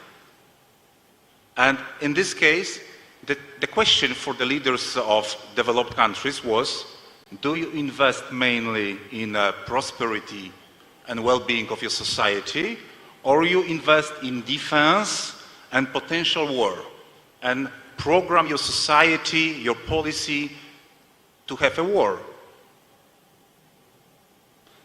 So the choice was, we have serious partners that respected for decades laws that we agreed, UN system, OECD, Council of Europe, and so on, and we can trust. I must say that I'm speaking broadly that everyone, but honestly, in Poland was for more than a decade very vocal about the threat from Russian Federation towards its neighbors. I like to say that we are immunized from Russian propaganda by our historical experience, so it's more difficult to deceive us. But you're right. So right now we are improving our defense spending, and because there is no more trust anymore, so we have to build large armies. Poland is spending 4.2% GDP on defense, instead of building universities, instead of helping developing countries in struggle to have a sustained democracy. We have to solve the problem that our neighbor decided to create. And I will make a small bridge to the second question. What is the motivation to attack a neighbor? And is it a territorial intervention or something? I think that Russia is the last country in the world that needs more territory. And this is my answer. Thank you. Thank you. Ali, can you take the double standards question? The gentleman from Kazakhstan, about how Europe is perceiving the rise of BRICS Global South. To be quite honest, I mean, if you're Western European or if you're North American, you are ignoring and underestimating this area and union at your own peril. I mean, we're talking about a region, if I'm not mistaken, that is made up of 3.5 billion people. That's almost half of the world's population, I think 45% of global population. And if I'm not mistaken, the last numbers I looked up for one of my moderations, that region makes up 35% of the global economy, increasingly so. So I think I'm from Germany, I'm from Europe, a country and continent that is rapidly aging with severe demographic challenges. You know, I think no one, at least not in Europe, maybe my Polish friend would disagree, we have no illusion that the 21st century will be a European one.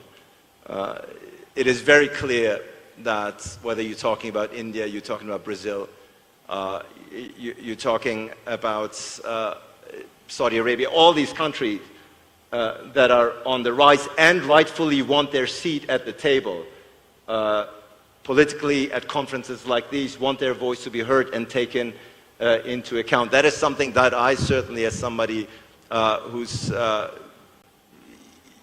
moderating at these conferences, the Munich Security Conference, Natalie, you know, for years was a very transatlantic affair, for instance. You know, it was very Western Europe / North American, and you do see the changes reflected in the discussion. So I'm not sure, to the gentleman who asked the question, I'm not sure they see it as you pointed out, or at least phrased it, axis of evil. I don't think that is not the case. I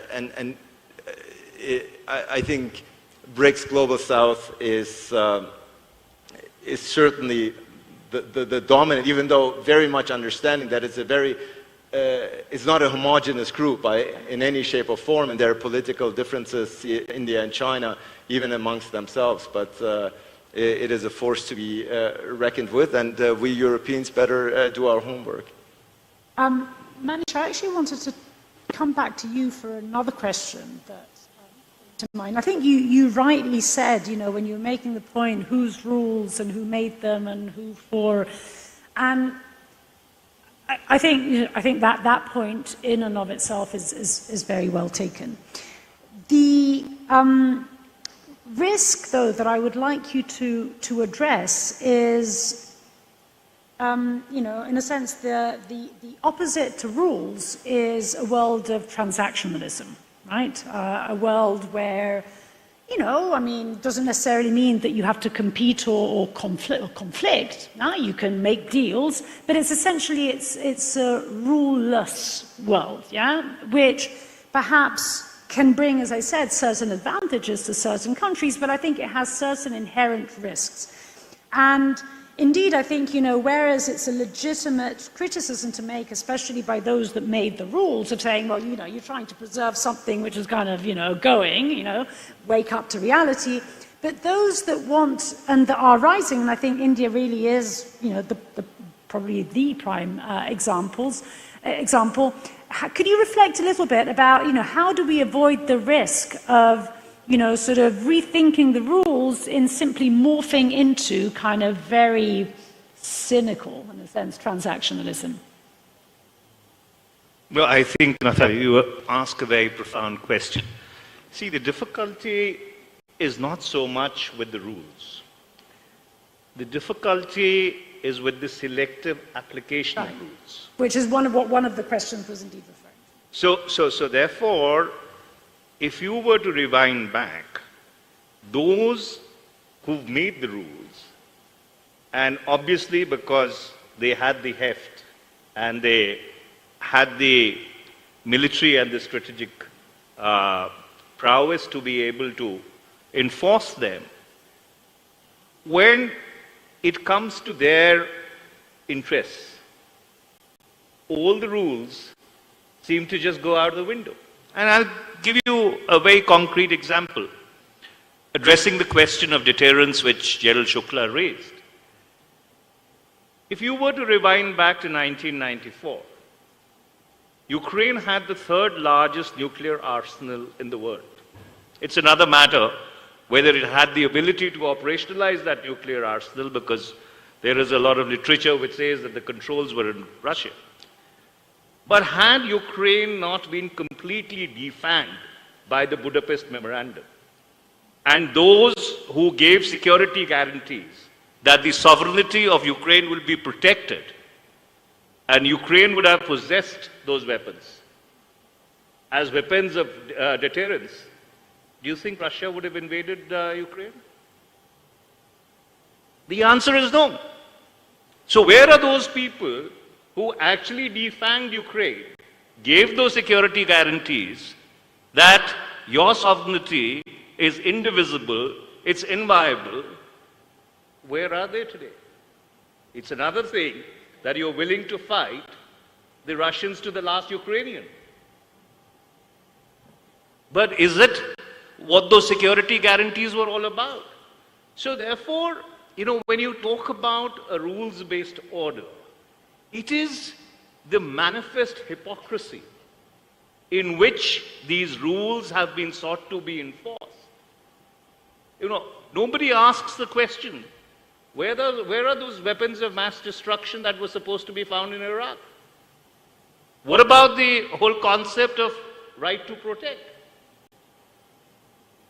Where does R2P actually give you the right to invade another sovereign country? So I think conceptually, when you are wanting to possibly in this churn try and bring out a better future, this is the time to really reflect on those mistakes and then try and ensure that the rules which are put in place are enforced in an equitable manner. For example, if you look at the United Nations, if the United Nations is still the relevant global body in order to provide a platform for conversations, is the UN really relevant without the other non-governmental stakeholders? Why is it that we missed a golden opportunity time and time again, going back to 2003, to actually have agreed rules of engagement in the virtual space? And today, in our lifetimes, like we saw the rise of the internet, you might see the demise of the internet. You're already seeing the balkanization of the net. China has firewalled the net. It created a massive intranet. At other places in the world, you have the internet getting defined in terms of cultural values, in terms of spheres of influence. So the point which I am trying to make is that when you talk of a global order in churn, I think it's important to step back, get all the relevant stakeholders, and not only governments, because governments are not the only stakeholders in the new global order, and try and craft something which is equitable, just, and will be enforced impartially.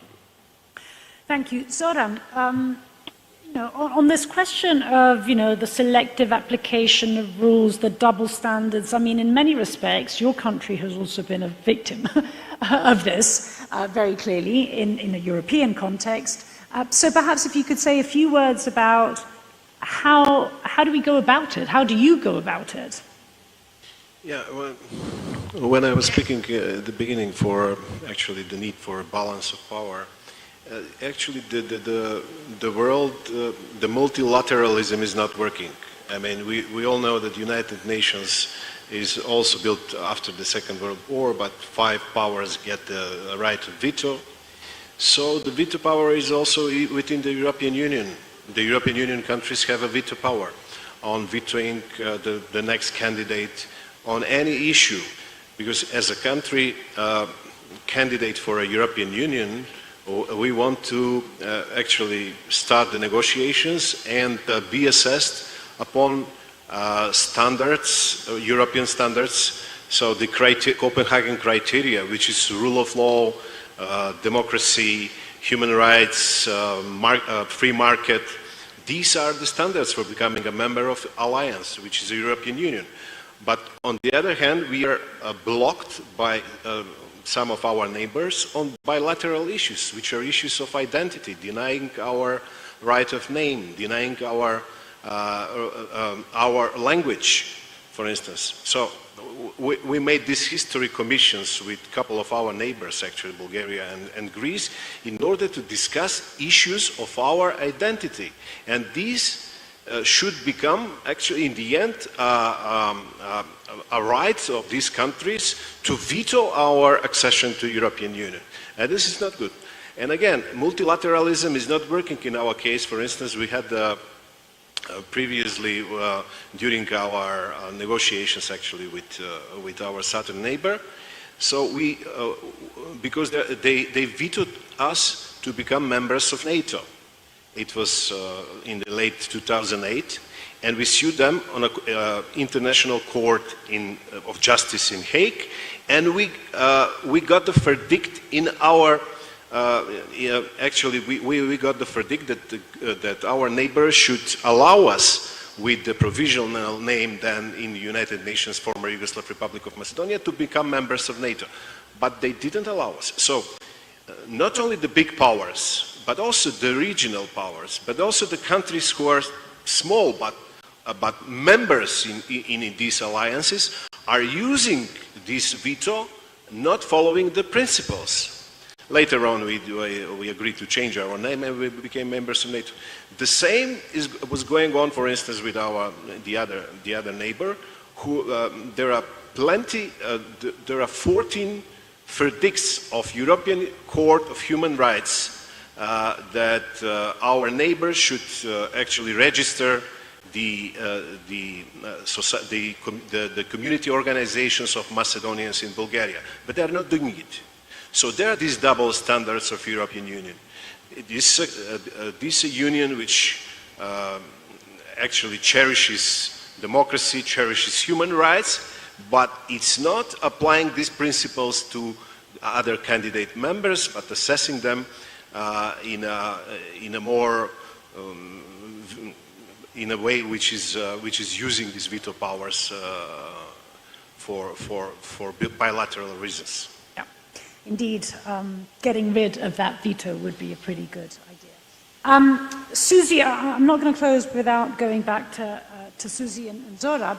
Susie, in a sense, you've been the most constructive voice on this panel, I would say, because you really put the emphasis on, what is it that, including small countries like your own, can do in order to reinforce multilateralism. And I think you also made a very interesting point about, in the sense, a more regionalized responsibilities in solving problems. So could you perhaps just give us a couple, sort of one minute substantiation of the kind of initiatives that countries like your own, especially in Africa, are taking in order to address the many conflicts in your continent? Thank you once again. Let me start by making and emphasizing a very important issue that we did not speak about it, but Africa is suffering still the consequences. I believe everybody remembers when Libya was invaded. Libya was invaded exactly because the Western countries believed it hosted terrorist weapons, but nowadays this invasion is still causing consequences in Africa.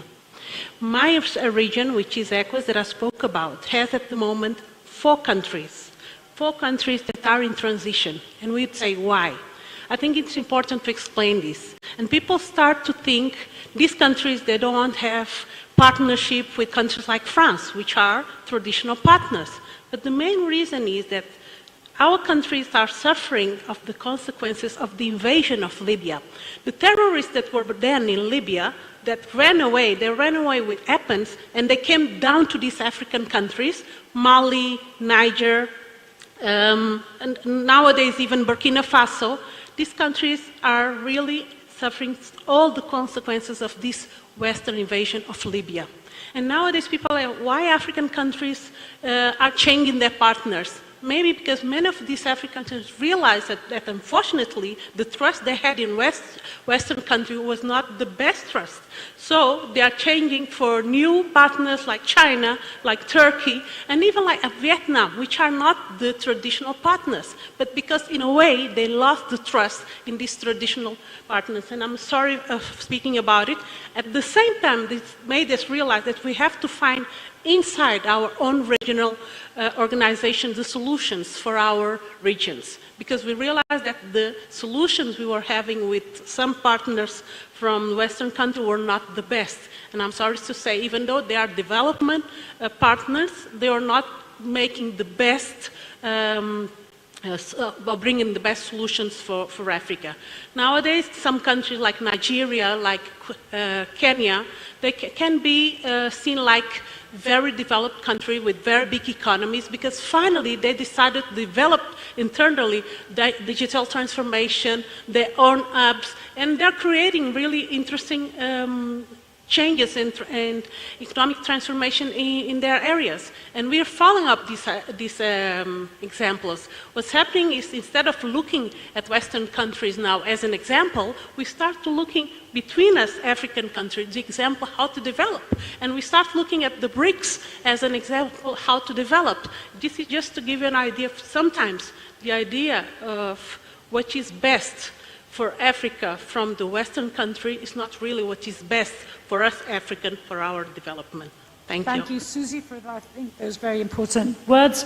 Zorab, let me end with you and ask you to address Zig's kind of remarks, actually to you, well, not to you, but to Armenia. Given that a lot of this conversation is about the agency that countries, including small countries, have, is this not the time for Armenia to apply for EU membership? Applying to the EU membership is, in my view, it's a mechanical process. The critical question is the fundamental.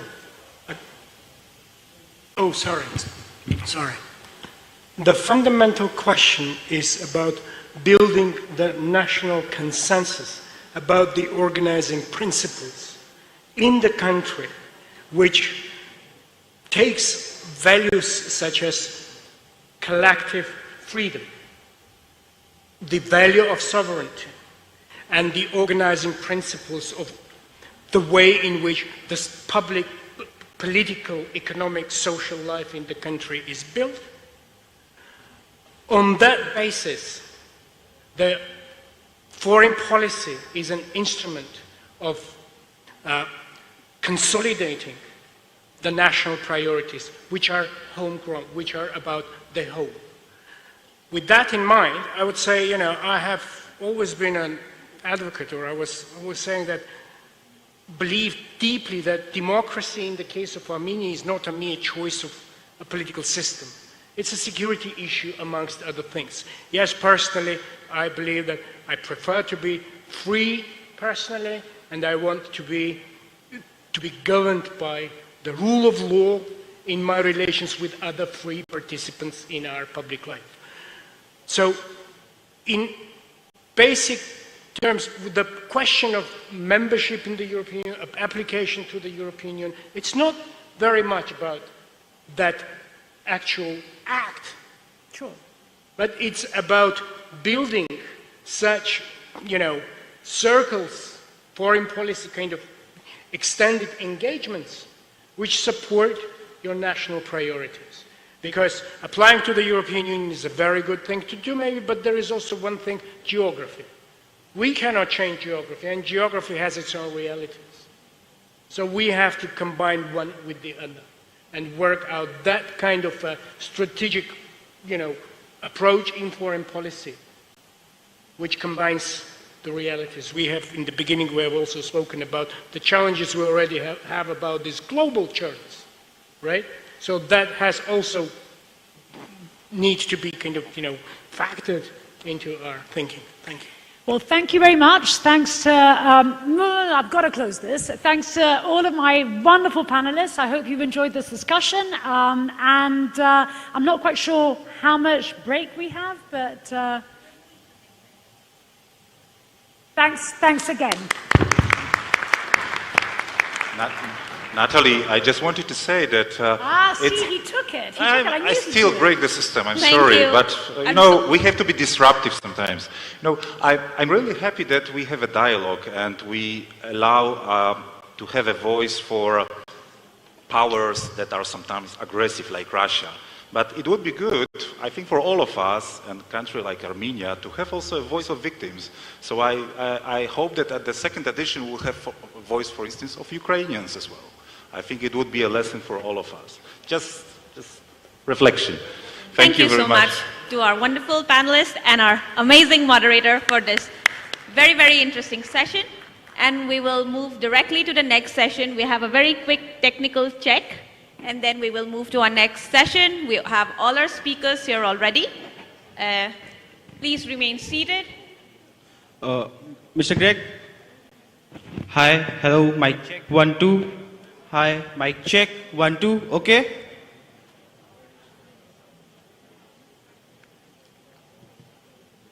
Hello, hello, hello, mic check, 1, 2. Which one?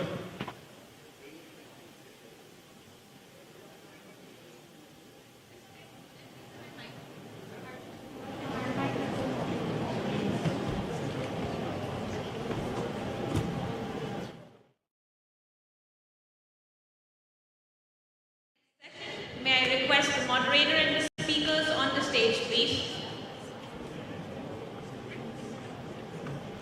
Charlie?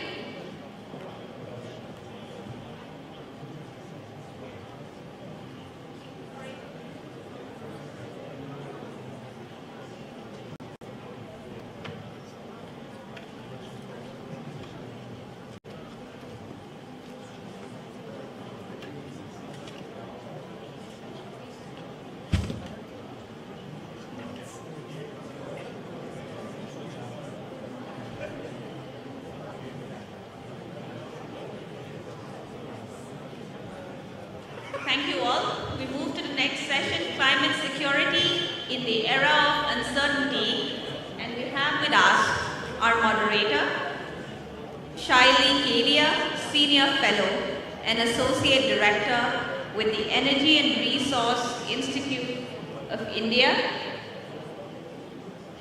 Could I request my colleagues to play the slide with Shaili's designation? Thank you. Next, we have our Minister from India, His Excellency Kirti Vardhan Singh, Minister of State for Environment, Forest, Climate Change, and Minister of State for External Affairs, India. Sir, would you join us on the stage, please? We have Mr. Dimitri Mariasin, who is the Deputy Executive Secretary of the United Nations Economic Commission for Europe. Dimitri, could we have you on stage? Perfect. Next, we have Joshua Wycliffe, who's the Chief of Operations with the International Solar Alliance. Joshua? We have Fabrice Bolange, Associate Professor and Research Director with the University of Lyon from France, joining us. And last, we have Victoria Panova, who's the head of BRICS Expert Council, the Vice Rector at HSC University, and the Sherpa for the W20 from Russia, joining us. Thank you all for joining us, and Shaili, over to you, please. Thank you so much. I'd like to begin by thanking the organizers for bringing us all together. Very good afternoon, distinguished delegates. It is my pleasure to welcome you all to today's session on climate security in the era of uncertainty. My name is Shaili Kedia, and I'm honored to be the moderator for this session today. We indeed have a very distinguished panel of leaders and experts from across the world who will bring together different perspectives on the topic. Climate change undoubtedly is the most pressing issue for humanity and the planet.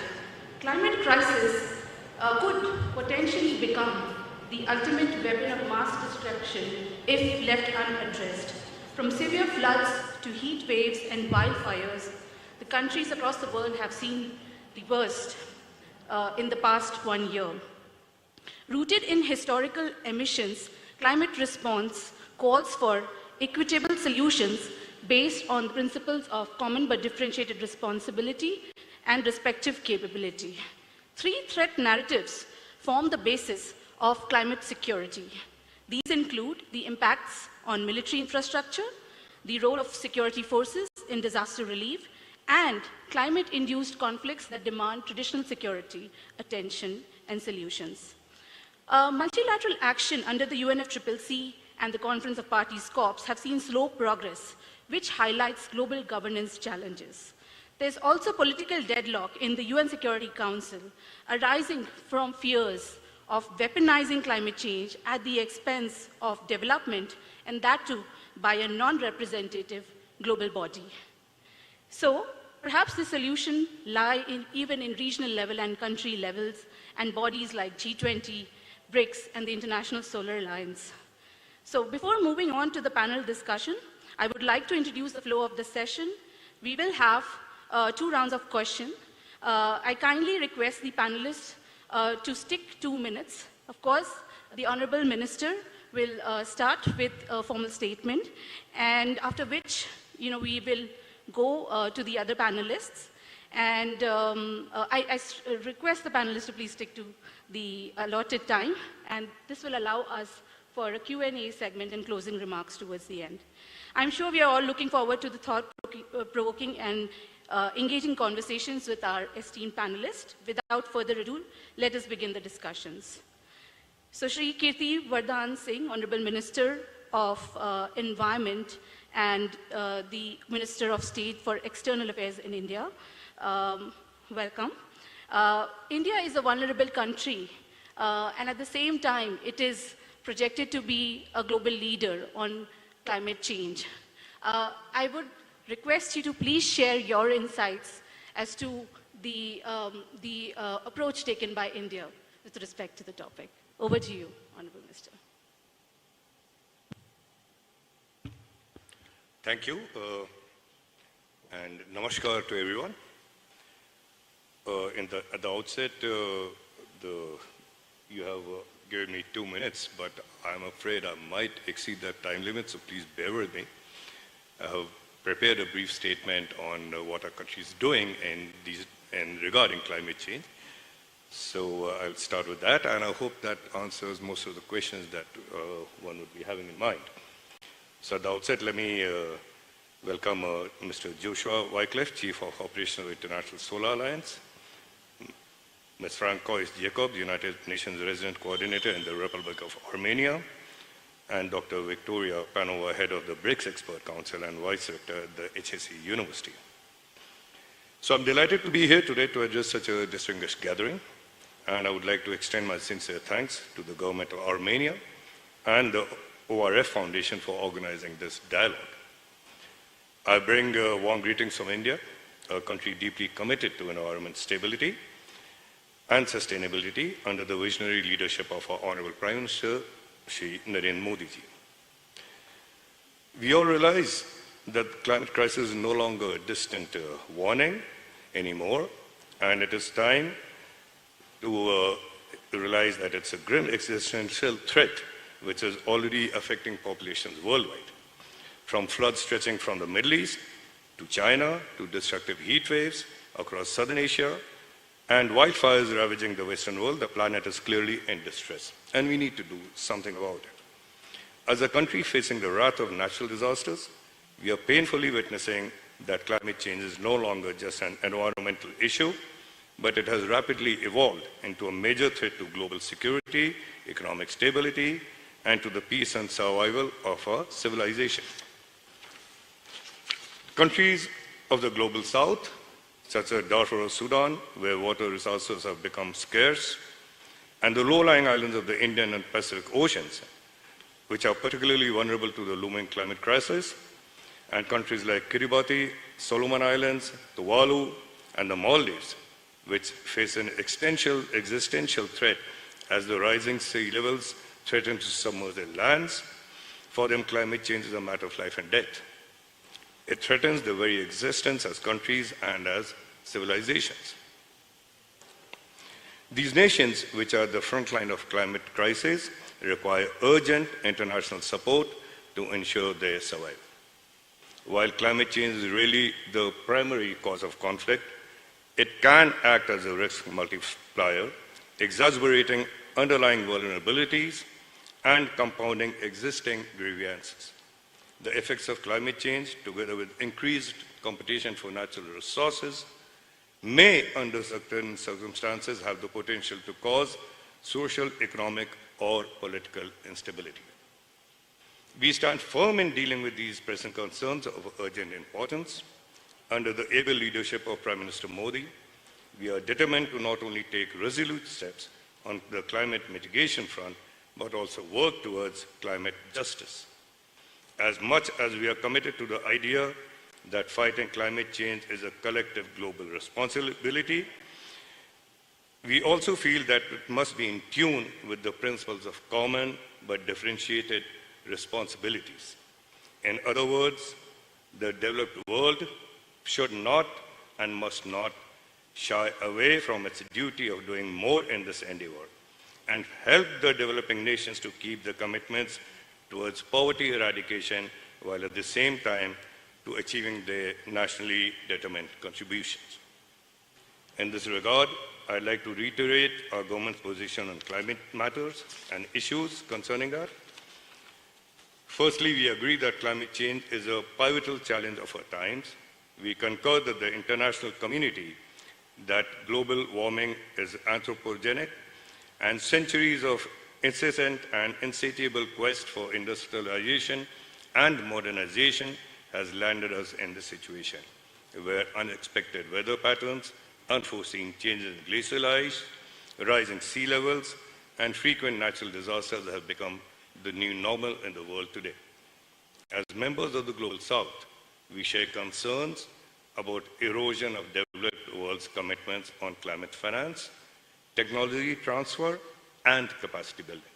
We stand firm that transformative mitigation policies and technology for adaptation are a necessity, and that the developed world has a responsibility to share technological know-how and resources in dealing with these challenges. Under the leadership of our Prime Minister, India has embarked on a transformative journey towards sustainable development through comprehensive and visionary climate initiatives.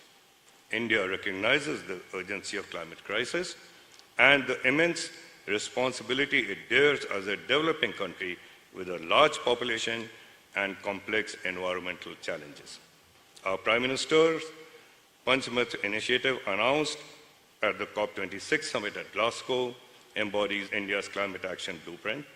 This strategy includes our five-fold commitment towards, number one, reaching net zero emissions by 2070, reducing the total projected carbon emissions by 1 billion tons by 2030, generating 500 gigawatts of renewable energy by 2030, and increasing the share of non-fossil fuel energy capacity to 50%, and lastly, reducing our carbon intensity by 45% by 2030. Our ambitious goals are complemented by other transformative initiatives, such as the International Solar Alliance, which was co-founded by India and dedicated to expanding the use of solar energy globally. We stand committed to moving away from non-renewable to sustainable, renewable, and clean sources of energy by 2030. Another example of our steadfast commitment to fighting climate change is our Mission Life, which basically means lifestyle for environment and promotes a sustainable way of life rooted in mindful consumption and with environmental responsibility. As our Prime Minister has aptly said, while we may be used to having Plan A and Plan B, there is no Planet B. We only have planet Earth, and so we must remember that we hold this planet merely as trustees for our future generations. This profound statement underscores the reality that climate action is not a choice, but it's an urgent necessity. More importantly, it is a moral responsibility towards our future generations. This is a principle India as a wish bandhu follows, and we have to work as one family, one community of nations in dealing with these transnational challenges which transcend national boundaries and affect populations across the globe. I hope that during our deliberations today, we will have open, candid, and frank discussions on whether multilateral institutions such as the UNFCCC and the COP meetings can strengthen their mechanisms to address the cross-cutting impact of climate change. And in our discussions today, we must examine whether our existing multilateral governance architectures are agile enough to effectively grapple with the evolving climate-induced security challenges. Our collective goal should be to ensure that global climate governance mechanisms evolve to not only mitigate climate impacts, but also adapt to them in real life. Green financing, technology transfers, and knowledge sharing must be at the core of our cooperative efforts.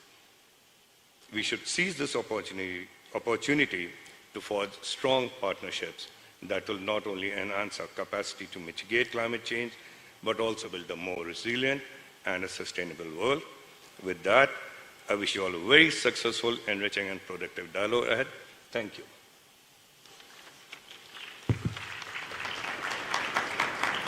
Thank you so much, Minister Singh, and also for highlighting the importance of means of implementation, where we do see a lot of erosion from the global north. Also, thank you for highlighting the importance of adaptation, which is indeed very important when it comes to climate security. I would now like to turn to our next speaker, Mr. Dimitri Mariasin, who is the Deputy Executive Secretary of the United Nations Economic Commission for Europe. So, sir, your first question is, how is UNECE addressing climate-linked security risks in fragile and conflicted areas in Europe and the neighborhood? Thank you very much. And it's a pleasure for me to be here as part of this distinguished panel. I think before addressing your direct question, we need to agree on what we mean by climate security, because one can talk about politics of climate, one can talk about climate and security as an agenda for discussion, or one can talk about actually climate security, rather climate insecurity, which is prevailing globally and making lives of millions of people around the world miserable. Let me start maybe with the last bit. 40% of the world's population are considered highly vulnerable to climate change. This is the latest IPCC data, and we're not talking about a marginal problem here. We're talking about a global risk of the magnitude that we have not faced. 8% of GDP is one of the estimates, is the cost associated with addressing the climate agenda in developing countries alone. And then we know that these figures translate into human lives and tragedies. Let me bring it to the region that you asked me about, though the difficulty for me, of course, is that UNECE covers 56 countries from Canada to Tajikistan. So when I pick examples, I can be quite creative. But let me start with giving you the example of Central Asia, the neighborhood for this region. Over the past 50 years, Central Asia lost 1/3 of its glaciers. And it's not just about glaciers, it's about ecosystems, livelihoods, and a way of living for millions of people. According to some estimates, there are some 2 to 3 million climate migrants already in Central Asia. So we are talking about a set of insecurities that then translate into what many call a propensity for extremism in the region, what many call the crisis of illegal migration in some parts of the world. But we do need to remember that underlying conditions are poverty, inequality, and deprivation, and very often they are driven by climate change. So now, if we talk about climate security, we can talk about what climate change actually does to the economies and the societies. And here we need to bring such examples as the drought in 2023 and I bring another example from our region, in France, that has led to a country actually temporarily halting its nuclear reactors. We bring the examples of transport corridors, a lot of talk about the Trans-Caspian corridors, various routes, alternative supply routes to Europe in the context of the war in Ukraine, and yet nobody is actually considering, well, we do at UNICE through our International Transport Observatory, what is going to be the impact of climate change on the routes of corridors being developed now. So we need to now be looking at the future of energy mix. Nuclear or not is a choice you cannot just make on economic or ideological grounds. Transport corridors going via one country or another is not just a choice you can make geopolitically or purely on economic grounds. You would need to consider, and we do this through a GIS-based application where you put a layer of climate risks, be it drought or flooding. You need to consider climate risks. But this is not all. And I leave you with the thought that, and I'm happy to continue in the second part of the panel, that you need to actually evaluate also the choices we need to make in our economies and our societies to address the impact of climate change. And here, and I will speak about this, water is the key question. Water scarcity is going to be potentially a make it or break it for humanity, and it is directly linked to both the effects of climate change and also what choices we will make to respond to it, especially for climate change mitigation. And another one is critical minerals. The world faces a literal dilemma. If we have if we need to quadruple green energy production, including e-mobility, does it mean we need to potentially triple the mining of critical minerals in some of the most vulnerable and poorest countries of the world? So I'll leave you with this thought, and in the second part I'll be happy to give you some examples of our work that addresses these issues, including through regional cooperation. Thank you so much, Mr. Mariason. And thank you for sharing UNEC's effort of integrating climate risks in infrastructure and transport corridor planning. We will now go to Mr. Joshua Wycliffe, who is the Chief of Operations Officer at the International Solar Alliance in India. ISA, as you all know, is an international intergovernmental body. So Joshua, your question is, India has been advocating, and ISA also has been supporting the idea of one world, one sun, and one grid. So and in the morning discussions also we saw how connectivity is one of the key pillars of regional cooperation. So what is ISA doing in terms of the regional infrastructure around solar energy? Thank you, moderator, and I also want to thank the government of Armenia and ORF for having us here for this event, today's event. We're grateful for giving us an opportunity to come here and share our experiences. The One World, One Sun, One Grid, shortened by the name OSHWOG, was the vision that was set by one of the co-founders, that's the government of India and the Prime Minister Narendra Modi.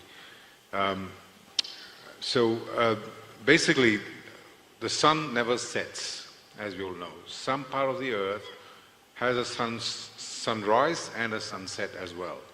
So that was a basic principle of how we could utilize and maximize the sunshine. And that, of course, with the addendum of having the opportunity to be able to store electricity from solar means, was the way forward. So countries are coming in, but with a world filled with geopolitical issues and other factors that govern, it of course has been taking its own time. But the successful thing that's come out of it is the modeling that goes from OSHWOG is to be able to cross-border trade. And I'm going to go a bit further into it. If you have to trade power or solar energy across the border, you must have security, energy security yourself. You must have sufficient for yourself and your populations to that extent that you're able to sell or trade what is surplus within your borders. So to be able to do that, if we can realistically ask ourselves how many countries today can have its own and fulfill its own requirements before exporting, we are still learning. We're still the curve is growing as we learn every day, day in and day out. So I was also going to go into further the political stability of a country to be able to achieve energy security within its borders has several factors. I'm just going to talk about one, which is basically the lesser the socio-economic grievances, the lesser the inequality, the lesser the poverty and marginalization, the quicker you become energy secure within your borders. I was going to give an example. I was posted as Secretary of State for Environment for one of the small island states from my government.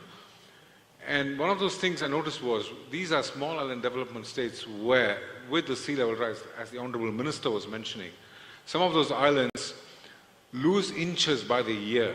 The coastal erosion happens so bad that on a night when there is a huge king tide, waters rush into your bedrooms, washing off cattle, properties, and lives as well.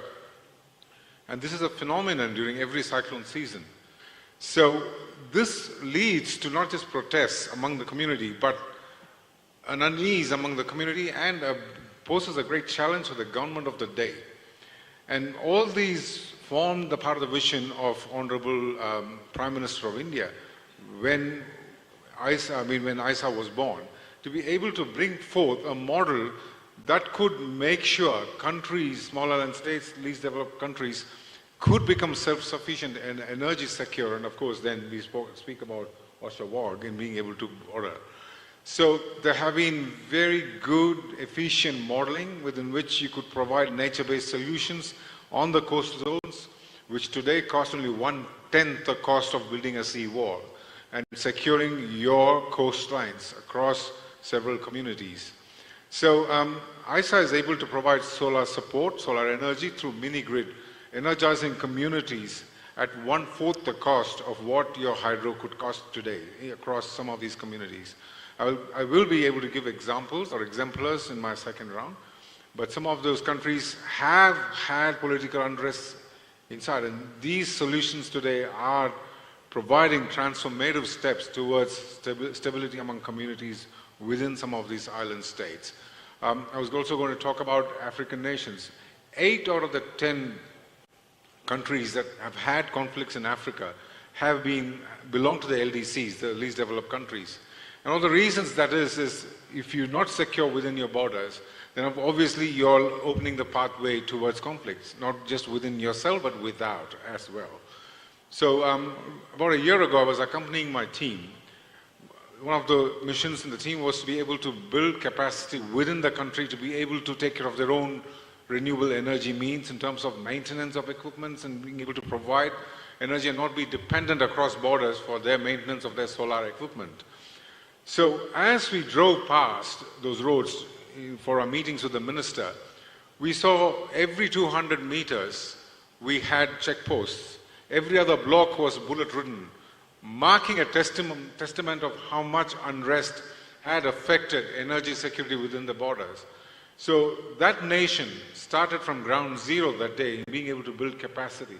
Today, it can boast of 60% capacity to fulfill its own solar means, and it's in the forefront of states that have faced conflict but today are on the pathway of recovery. So it's in these areas of conflict, in these areas of difficulty and challenging times that the International Solar Alliance is able to provide that kind of intervention so that the nation becomes energy secure within its borders. Thank you. Thank you, Joshua, for talking about how important energy security is and the work ISA is doing to ensure energy security, including in conflict areas. So I'd like to move on to the next speaker, Dr. Fabrice Poulenc, who's an associate professor and research director at the University of Lyon 2 in France. So you work a lot on Middle East region. So how do you foresee climate change and climate-induced migration intensifying political instability in an already volatile Middle East region? Yeah, thank you for your invitation and this question. Yeah, climate change become a very new important parameter in geopolitics. And this morning we spoke about the crossroad for peace, and we haven't speak about the climate change and the conflict who could damage this project. It's something that Armenia should take in consideration with the example of Middle East, for instance, because Middle East is a major crossroad in the world with the Red Sea, but also with the Silk Road, and the new corridor, India, Saudi Arabia, Mediterranean Sea, and one corridor from the Gulf to Turkey through Iraq, who is under building. But how to be a crossroad in stable environment, and stable environment provided by climate change, because Middle East is facing major security challenge from its vulnerability to climate change and violent conflict. It's the world's most water-stressed countries. Water is rationing in many countries like Iraq, Syria, Jordan. And this is creating, of course, migration, not international migration too much for the moment, internal migration, but this internal migration are damaging the stability of the countries. Many countries are vulnerable because of their weak adaptive capacity to climate change. It's the case, of course, of Syria, Yemen, because they are still in civil war, and you have no more governance, no more state able to help the population to rebuild their home, their economy, or if people rebuild, it's without any consideration for climate change. I was last year in Raqqa, in Syria, a very famous city because it was under the control of Daesh. People rebuild the houses, and you need AC in summer, you need cooling in winter. They are sacrifice the environment just because they need to survive. And so today, Syria, it's an end way for any crossroad in the area because of this local instability, because this about the huge number of IDPs who are in the country, more than 6 million, and this is not sustainable at all for everybody who would like to invest in the country for make a road. There is a lot of speculation about the Chinese road for Syria, but it's not possible at all in such situation. Another case, very interesting, it's the case of Iraq. Iraq is a wealthy country, but unfortunately the governance is weak, and there is no vision, there is for the future, there is no adaptation to climate change. I visited the city of Basra this year, south Iraq, where Iraq and Turkey and Gulf countries want to create this huge corridor from the Gulf to Turkey and Europe. It's not anymore it's not anymore Mesopotamia. It's not anymore agricultural land. It's just salty and dry land. If you visit this area of Iraq, it's a disaster. You will be very surprised by the disaster. So the most of the rural population is moving to the city of Basra. Now Basra is probably 5 million of people. And a few years ago, you have huge demonstration because you have salty water, you have no electricity. What does it mean in summer where it's up to 50 degrees during months? It's impossible to live in Basra without IC and without electricity. So the governor of the city finds a solution. He's providing now electricity 24 hours to the population for free. For free. What does it mean? People have IC, even in sustainable settlement. They don't invest in good housing able to prevent the houses to be hot. It's just unsustainable, very costly and unsustainable. And what will happen if you have an electric shutdown during summer because people use too much electricity?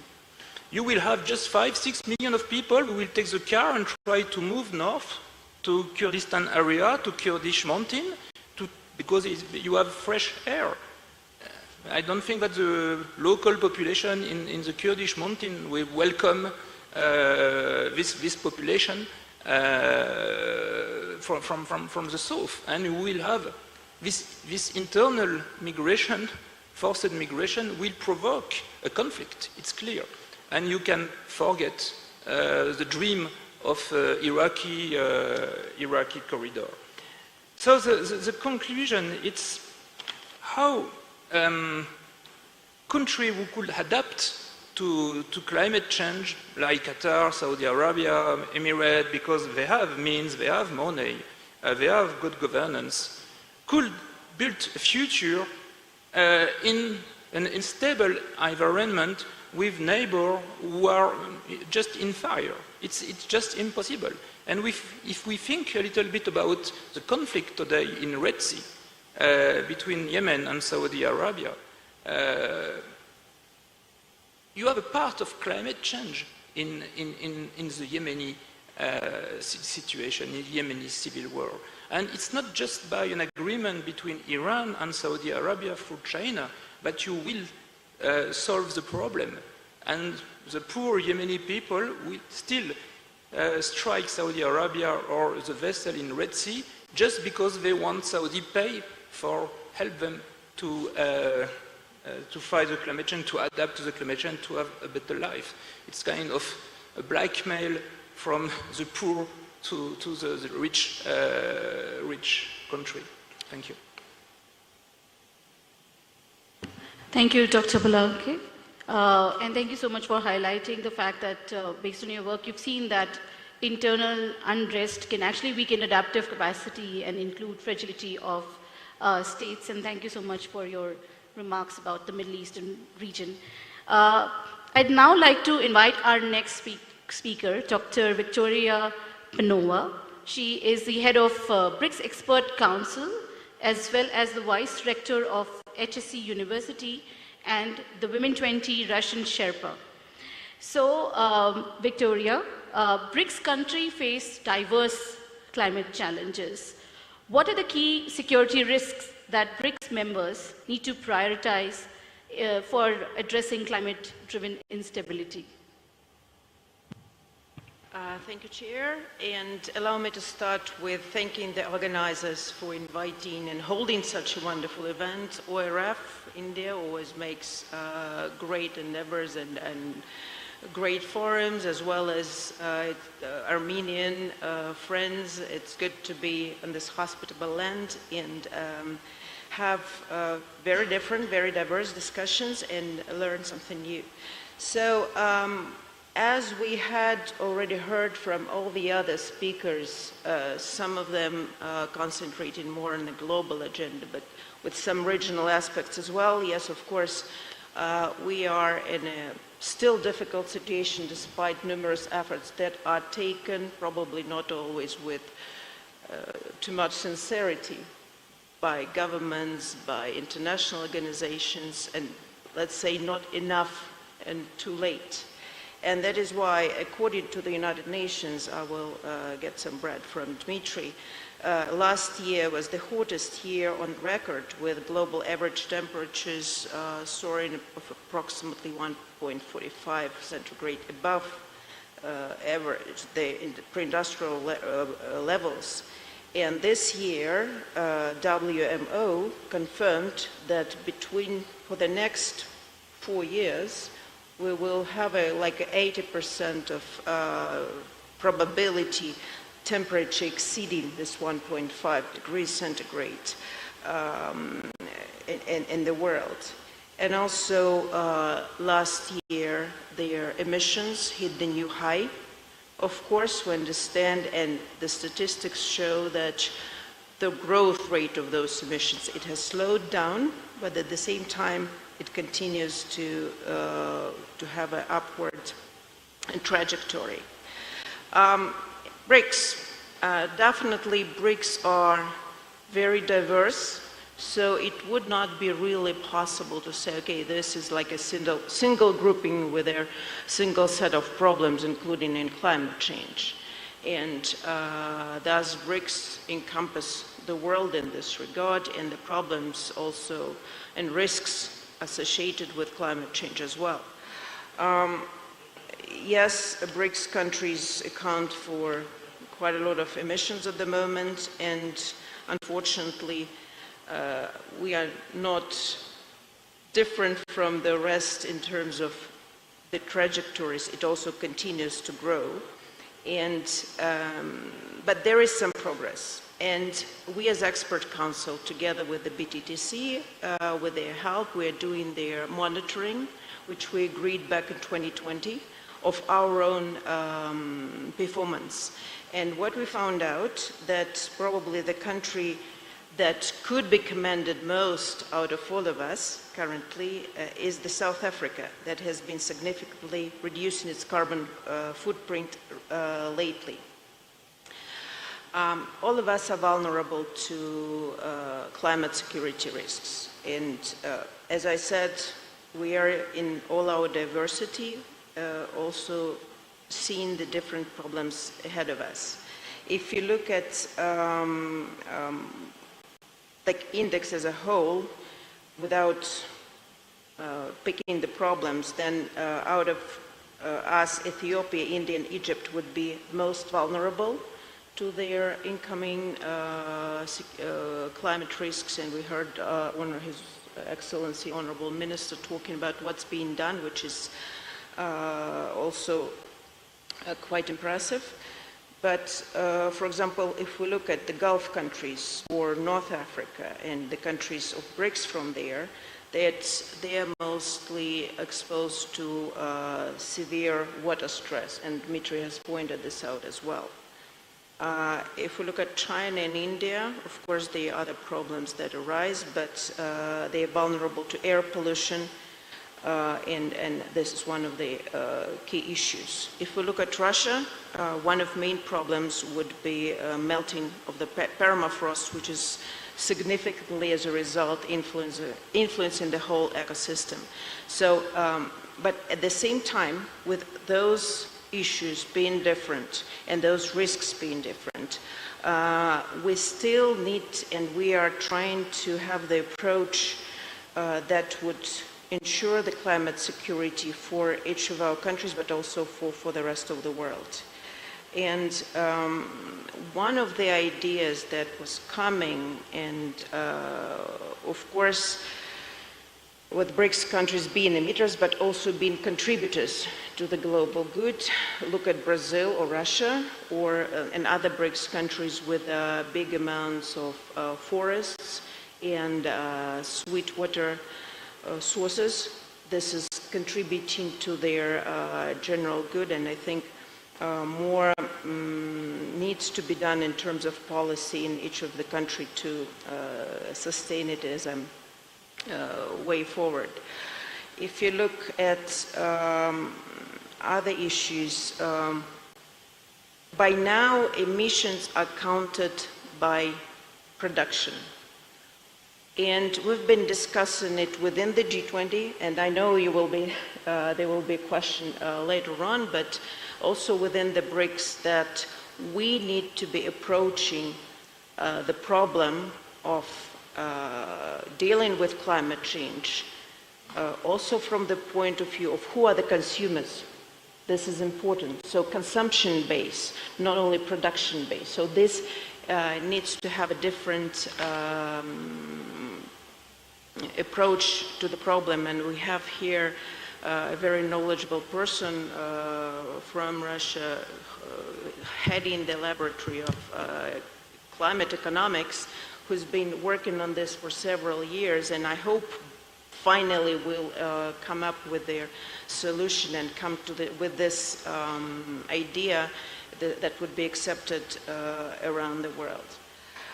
Another set of issues is that when we talk about climate change, it's often, and it is one of the associated with their energy transition and energy resources, and what is happening in BRICS countries is that a lot of those are relying on carbon fossil fuels. We look at South Africa, we look at India, even China, a lot of coal is still used.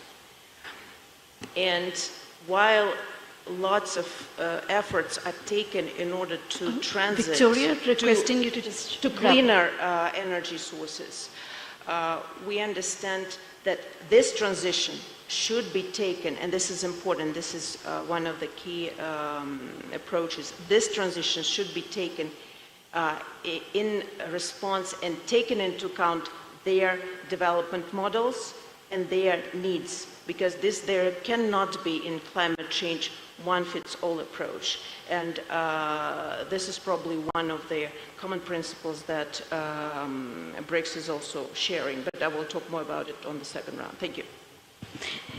Thank you so much, Victoria, and thank you so much for highlighting even issues like permafrost, which, in fact, are quite important in this discourse. I just want to, I think, considering that, we are severely running out of time, and that most of the speakers really overshot the time by almost double, I think we can take a round of questions, and I'll add my own questions to the audience question and pose to each one of you.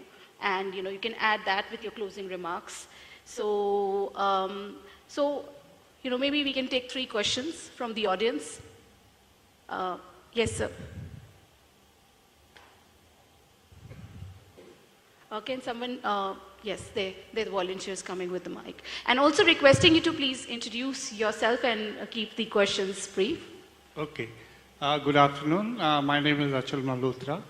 I'm former Indian ambassador to Armenia and Georgia. First of all, thank you very much to all the distinguished panelists for their insights and educating us on a very important issue. My Honorable Minister has dwelt at length many aspects of this issue. Fortunately, there is an international consensus that climate change is no more a myth, it's a reality. We also have a consensus that it's a collective responsibility. And also, there is a sort of acceptance of India's position that the developing world, it's a common but differentiated responsibility, and the developing world must come forward.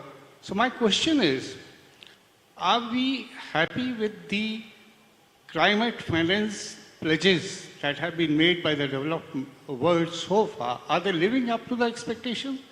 Because this is a global problem.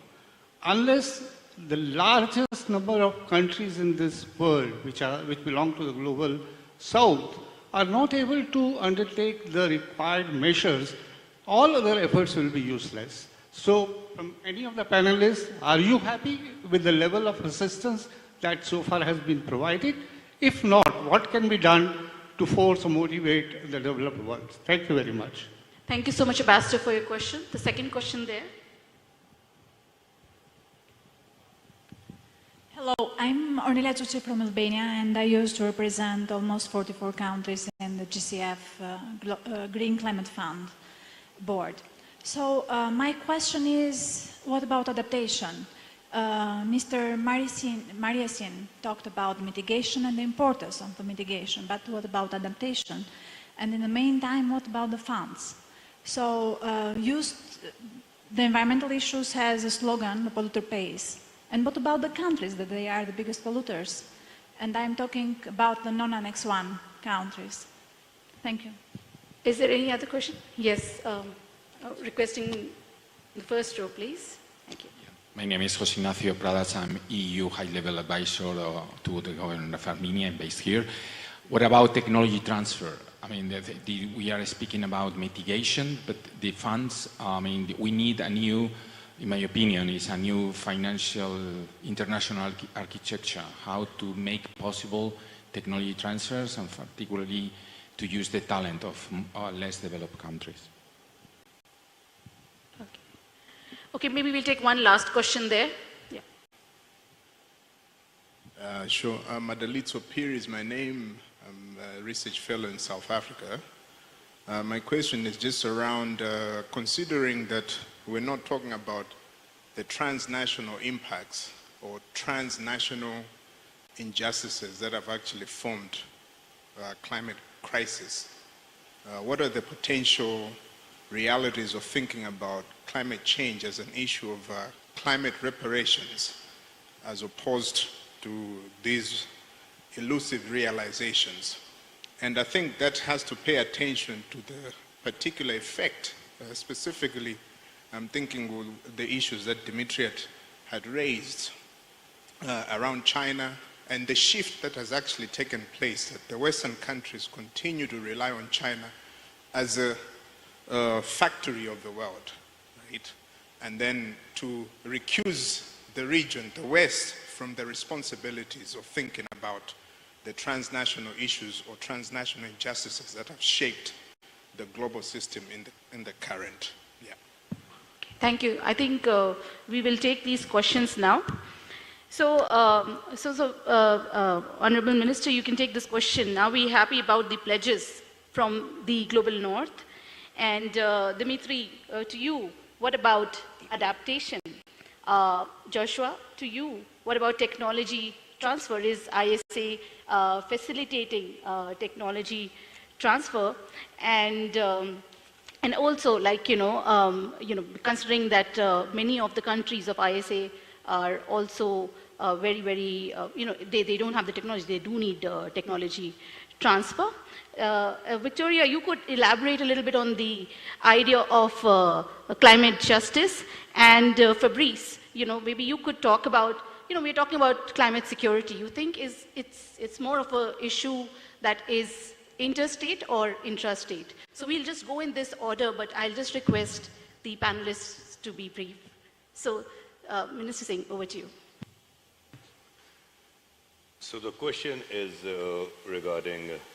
Are we happy with well, if you really want me to put it in black and white, the voice of the Global South, we are not. We started with the initial figures of 100 billion, but the latest IPCC report has clearly stated that it'll require around $4 to $5 trillion for the developing nations to keep up with their mitigation and adaptation strategy. Well, we all know the figures that are already there and what we have expected and what we have got as nations. And I really need not contemplate on it further. We need to continue to negotiate at the forthcoming COP meetings, especially in regarding the principles of CBDR, where we talk about the common but differentiated responsibilities in accordance with our respected capabilities. So the developing nations, in my view, definitely need that finance and technological support so that they can meet up with their targets. And I think that is a hard reality. I would also like to address a few other issues that have been raised by the panelists regarding security, climate security. I would like to point out that our country is majorly an agricultural country where more than 50% of our population are engaged in agriculture.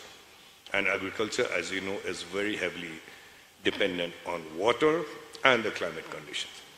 We are already undergoing a very harmful climate change, which is affecting our agriculture produce.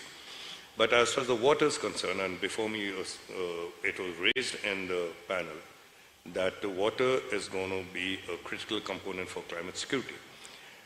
Most of our rivers have their sources in the Himalayas and are outside the national boundary.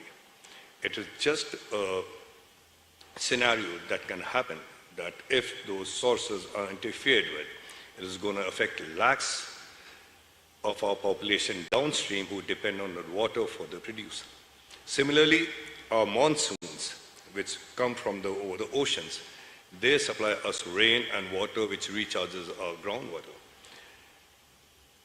The ocean is an international territory, and if a country, at the pretext of, let's say, carrying out experiments or studies, seeds those clouds before they reach our shores, and those clouds drop the water in international waters, Is there an international mechanism or rules to address these kinds of questions that can come up in the future?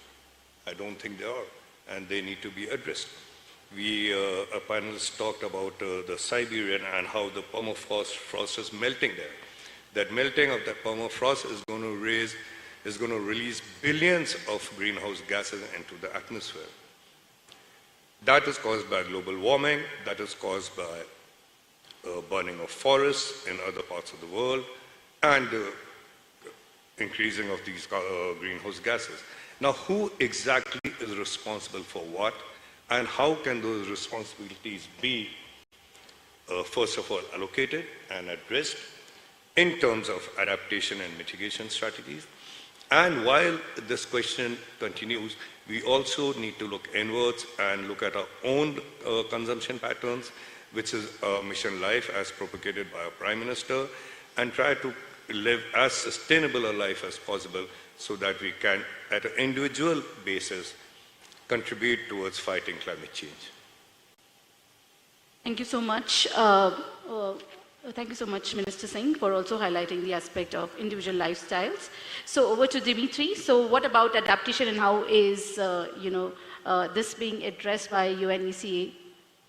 Thank you. Before I go to adaptation, though, I want to pick up on the comment about transnational reparations. I think before we talk about reparations, we need to talk about more transnational cooperation. There are mechanisms, there are solutions, there are legal frameworks that actually allow, for example, countries sharing basins, lakes or rivers to cooperate, including on the most acute climate-related issues. And UNECE, of course, hosts the Water Convention, which is now global, covering countries in Africa, Latin America, and Southeast Asia, and of course many in Europe. And we have seen how countries cooperating on these issues within the Water Convention can achieve results. I'll give you an example from outside of our region, where in 2020, Brazil, Paraguay, and Argentina used the principles of the convention to establish a regime of operations for the Itaipu hydroelectric dam. That has already led to more cooperation, to practical results through so-called water windows. Agreeing on water use helps address intermittent shortages and water stress. This is one of the very specific ways in which, through the Water Convention and related basin organization instruments, we can address climate change adaptation. So can we do more, including in this region? Of course, we know that Armenia is not yet a party to the Water Convention, but we are very reassured by the recent steps taken between Armenia and Georgia, for example, to start working on the monitoring of some of the shared rivers. This is a very welcome step, and we can do more. On adaptation further, on energy, I mentioned before the resilience of infrastructure. So we have launched a coalition for disaster resilient infrastructure, as part of which a community of practice on resilient infrastructure for energy transition. We need to be seriously considering the effects on climate change on production. And if the Honorable Minister permits me, the example I have in my talking points is actually from India. The devastating glacial lake outburst flood in Teesta Valley resulted in the loss of 1,200 megawatts of generation capacity within 1 hour. What country on earth is ready for this? What kind of investments and what kind of investment strategies do we need to foresee such eventualities, prepare, build scenarios, and then build in agility in the way the water, energy, and food security nexus is managed? Because ultimately what we're talking about here is how do we manage the water, food, energy nexus to prevent the worst of the climate disasters affecting millions more people than they are already affecting today. Thank you so much, Dimitri. Over to you, Joshua. What would you like to add on technology transfer? Sure, thank you. One of those things that is very crucial for cross-border capacity building is being able to establish technologies elsewhere. Technology that has been successful in one country, being able to transfer it to elsewhere. If you looked at India, when India started its renewable journey, and today, if you look at the cost of energy per kilowatt, it's gone down by 4 times, making it so attractive. It's all because of 2 things. One is the policy, the role that policy played on India, and then how this could be transferred to other countries. A lot of countries still today struggle with the lack of policy to be able to attract international investment. The lady in white asked about financing and funding. So crucial is when you have the technology and when you're able to show a tangible model on the ground with a successful technology and a successful policy that wraps itself around the technology, the sky's the limit. You're able to showcase that, sell that to multilateral banks and even organizations like the GCFs and the JEF and all these organizations, because they all want to see something that has a touch and feel before they open their wallets. So it's very important that you are able to, and I give you a lot of these exemplars that we have at the International Solar Alliances. The most recent one is, I was aware of a small island state where there was racial disharmony within one community.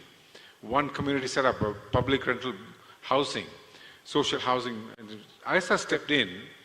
I was able to, and one of the key issues there was the lack of electricity, consistent electricity. So we were able to come in with a mini grid solution to be able to provide non-stop power supply to that family and reducing the cost of power by half or less than half. So one of those things was the technology that worked in universal access within the Indian small community villages was directly uplifted, and with modifications, slight modifications that were done, we were able to put it in place for the small community of 72 households in one block. Today, the moment we hadn't even completed, we were in talks with the government to be able to look at their policy tweak with the Energy Act. And one of those things was, interestingly, their supplier, which was a state-owned entity, was also the regulator. So you couldn't have your supplier and the regulator doing the same thing. So there was a monopoly there, blocking international investments. Some of these issues through policy changes, review of Energy Act, simply changed, and we had a lot more investment. One investor came in with $378 million into one project within 6 weeks of changes being announced, number one.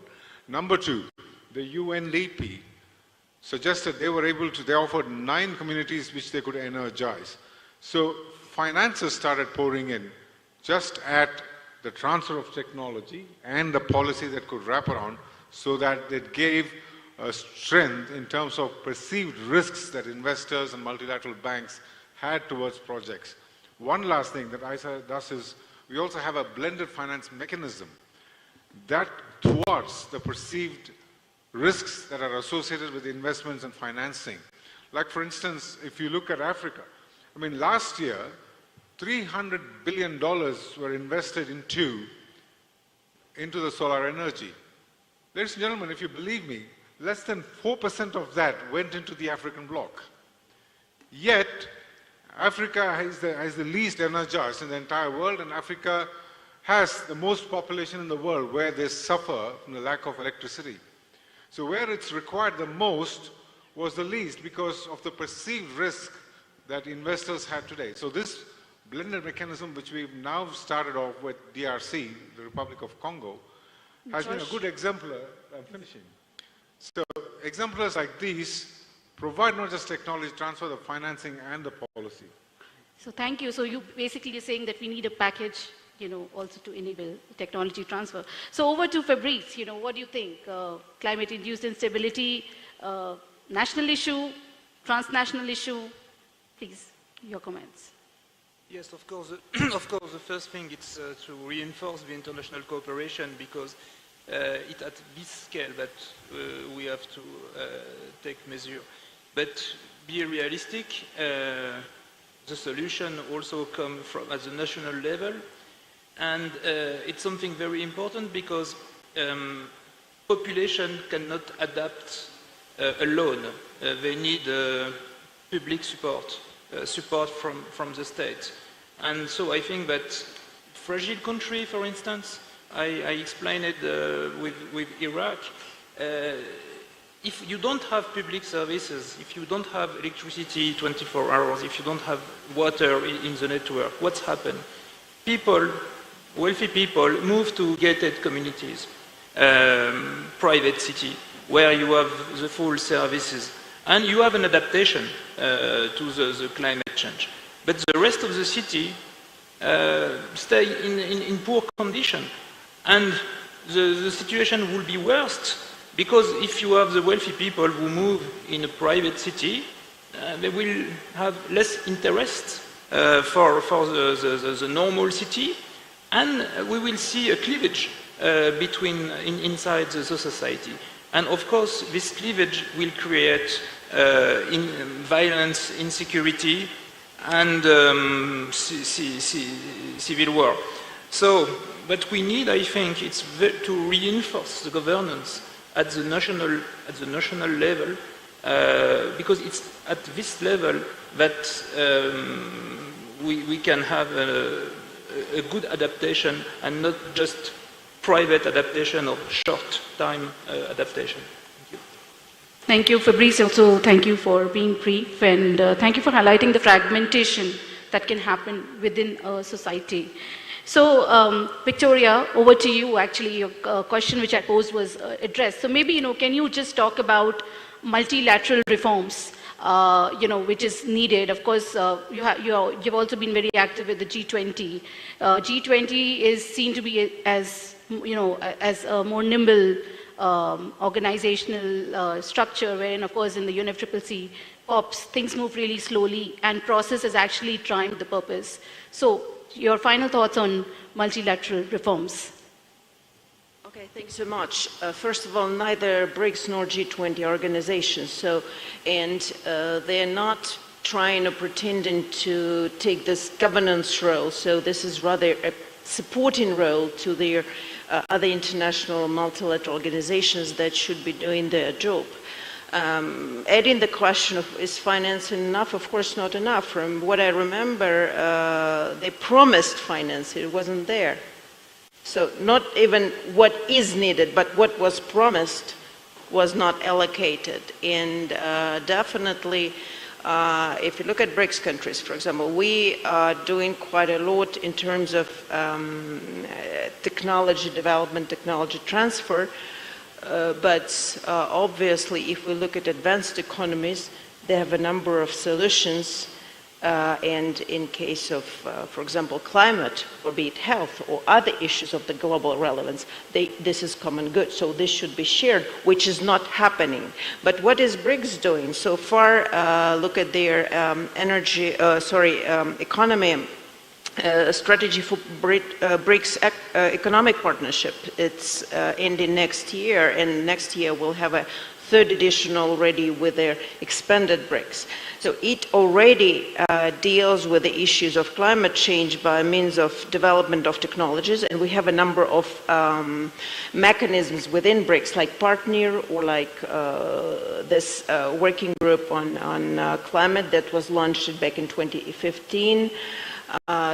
Together with the ministerial, that are dealing in part with those issues. Another one is mobilization of funding for green transition. And as I said, this is not enough just to have funding from the BRICS. We need advanced economies to join in.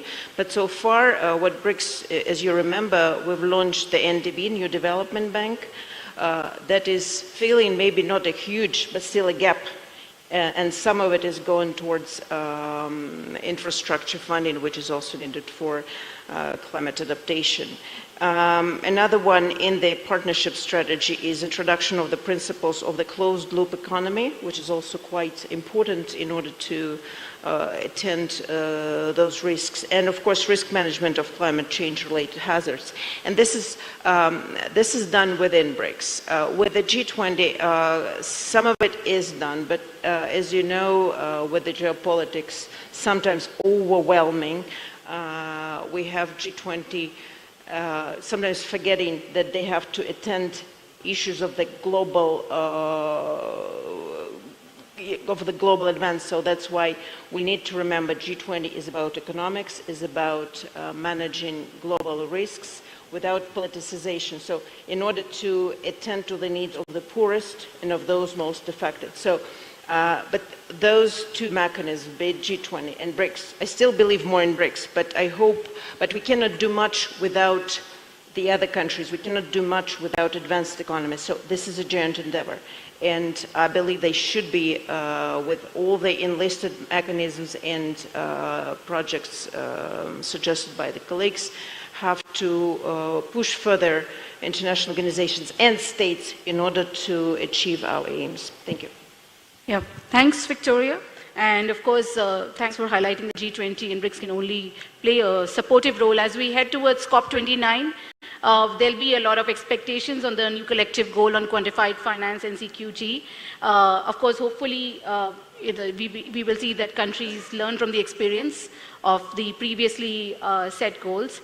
But yes, as we come to an end to this discussion, we do see that climate security lies deeply in the intersection of traditional and non-traditional security, particularly energy security, infrastructure. So these are like the key issues that came forward from these discussions. Of course, there remains the issue of river countries that share river boundaries, the upper riparian states and the lower riparian states. And let's see, whether these are best solved bilaterally or through a multilateral body.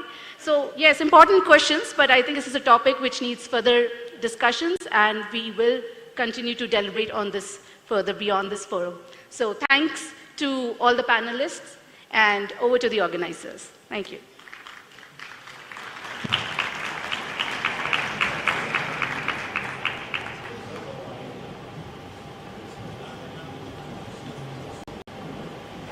Thank you all. Could we request you to remain seated? We are moving into our next session directly, which is a very exciting session on the future of work, paycheck, protections and purposes, and purpose. My apologies. Could I request our audience, ladies and gentlemen, excellencies, to please remain seated, and may I invite our speakers on stage.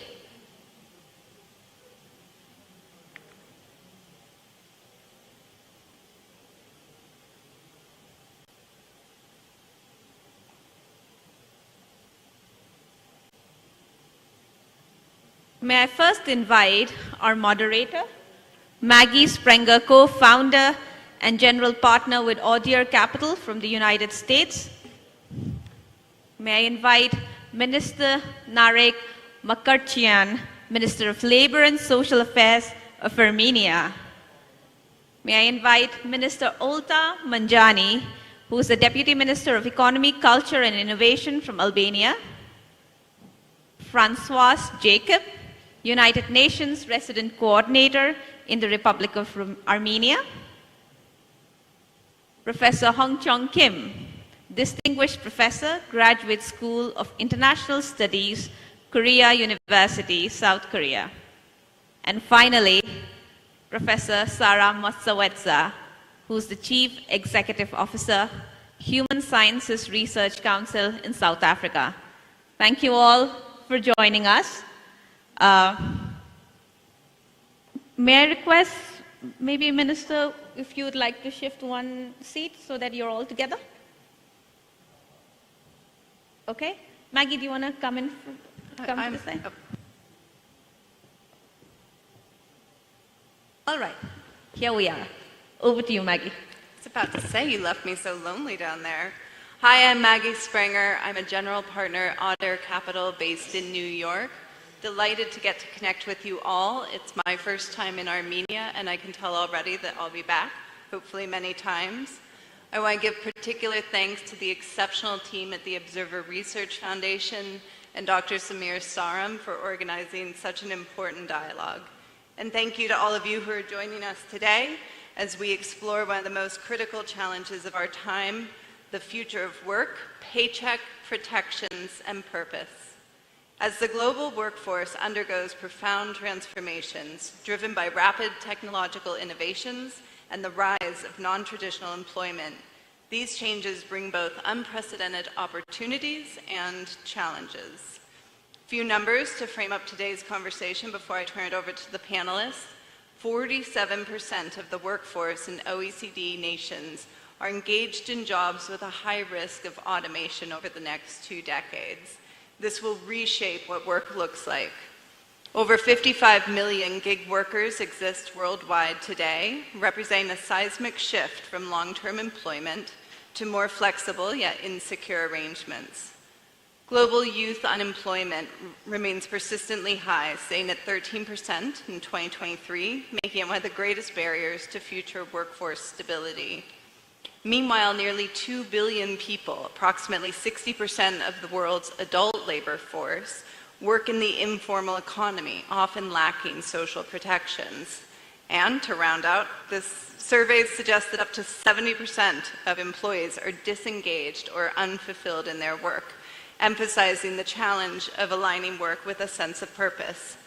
As we dive into this conversation today, we'll explore the delicate balance between income security, ensuring social protections, and fostering a sense of purpose in this evolving landscape. I will be leaving 15 minutes for questions or engagements from the audience at the end, so start thinking of questions. I look forward to hearing from our panel.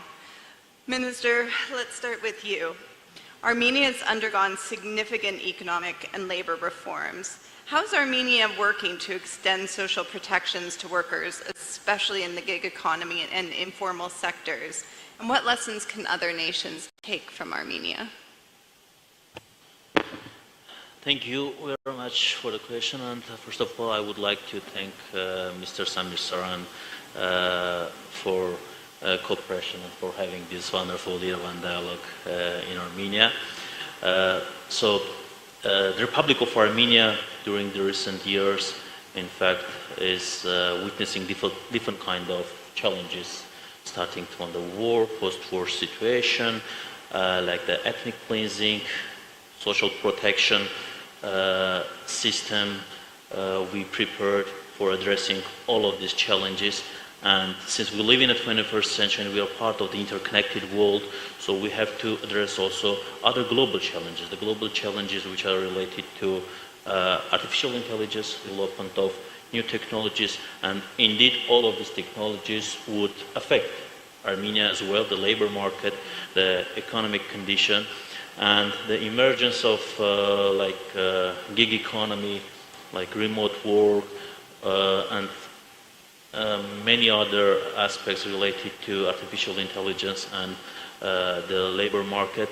In fact, it was signal for us that we have to act in accordance with the global transformations. Otherwise, we will create a lot of problems, not only in the social protection system, but also in other aspects of our social life.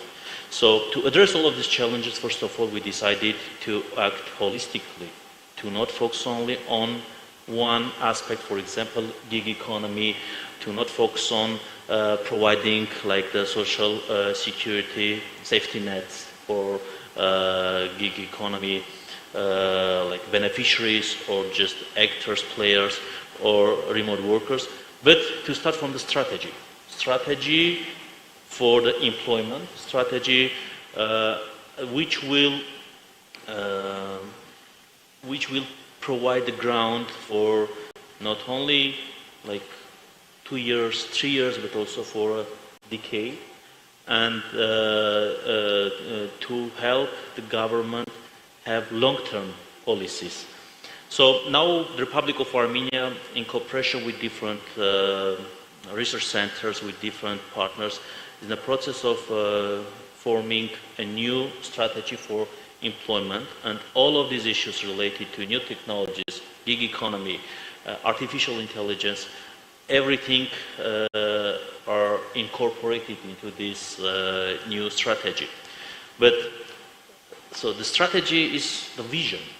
We have to also change our legislations in order to have everything in accordance with the global demands. That's why last year we amended the labor code of Armenia, and we changed 40% of the labor code, trying to make our policies and legislation in accordance with the global changes. For example, during the COVID, we understood that we need to have regulation for the remote work, but we didn't have legislation for that. So we changed the labor code in order to have everything so the frameworks for that, and for example, to have also digital tools for having like employment agreements, etc. So, but still there are a lot of challenges that we have to address. For example, so the workers, for example, digital nomads, how they should make sure that living in Armenia, working in Armenia, they should have socially protected. What kind of social protection projects will offer? Everything so will be addressed in the strategy of employment that now we are working on, and we have target groups, and in that target group, so we should focus on different different processes. For example, one of the target groups is the young adults, who are not in education nor in employment, so-called net. What should we do? We have to provide successful, certified, like immediate upskilling and reskilling projects for them. And now, according to different reports, the skills is becoming more and more important than, for example, get education and then go into the labor market, etc. Now we have to, because it will take much time to spend on education for this targeted group. The second targeted group is, even if we can, for example, support them to get engaged into gig economy, like after having some short-term but very well-organized upskilling or reskilling trainings for them. Or the middle-aged women, 30 to 40 years old, that, again, we have to help them to make them an important part of our labor market. Despite we have some successful statistics, still we have to work hard in order to make them really important players of who should add like value and should play an important role for increasing the GDP. So we trying to address all of these issues holistically through the strategy, and from the strategy we will have new policies, new legislation, but we can't do it alone. We have to do in cooperation with the Ministry of Economy, with the Ministry of Territorial Administration and Infrastructure, and with the help of civil society and our international partners. Wonderful. I'm so glad you brought up strategy. Dr. Oltamajani, I'd love to hear from you about the current state of work in Albania and the Balkans more broadly, and then if you can focus particularly on the strategy that's coming out of your office and solutions that you can share with the room. Well, thank you for the question. Also, thank you for the invitation to this great conference. I would also like to thank Dr. Samir Saran for inviting me, and also the Ministry of Foreign Affairs for having me here. I think it's the best and the worst of times to talk about the labor markets today. The best of times because we have a lot of technological developments which have increasingly affected the labor market in a meaningful and helpful way, but also the worst of time because we need to catch up with the fast pace of the technological development and make the necessary adaptations of the labor market and of the labor force to be able to make use of these huge technological challenges and opportunities at the same time. And I would like to actually cite Ursula von der Leyen, in her speech where she addressed the State of the Union, where she perfectly described the state of the labor markets today. That was back in September 2023, but we are still facing these challenges. And she said, and I quote, "Instead of millions of people looking for jobs, there are millions of jobs looking for people." So it couldn't have been said better. This is the reality nowadays, that we are facing with a lot of labor shortages, but also skills mismatches. So we probably have a huge pool of labor force that is actually actually not doing the jobs that they're supposed to do, or the new type of jobs that they are emerging because of several factors. And I would like to mention three of them. First, the demographic challenges. The demographic challenges are closely related to the aging of the population, which is something that is actually being faced also by countries that were supposed to be young countries, young populations like Albania, and the average age actually is increasing with the low birth of rates, which is also another problem that many countries and the whole world particularly is facing, and also how to make use of the actual workforce and how to activate the whole workforce in the labor market. And the third one has to do with immigration. Immigration is something that is very typical for the region of the Western Balkans. It has to do with the historical developments, being former communist countries. We faced a huge immigration wave in the 90s, and we are facing another second wave of immigration, and this is very closely related to the fact that the whole Europe and the whole world is actually facing labor shortages. And the problem with the second wave of immigration is because the middle class is living in order to fill in these job vacancies in more developed countries. So this is also closely related to the fact that countries like ours, smaller and with lower wages, need to catch up in terms of the wages so that we can keep the skilled labor force in the country. Given these three elements, it is important that we address them with the right policies in order to have the right strategic approach. The Minister mentioned here a little bit the fact that and it's also typical for Albania that we have, and you also mentioned it, that we have a high rate of unemployment among the young people. In Albania that's also a problem, and particularly young people who are neither in education nor employment and training, the NEET category. And what we're trying to do in this regard is to implement a successful project that comes actually from developed European countries, more developed European countries.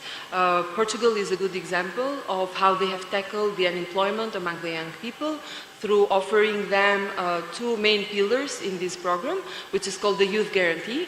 So the first pillar actually focuses on the employment opportunities and matching them with the right job, either through the first pillar or the second one, which focuses on reskilling and upskilling the young population by actually training them, giving them vocational education so that they can actually join the labor market with the new skills that are required, and of course with the digital skills, which is a very important element, as I said.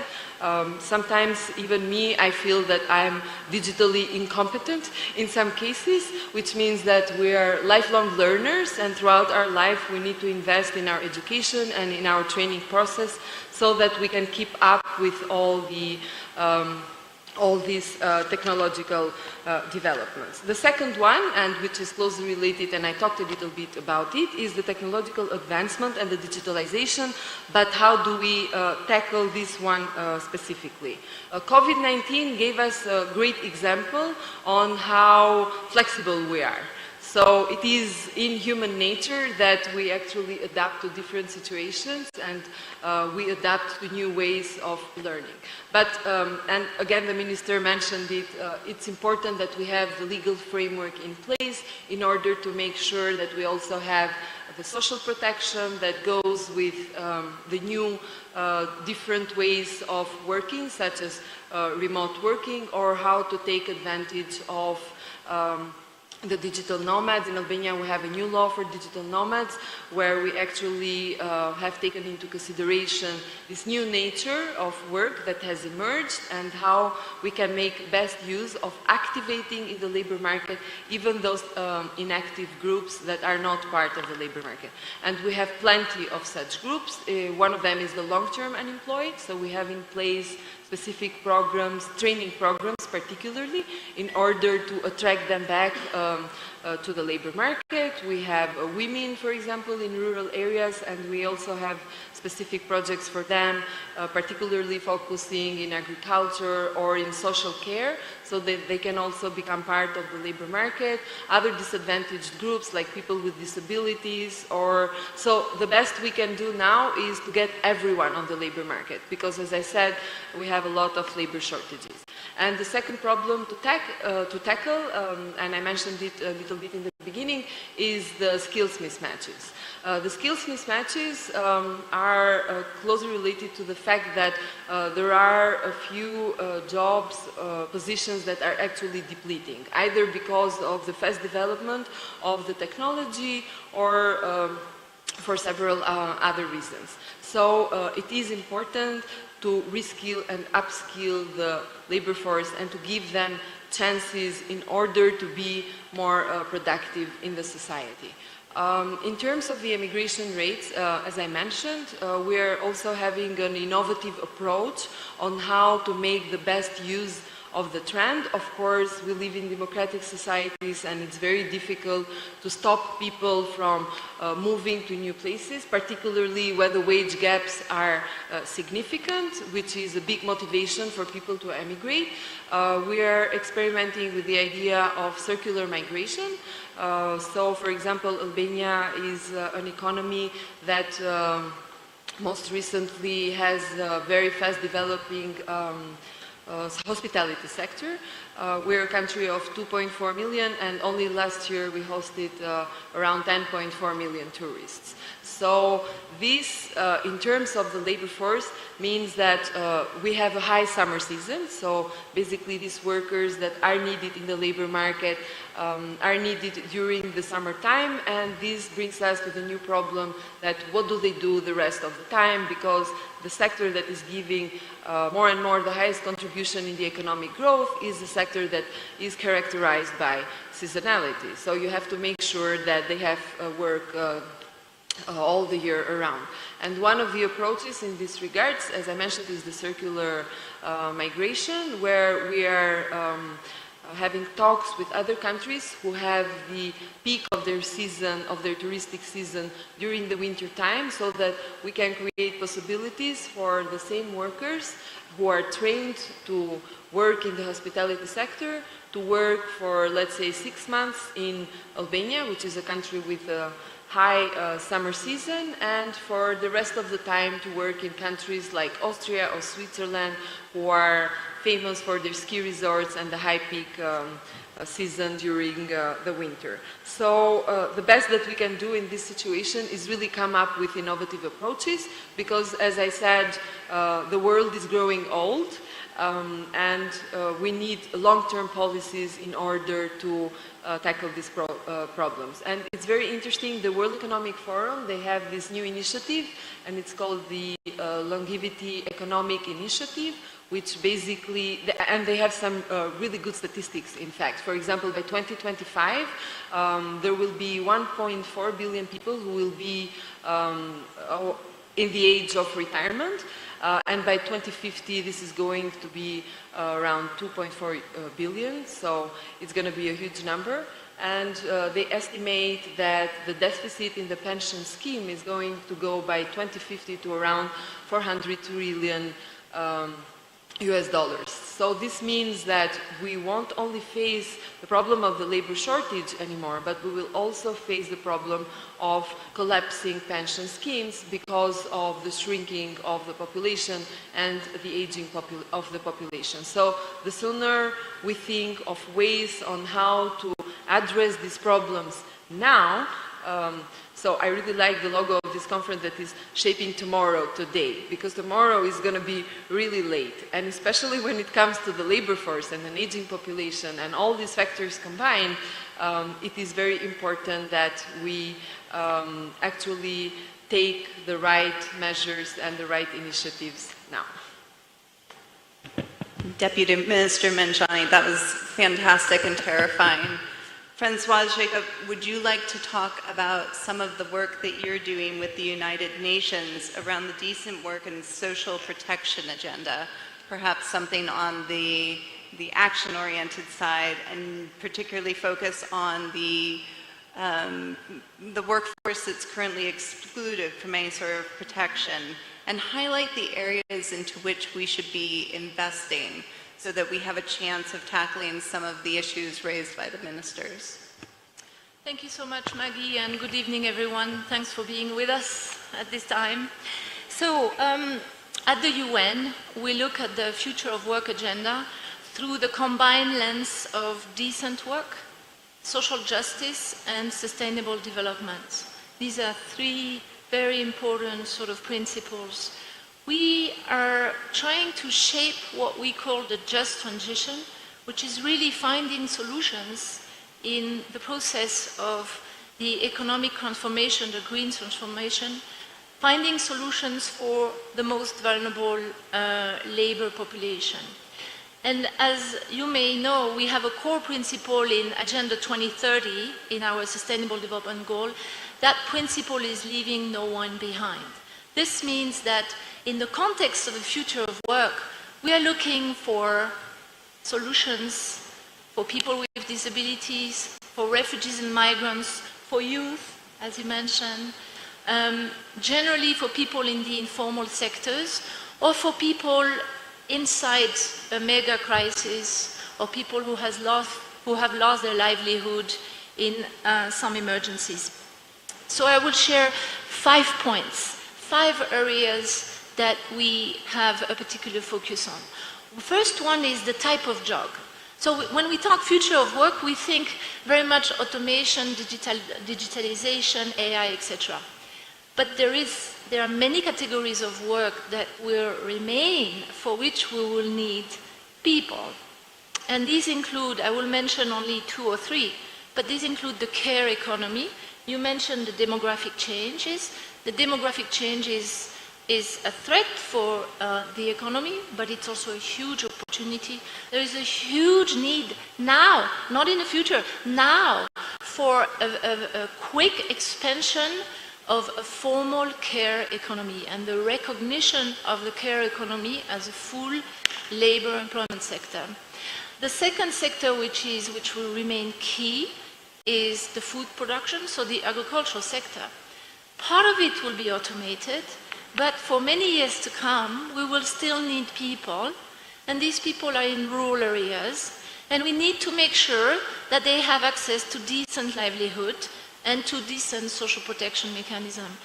And why I mention these 2 sectors is because we need to make sure that the young generations are also looking at these 2 sectors.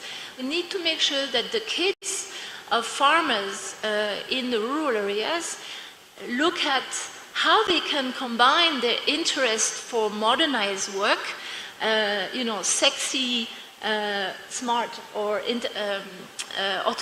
digitalized work, and still stay in their rural area. And so how do we connect them to smart agriculture, for example? So the green jobs are, we know the green jobs have a very wide category of jobs, and this is also very, it has a huge potential. I think in the UN we calculated that over the next 10 years we can create 60 million jobs just in the green area, which is, various waste management, food production, addressing the environmental challenges, etc. Why I say this is there is a risk that government focuses very much on the upper end scale of labor, of the labor sector where there is a potential for high productivity gains. But we need to make sure that we also plan for these other jobs, which in some of the markets in my country, for example, we have a lot of tension on the care economy because no one wants to work in it. The second point is on social protection system. And here, you gave some global numbers, Maggie. Here is 2 more global numbers. Only 45% of people around the world have access to at least one form of social protection. And only 1/3 has access to a comprehensive package of social protection. So it means that 2/3 of the world still is in need of basic social protection system. So again, when we talk about future of the work, we still have to work on the basics. And that includes that there are now many experiments in different countries, both in developing countries and in developed countries, on new ways of protecting the non-standard employment and of really moving out of informal work. This requires also a new way of looking at revenue collections, balancing social protection mechanisms that are of public nature or of private natures, looking at universal basic income whenever relevant or possible, etc. So still a lot of work to do on social protection systems. The third area I will touch very briefly because the two previous speakers have spoken about it. This is about skills. As Minister said, I think we are probably looking more into skill requirements versus degree requirements. And very important, we have to work a lot more on behavioral skills because what we know is the typical traditional career path is not likely to exist anymore the way it is. So we're going to have atypical career path. And to manage that atypicality, it means we have to manage uncertainties, change. We have to manage possibly conflict better, conflict in the workplace. And so these are typically behavioral skills that in a traditional MBA you might not learn. And so this is really important. The second thing is the lifelong skills.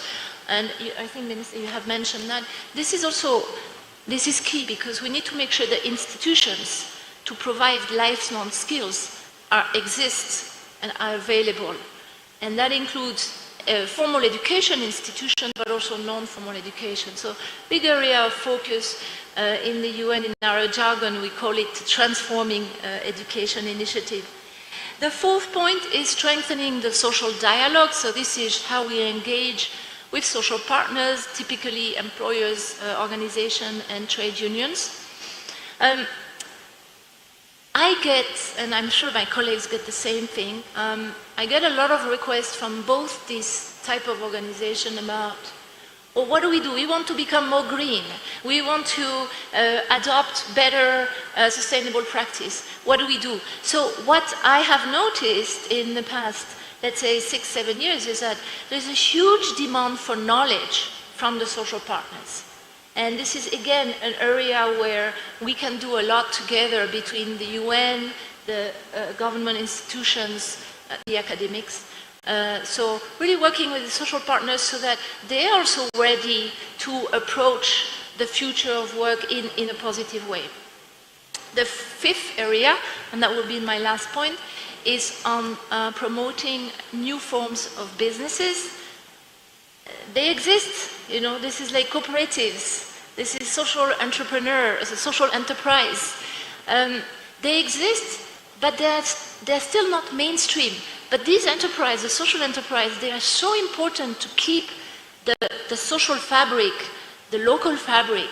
They are so important to keep people in regions, and to sort of encourage people to be in different areas than just in the main 2-3 urban centers. So I really think that the higher level of the education sector also need to embrace these new forms of business and provide more knowledge, again, more information on how we can focus on the people and not just on let's say, on the return on investments. So I'll stop by, or I'll finish by saying that we have a global initiative at the United Nations, which I'm sure some of you have heard about. It's called the Global Accelerator for Jobs and Social Protection. It's a very complex initiative. It involves all stakeholders. It looks at institutional capacity. It looks at people capabilities. It looks at resources. How do we raise the financing that is necessary for all what I have highlighted before? And it looks at knowledge production and knowledge management. It looks at coordination between the different economic sectors. And so this is being implemented now in some of the countries. And yes, this is what we hope to, how we try to address these different points. Thank you. Thank you so much, Francoise. Peng Chung Kim, professor, I'm thinking about some of the things the ministers said and that Francoise just raised, particularly around social fabric and the ways in which we have to collaborate, the ways in which we have to rethink worker protections. And something that we've touched on lightly but not dug into is the social isolationism that comes with a lot of remote work. I would love to hear your thoughts on those. Thank you, Maggie. And thank you very much for having me, Armenian Foreign Ministry and ORF, for supporting my presence here in the first Yerevan Dialogue 2024. And then,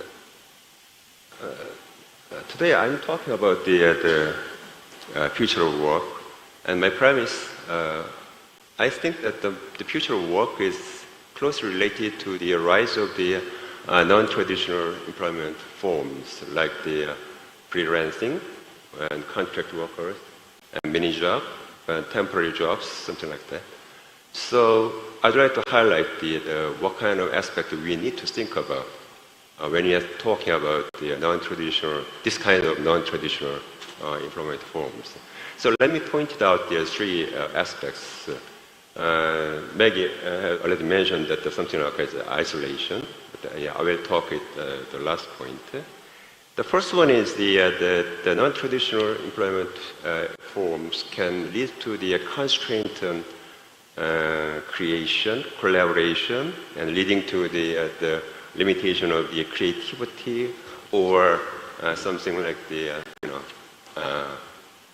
lack of the improving the productivities. So non-traditional employment forms often offer individuals greater flexibility, as we all know, but this can limit the chances for collaboration. In traditional workplace, we come together, and we come together face-to-face meeting with colleagues, frequently facilitate the exchange of ideas, exchange of the new thoughts. And then this kind of, during these interactions, new ideas or new concepts emerge naturally. But in-person communications plays a critical role in sharing emotions and providing immediate feedback.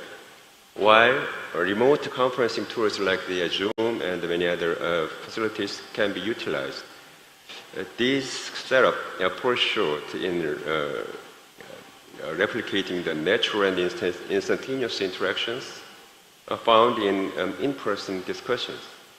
So consequently, those in non-traditional roles may not fully benefit from the creative synergies that arise from the collaborative context, negatively influencing the emergence of innovative ideas.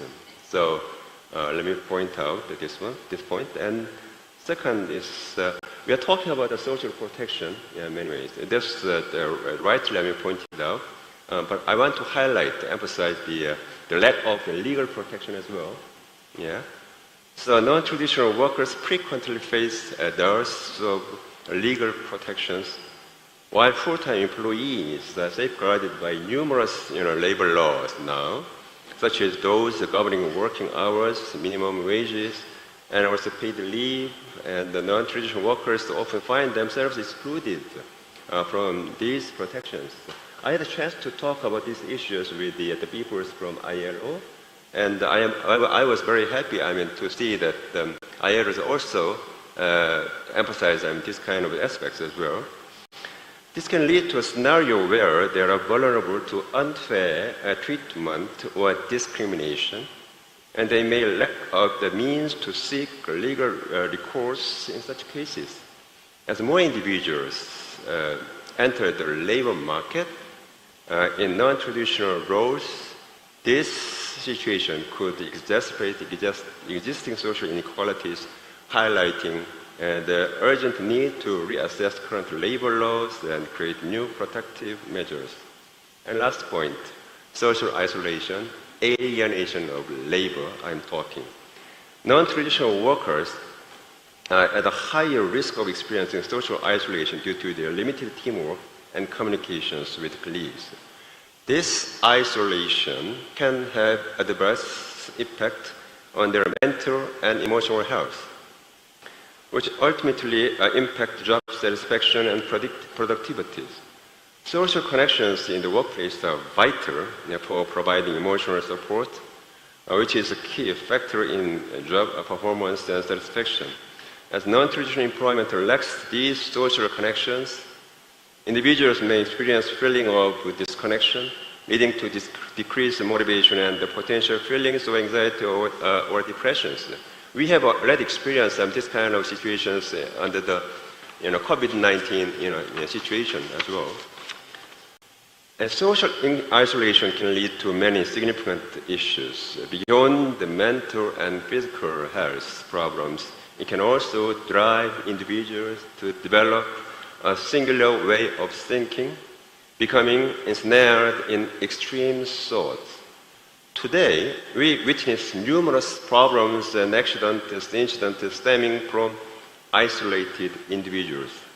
The setting of social media, where users encounter newsfeed curated by their own search history, contribute to the reinforcement of their existing belief while depriving them of the chance to consider alternative perspectives. Such functionalities of social media, coupled with the alienation of labor I'm talking, brought about by non-traditional employment, can render individuals even more vulnerable to extreme thinking. Let me close. Non-traditional employment forms can have a vital impact on workers in several ways, necessitating legal and social efforts to address these issues. There is strong need to explore new paradigms that protect the rights of workers while also enhancing collaborative environment and fostering social connections. I think that the role of the government also should be redefined through this kind of changing landscape of the labor market. The alienation of labor, first described by Karl Marx, can be more vividly seen in non-traditional employment forms. Thank you very much. Thank you so much. As a reminder to the audience, we'll be turning over to questions after Sarah Masweta. Sarah, South Africa has one of the highest rates of unemployment and inequality. Your organization and your research have done a ton of work around social dimension. Can you talk a little bit about how you're addressing systemic inequalities in the labor market and the innovative solutions that you found to be most effective? Thanks for the question, and thanks for ORF and Samir for the invitation. And it is my first time in this beautiful country, and thanks very much for hosting us so graciously. Let me just maybe mention just two things before I answer your question specifically. I think, yes, it is a question about South Africa, but I think this is a session where we are talking about the rising global inequalities. And it is within countries, and there is indeed a need to focus on South Africa, but there is global inequalities between countries. And I think sometimes the obsession with just talking about inequalities within countries misses the global picture, and therefore does not hold those who need to be held accountable. Let me just also say that global inequalities are mediated and often supported by advancements in technologies. And of course, there are those who often argue for global technological determinism, i.e. that there is the future of work there's no future of work. The work is going to cease as we know it, and that is just an argument of wishing away labor. We know that labor is not going away, and as indicated elsewhere, there's new forms of labor that's rising or that's growing that we need to pay particular attention to. We also know that advancements in technology has a strong correlation with rising inequalities, unemployment, and various forms of insecurities. However, I think in the case of South Africa, I think the question that we need to ask is, what is the role of the state? And I will talk about that. What is the role of labor? But oftentimes, again, in these forums, we don't talk about what is the role of capital in addressing the very inequalities that capital promotes through technology. Let me talk about the role of the state in South Africa, and I'll talk about the role of labor and capital. Again, with the emphasis that we need to be focusing on inequalities within countries that are, in my country, are very racial in character, but also the geographical location. Those who find themselves out in the margins are often women.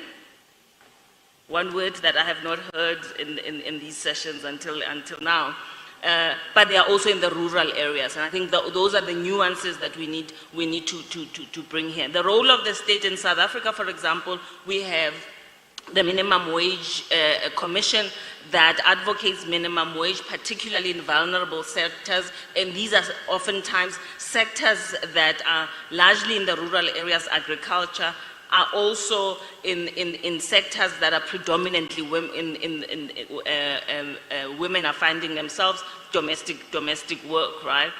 But I think that also just showcases the role of the state in advocating for, dare I say, progressive policies. But if the state does not have the muscle and the power to implement and to hold those who need to be implementing these policies accountable, then these are lame duck policies. I think we've heard in this section around the role of the United Nations and particularly in relation to workers. However, if the ILO again does not have the power and the muscle to implement these policies, I think in the case is in point in South Africa. And this is why the BRICS is important, as countries coming together and saying, for us, it is about reforming global governance in support of the UN Sustainable Development Goals, in support of the UN ILO, right? The second thing is social protection. Right? Again, the idea of universality, that income and work should be a right for everyone, especially when you consider the meanings that individuals and human beings attach to having work, to having income. And universal rights to income, but also universal rights to social protection. Health, in this case. In South Africa at the moment, there's a big debate about the national health insurance. Those who can afford private health, income inequalities, those who can afford private health are not usually, but at all times are full-time employed in South Africa, and those who can't access health care are in the informal economy, are in the so-called gig economy. Let me finish off this point by talking about the role of the state as in having to be proactive and protective in approach, in manner, and in implementation. The role of capital, of course, that's important, because if capital does as it pleases and we continue to ignore its role in creating and recreating inequalities, then we are fighting a losing battle. It is responsible in my mind, for ensuring that rights of everyone are protected. The role of labor, and I'll close on 3 points. First is that when we think about that, the argument about technological determinism, it assumes that power is not contested, and that power lies in those who have technology, and those who don't have technology or the means of technology are powerless. And this is where the labor movement and labor in general should indeed reject this argument of seeing technology or those who have technology as the only ones who have power, right? And so this logic firstly should be challenged. Two, I think it is important to assume symbolic power. I don't know if I'm in a safe space to be talking about these things here. Symbolic power, right? The right to organize, even in the gig economy. And it has been proven over and over again that even in the gig economy, you can indeed use the same technology to organize and therefore assume symbolic power. Uber drivers, I think there's Uber in this country. Thank goodness those Uber drivers can and should be organized, and therefore are arguing against the end of the labor thesis. And I think from South Africa's side, indeed there are inequalities and they are growing. I think that the solidarity that we have indeed forged with BRICS countries and expanding is assisting us in taking the discussion to a global stage instead of just South Africa. Thanks. That was excellent. Thank you. Panelists, that was all excellent. Thank all of you. Now, audience, are there questions? There are microphones floating about, so go ahead and stand up. Please state your name, your organization, and your nation, and dig right in.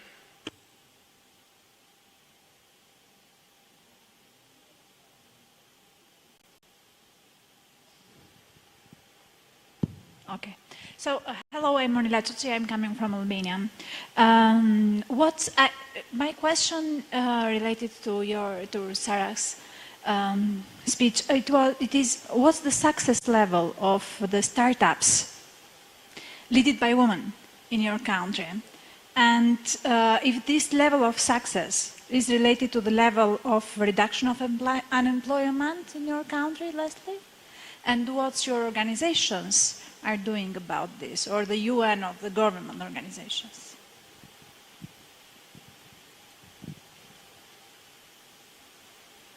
Let's go ahead and take 2 or 3 more questions, and then we'll let everyone answer respective or community questions. Hi, my name's Charlotte Rose. I'm from North Star, based in Australia, clearly British. I want to thank all of you for your comments today. I thought it was an absolutely diverse, eclectic, but really important set of inputs to this conversation. My curiosity sits with something that a few of you touched upon, particularly yourself, Altamanjani, around the importance of immigration and how it is we're managing that internationally. We are seeing across the board a very strong rhetoric about how immigration is being handled, but as we've mentioned, mobility is absolutely key to how it is the future of work is moving forward. How do we manage that internationally? What do we need to be considering, and what can we do? Okay, one more question. We'll take 2 more. Try and ask them as fast as possible, though, so we can maybe do another round. Good evening. My name is Dinara Dishankulu. I'm from the Kyrgyz Republic, representing National Institute of Strategic Initiative under the Presidential Administration. So my question, I agree with what mentioned Olta regarding that not labor is looking for the jobs, but jobs are looking for the labor. We are now in a position when a lot of projects are going on in my country for construction and even clothing industry, and there is a lack of labor resources. And we found out that the people from another country started to work on this sector of economy. So government is making a huge effort in the social security and in increasing the salary for the medical people, for the school children, constructing kindergarten for the young women. But still, our high skill labor resources is looking for so they immigrated. I mean, they are looking for the best proposal. Our research, we did some forecasting for the future, like 2030, 2050. Do you agree that in those, in 10 and 10 years, there will be a big struggle, let's say, big fighting for the high-skilled labor resources, or not? Thank you. And will you hand the microphone to the gentleman who raised his hand? And then Sarah, we're going to start with you and work back. Hi, Karangel Udagan from San Francisco. So it's probably for Olga, please, since you mentioned about the digital nomad program. So I'm curious to know how that changed, especially the influx of tech workers. So Armenia, for example, has really benefited from, there are some spots, at least in Yerevan and Armenia, which is driving this particular benefits and tech influx. However, there is no formal program for visa, at least digital nomad. So I'm curious to know what's happening in Albania. Super, thank you so much. Sarah? This is the only time where I'm not happy to be first, but let's go. I'm joking, I'm joking. Let me just, I have attended a number of dialogues organized by ORF, and I think that this has been, the focus on the labor market has been just up for where we are now globally. So again, a big thank you. Women and startups, women role in the economy in South Africa. And this is not just a comment about South Africa, but we know for a fact from South Africa's side that the role of women in creating livelihoods, especially in times of economic crisis, is enormous. And in the case of South Africa, women have taken up that space. It tends, however, to be older women who are taking up the space of creating livelihoods in three spaces. And I'll tell you why older women. First is in agriculture. Young women want to be in the tech industry, and less so in agriculture, because agriculture is not seen as an in thing, a trendy thing to do. There are young women, though, who are still wanting to do agriculture as a form of a sustainable livelihood in time of precarity. Two, in informal economy, selling of goods in many ways, less so in manufacturing.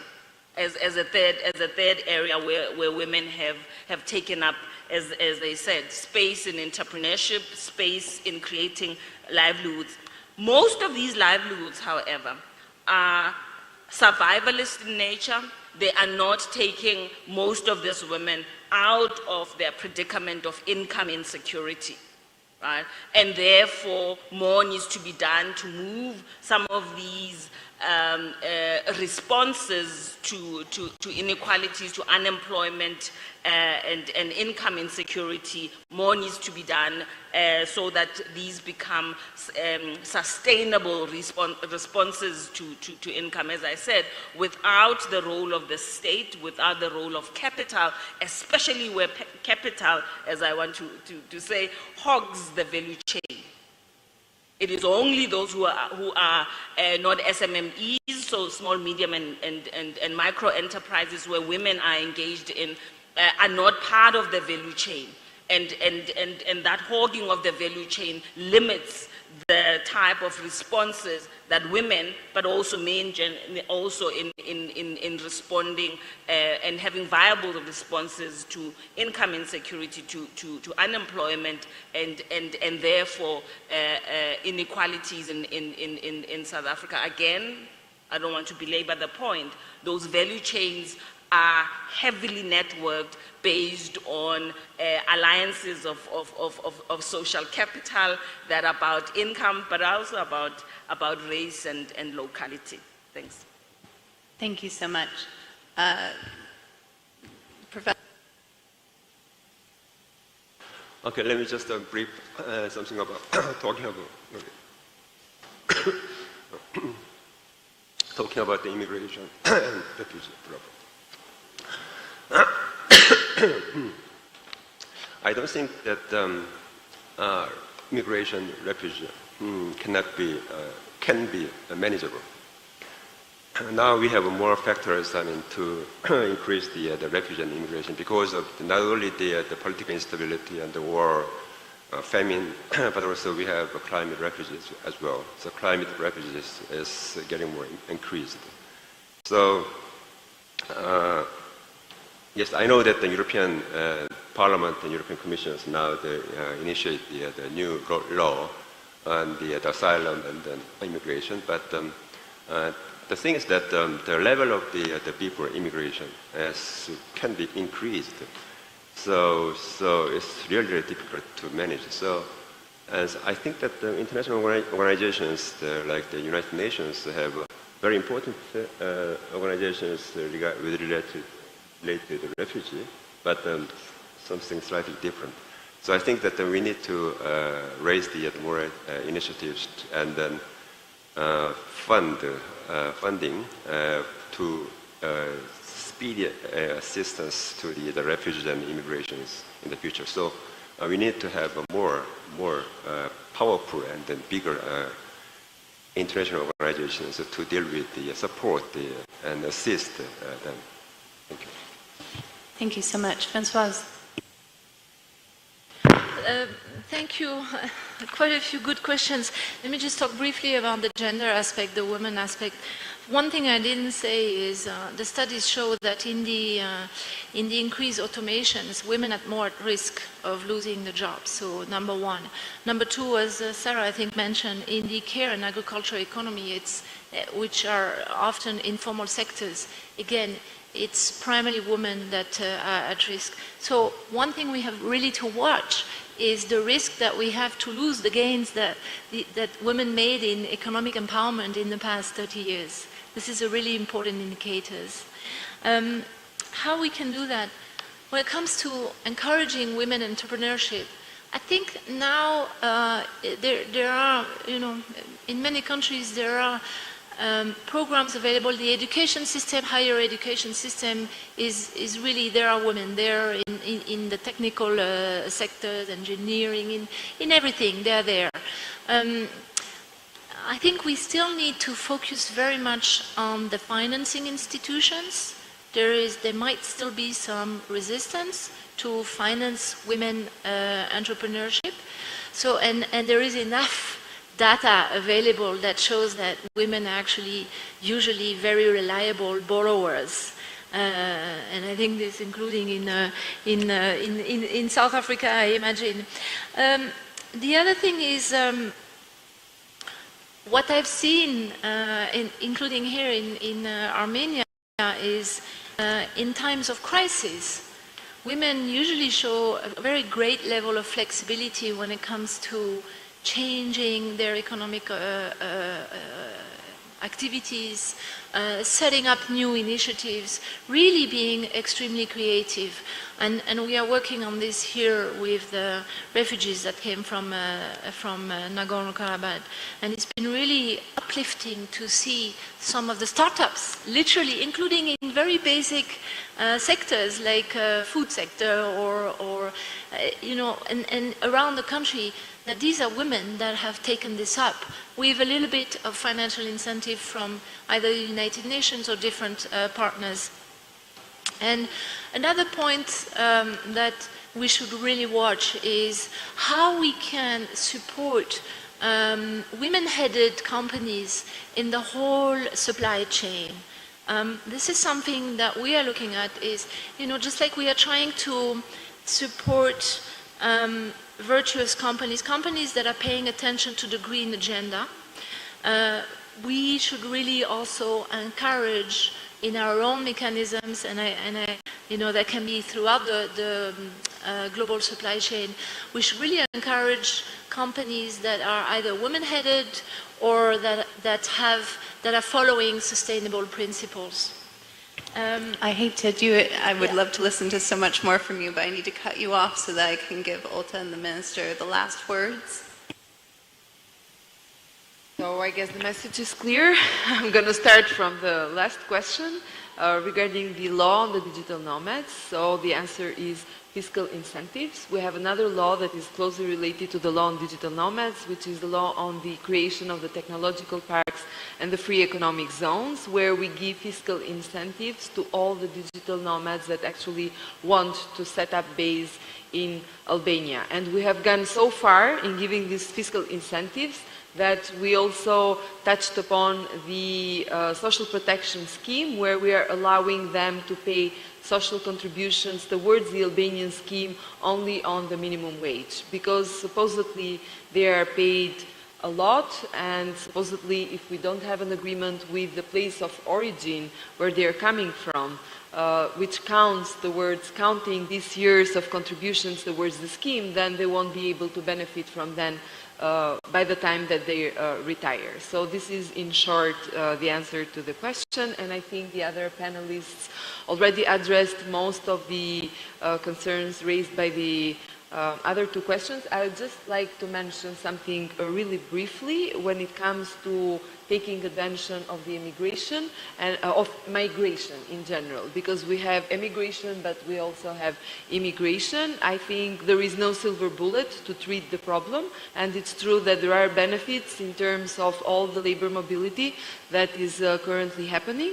What we should be mindful of is, as I said, trying to reskill and upskill them, and we have a lot of subsidy programs for the government that are specifically targeting the immigrants coming in the country, and we're also setting up a new initiative now that is called the National Training Fund, where actually we are requiring the private sector to contribute towards financing the schemes of reskilling and training the employees. And of course, part of this financing will also go towards integrating in the labor market also the immigrants or the returnees.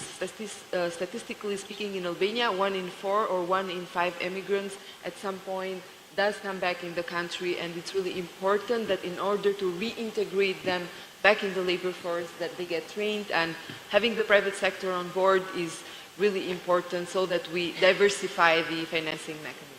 Agreed. That was great. Minister McCartchian, your home, your last word. Thank you. So I just told Olga that we have a lot of similarities because we share a lot of common patterns. So regarding the legislation, it's very important, but in case of Armenia, for the digital nomads or the gig economy, despite we do not have now the legislation, we are working on it, but you know, I think it's very important to have like environment ecosystem. Like 40% of ICT employees in Armenia are women. This is sometimes higher than of some of European countries, and this is because we could manage to create ecosystem environment, and we have such institutions like TUMO, like ARMAT labs in almost all schools.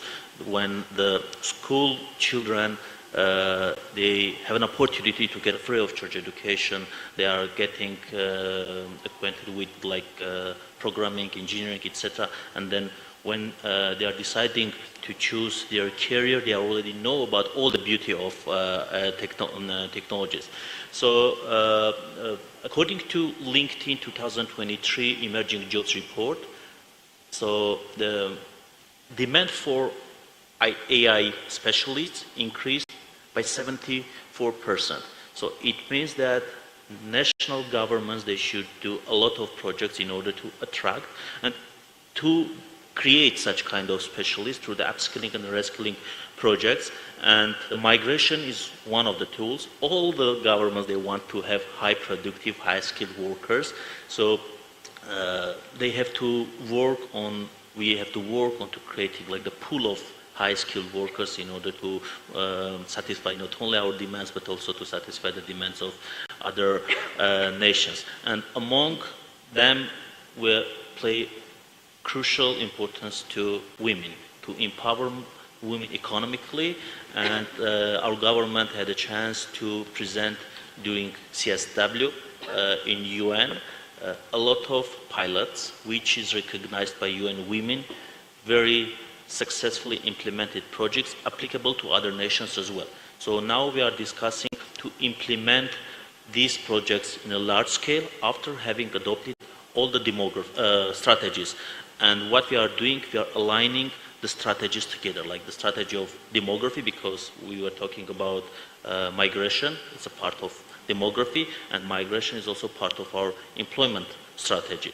So to address all of these issues, we have to align all of the strategies and the policies in order to have results. Great, great way to wrap. There's obviously so much more that we could discuss. I look forward to connecting with you individually. Thank you so much to our esteemed panelists for their thoughtful insights. Thank you to the audience for your great questions. Thank you, Samir. You had lots of thanks before. And thank you to Newbie for not firing me for running over.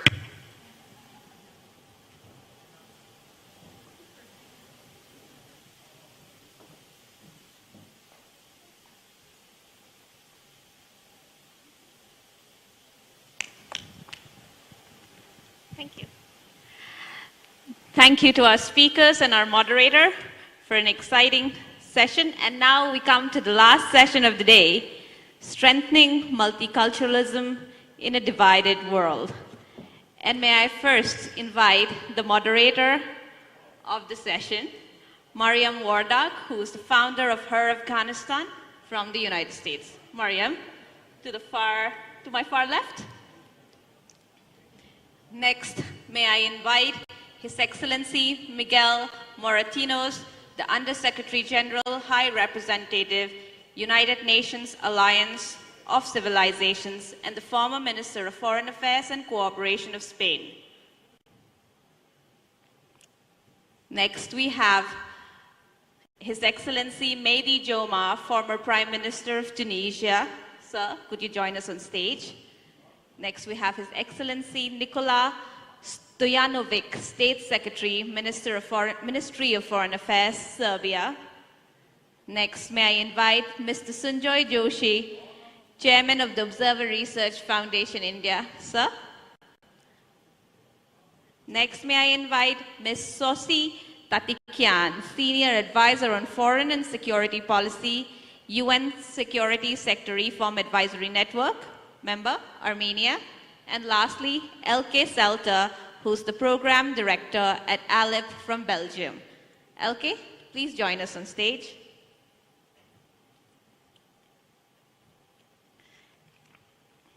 And now, may I hand over to the able hands of Mariam Wardak, our moderator for this session.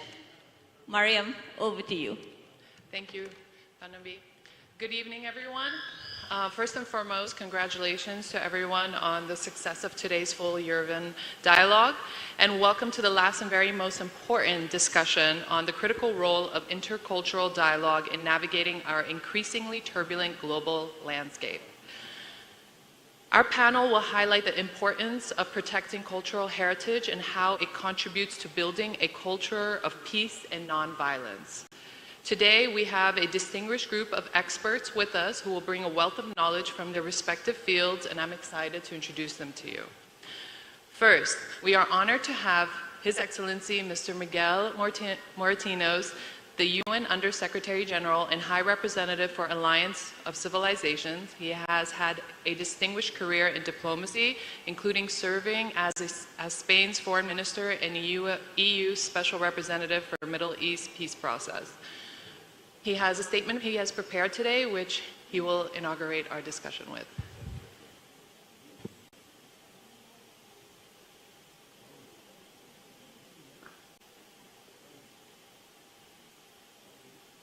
Good afternoon or good evening, my dear friend, excellencies, distinguished guests.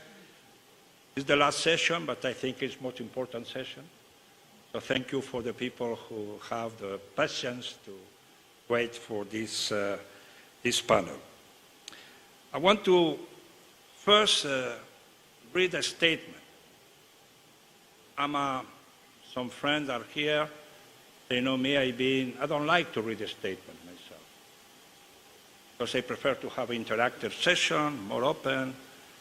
But my responsibility, trying to help both countries, Azerbaijan and Armenia, asked me to really prepare something that can contribute to this way for peace and reconciliation. And traditional diplomats, today diplomats are different, we know that each word counts. Each message has its importance. So, as one I'm going to read is what I think could be helpful for the collective desire of all of us, is as Prime Minister of Armenia have presented to us that Armenia is ready for peace, so we have to have this peace in the front of our common engagement. So, I want to warmly thank His Excellency, Minister of Foreign Affairs of Republic of Armenia, Mr. Ararat Mirzoyan, for his kind invitation, and I extend my congratulations to the government of Armenia for the launch of this first iteration of Yerevan Dialogue. It gives me a great pleasure to be back in Yerevan, fantastic city, beautiful city, endowed with a rich history and a culture that embodies the nature of the Silk Road for the distinct traditions and unique art form that had blended Western and Oriental civilization over the course of centuries. My dear friend, while the global scene as we see today often brings desperation, there is also a reason to have hope for a better future. Learning that Armenia and Azerbaijan are getting closer to a peace agreement was and is very encouraging.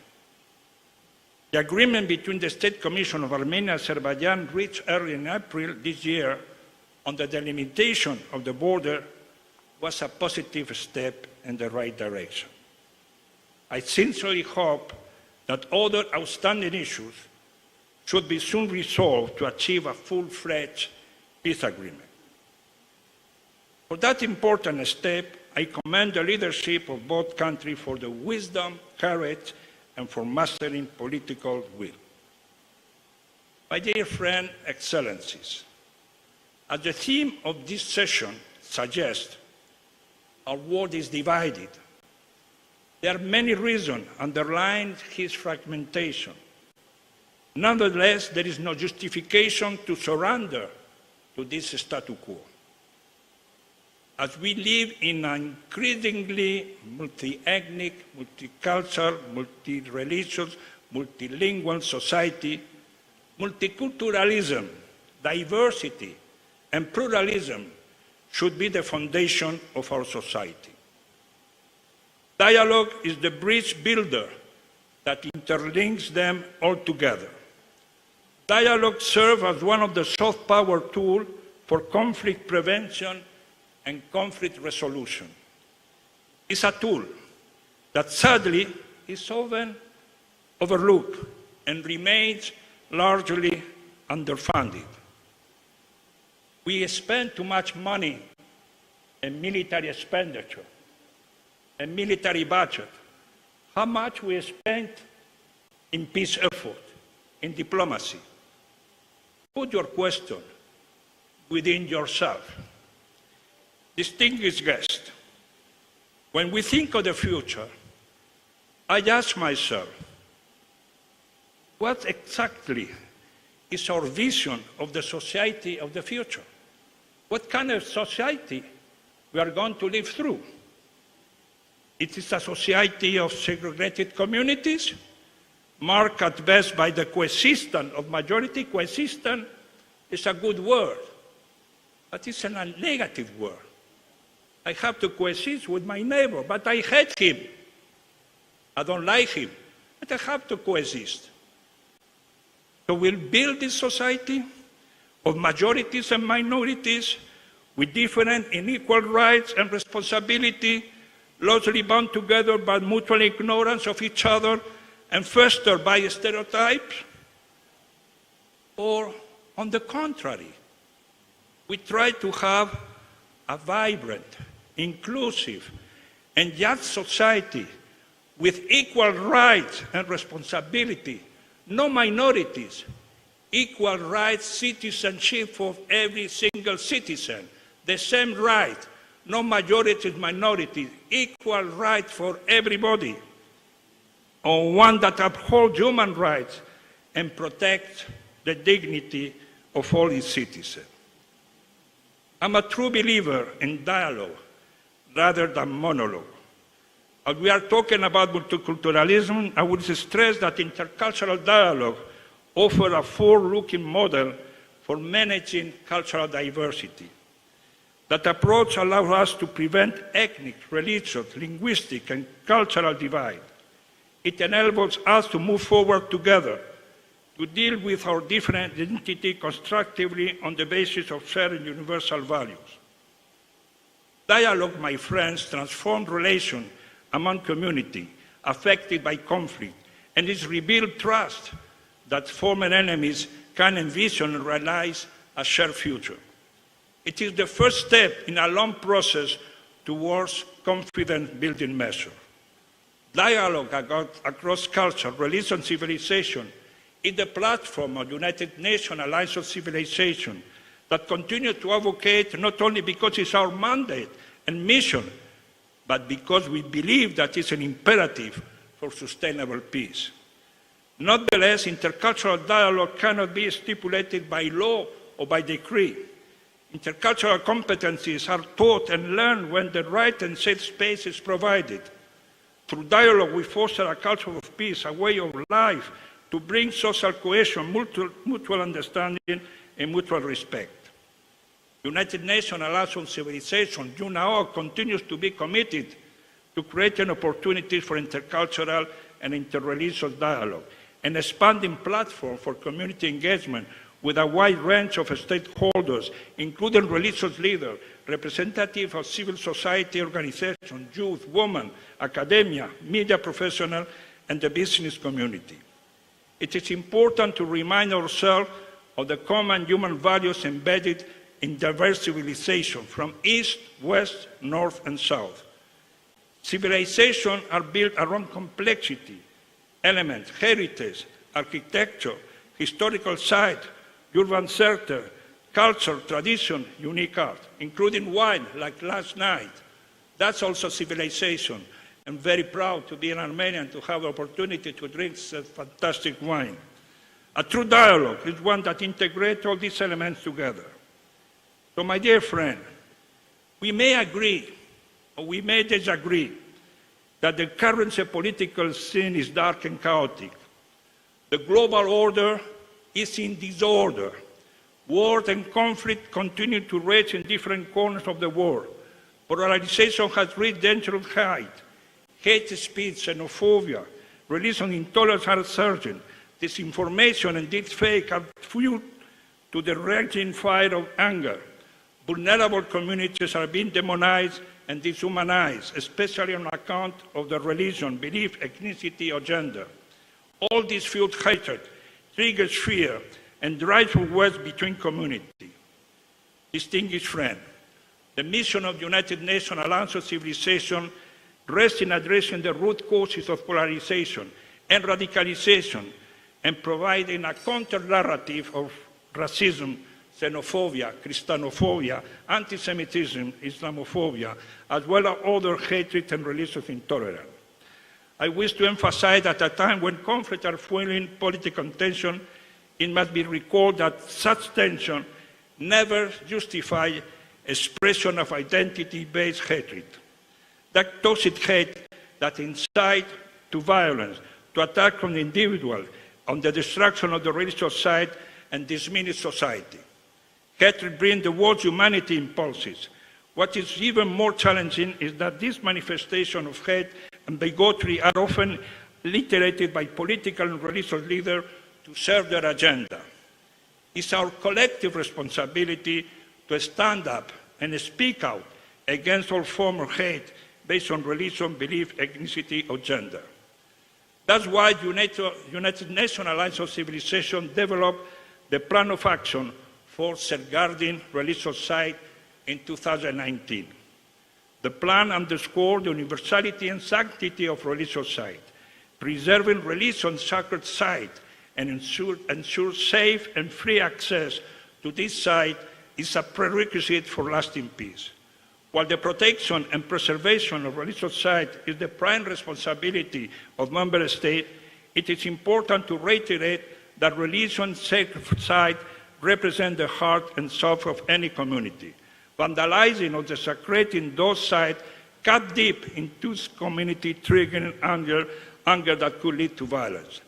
As this region emerges from decades of conflict, the preservation of religious sites belonging to religious community across the faith spectrum is imperative to bring sustainable peace to the region.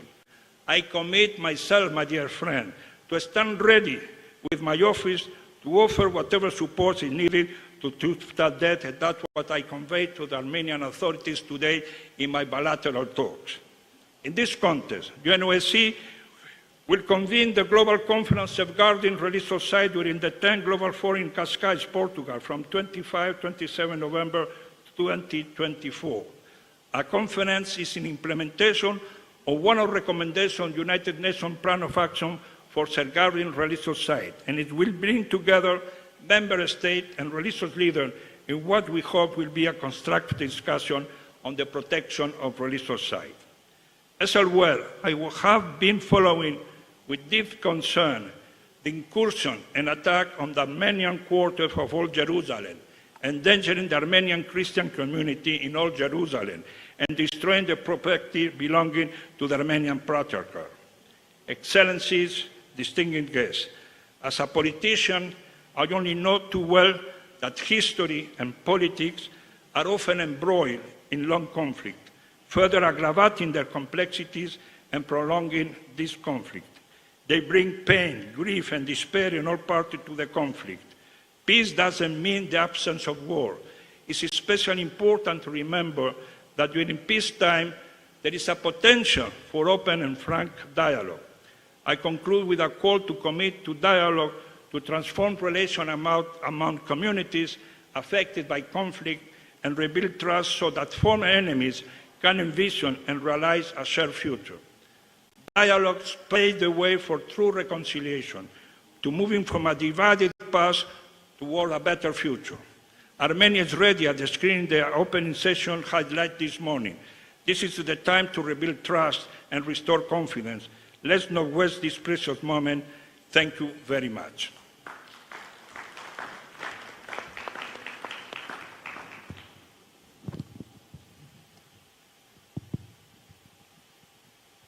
Thank you, Undersecretary. Mr. Moreno, it was an excellent framework for all of the panelists to dive into with their expertise. Next, we are joined by the former Prime Minister of Tunisia, Mehdi Juma. He led the country through its democratic transition in 2014. His political career began as Tunisia's Minister of Industry, where he initiated key energy and industrial reforms. He also founded the think tank Tunisia Alternatives. Honorable Prime Minister, given your leadership during Tunisia's democratic transition and your efforts in fostering economic reforms, how do you see the role of intercultural dialogue in bridging cultural divides and promoting tolerance, especially in today's turbulent global landscape? Additionally, could you share your thoughts on the importance of protecting cultural heritage?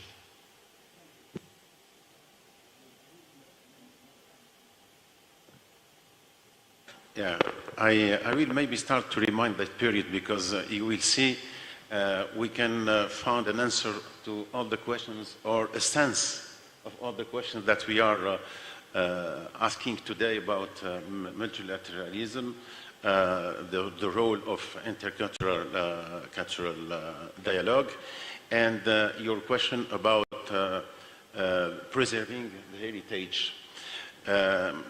In that period, just to remind you, it was the post-revolution, what we call the Arab Spring, which was a big seism in the region with the change of regimes, with big social and sometimes violent movements, and which was followed by the terrorism. And when I arrived at that, because there was a big trouble in the region with the war in Libya, war in Syria, and as well in Tunisia, it was a period of big political confrontation between the different political currents, and it was in the street. And through the dialogue, we succeeded to solve some issues. But here, what I have to say about the multiculturalism, this big wave created a big misunderstanding, because Tunisia was the epicenter, or was the starting of this change in the region, and it was between two different or two big different worlds, between Europe, the Occidental world, and between the Oriental till the Gulf countries and the other Arab countries, and maybe more and beyond. And no one was understanding what is happening. Is it violence? Is it terrorism? Is it democratic change? Is it that? And really, the multicultural dialogue, which consists of explaining the differences, explaining and helping people to have the right standard to understand what is happening in this particular country, it was mandatory, because everyone was caring. It's a big change. We don't know what happens in the future. And with this wave of terrorism, there was many reluctance, many resistance to understand that. And really, to understand, to explain the difference, the cultural difference, the way people are reacting, and then to go through the dialogue with using not the hard power and try to break this movement, but the diplomacy, the soft power of the diplomacy was mandatory to explain to our environment and to make all the people collaborating to stop what is the risk of the terrorism, but to help making this transition as soft as possible. So, and then even when you see inside the country, we were at the point of a general confrontation, but as well, we were under the influence of other culture, extreme culture, and we were under the big wave of terrorism. It was mandatory to focus as well and to remind our cultural heritage, because, as you know, Tunisia, it's berceau, how to say berceau, Mr. Martinos? Berceau. For the baby, you know. Yeah. Okay, it's a difficult English travel. It's a travel of many civilizations, from Carthage to Roma, to Rome, after the Arabo-Islamic civilization.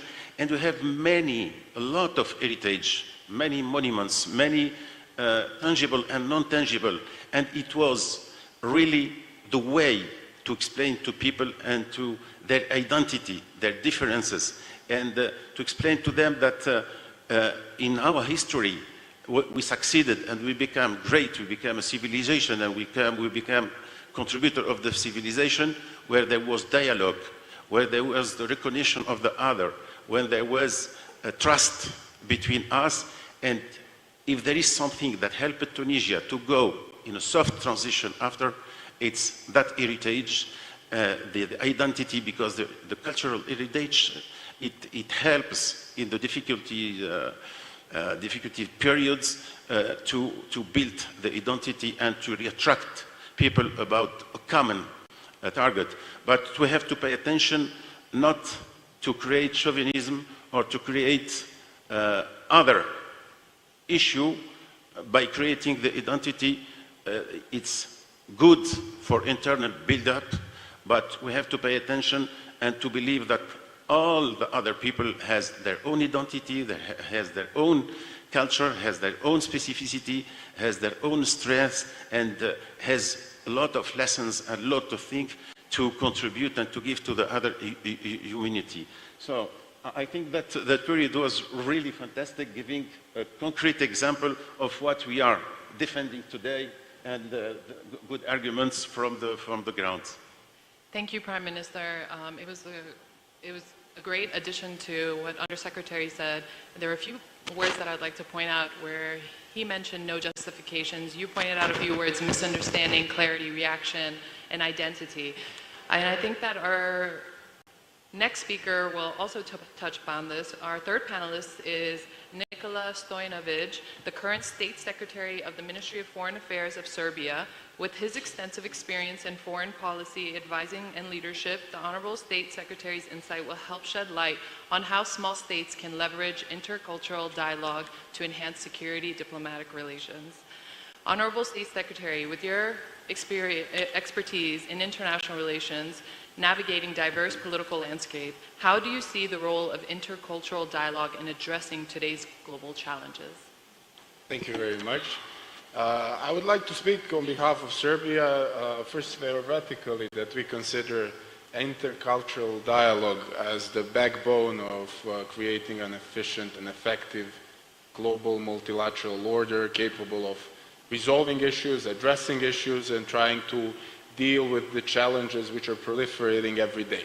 But more concretely, speaking from the perspective of current affairs of Serbia, I would like to outline how, on the one hand, existence of multicultural or intercultural dialogue immediately yields positive effects to peace and stability, economic returns, and generally speaking, positive outcomes.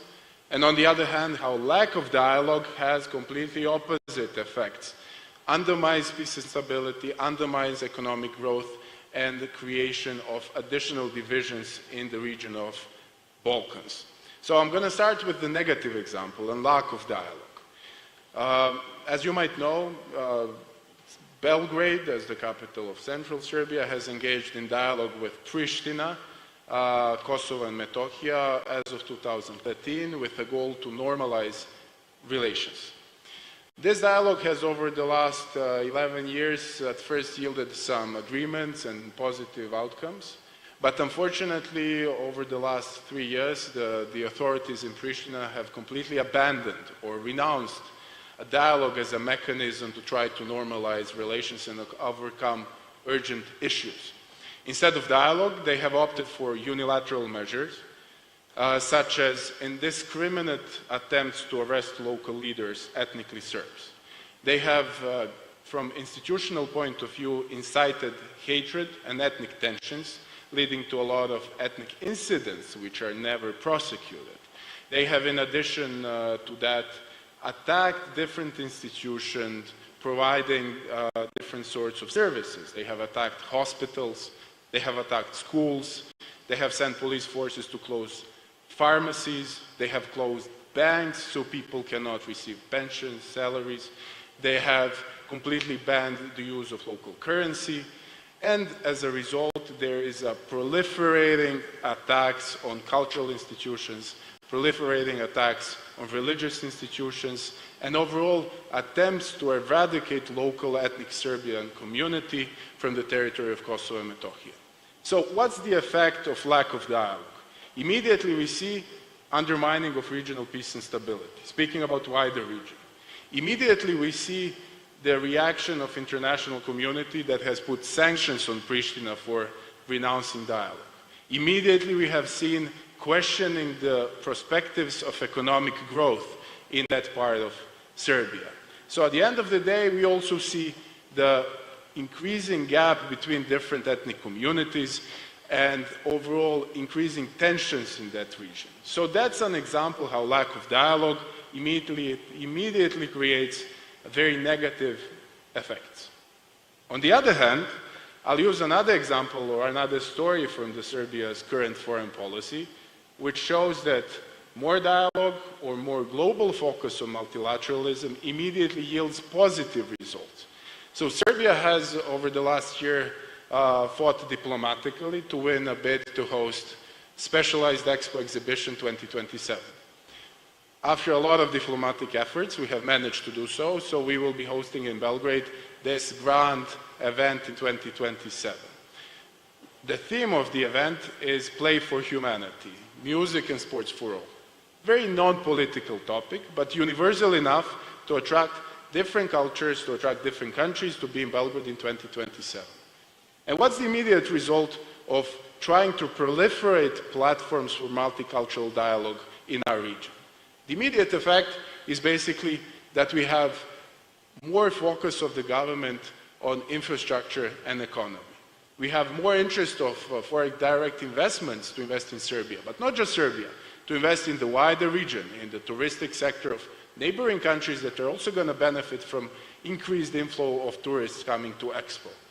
Also, we have immediate effect to the peace and stability in the region as focus on the economy immediately spills over to the political sphere. Moreover, hosting of Expo has forced us as the country to engage globally, to learn about the issues which are relevant for regions such as Pacific, such as Caribbean, and to see how issues in such distant and different regions in some way do also manifest in the Western Balkans region. So these two stories basically show in a very concrete examples how existence of dialogue immediately yields positive effects and has positive effects on local communities, and how, on the other hand, lack of dialogue, something that we should avoid, immediately creates tensions, lowers economic prospects, and creates divisions among different ethnic communities. Thank you. Thank you. Thank you for your insightful examples, and we're going to come back to you on how we can foster understanding. We're going to go to our next panelist, Mr. Joshi, who holds expertise in upstream economics, over 25 years in Indian Administrative Service, where he held senior roles in energy and environment, and he is now the chairman of the Observe Research Foundation. Mr. Joshi, it's natural to wonder what someone with a background in energy is doing on a panel focused on multiculturalism, but in this polarized world we find ourselves in today, perhaps you can help us power up these cultural exchanges and generate fresh ideas on bridging divides, and provide an example of future frameworks as well. Thank you, Mariam. You asked me what is a person like me doing on a panel on multiculturalism. Probably to, with my energy background, bring some energy into the discussion on multiculturalism. But to be on a more serious note, we live in toxic times. We live in times where we've seen everything being weaponized. We've seen information being weaponized. We've seen our very connectivity being weaponized.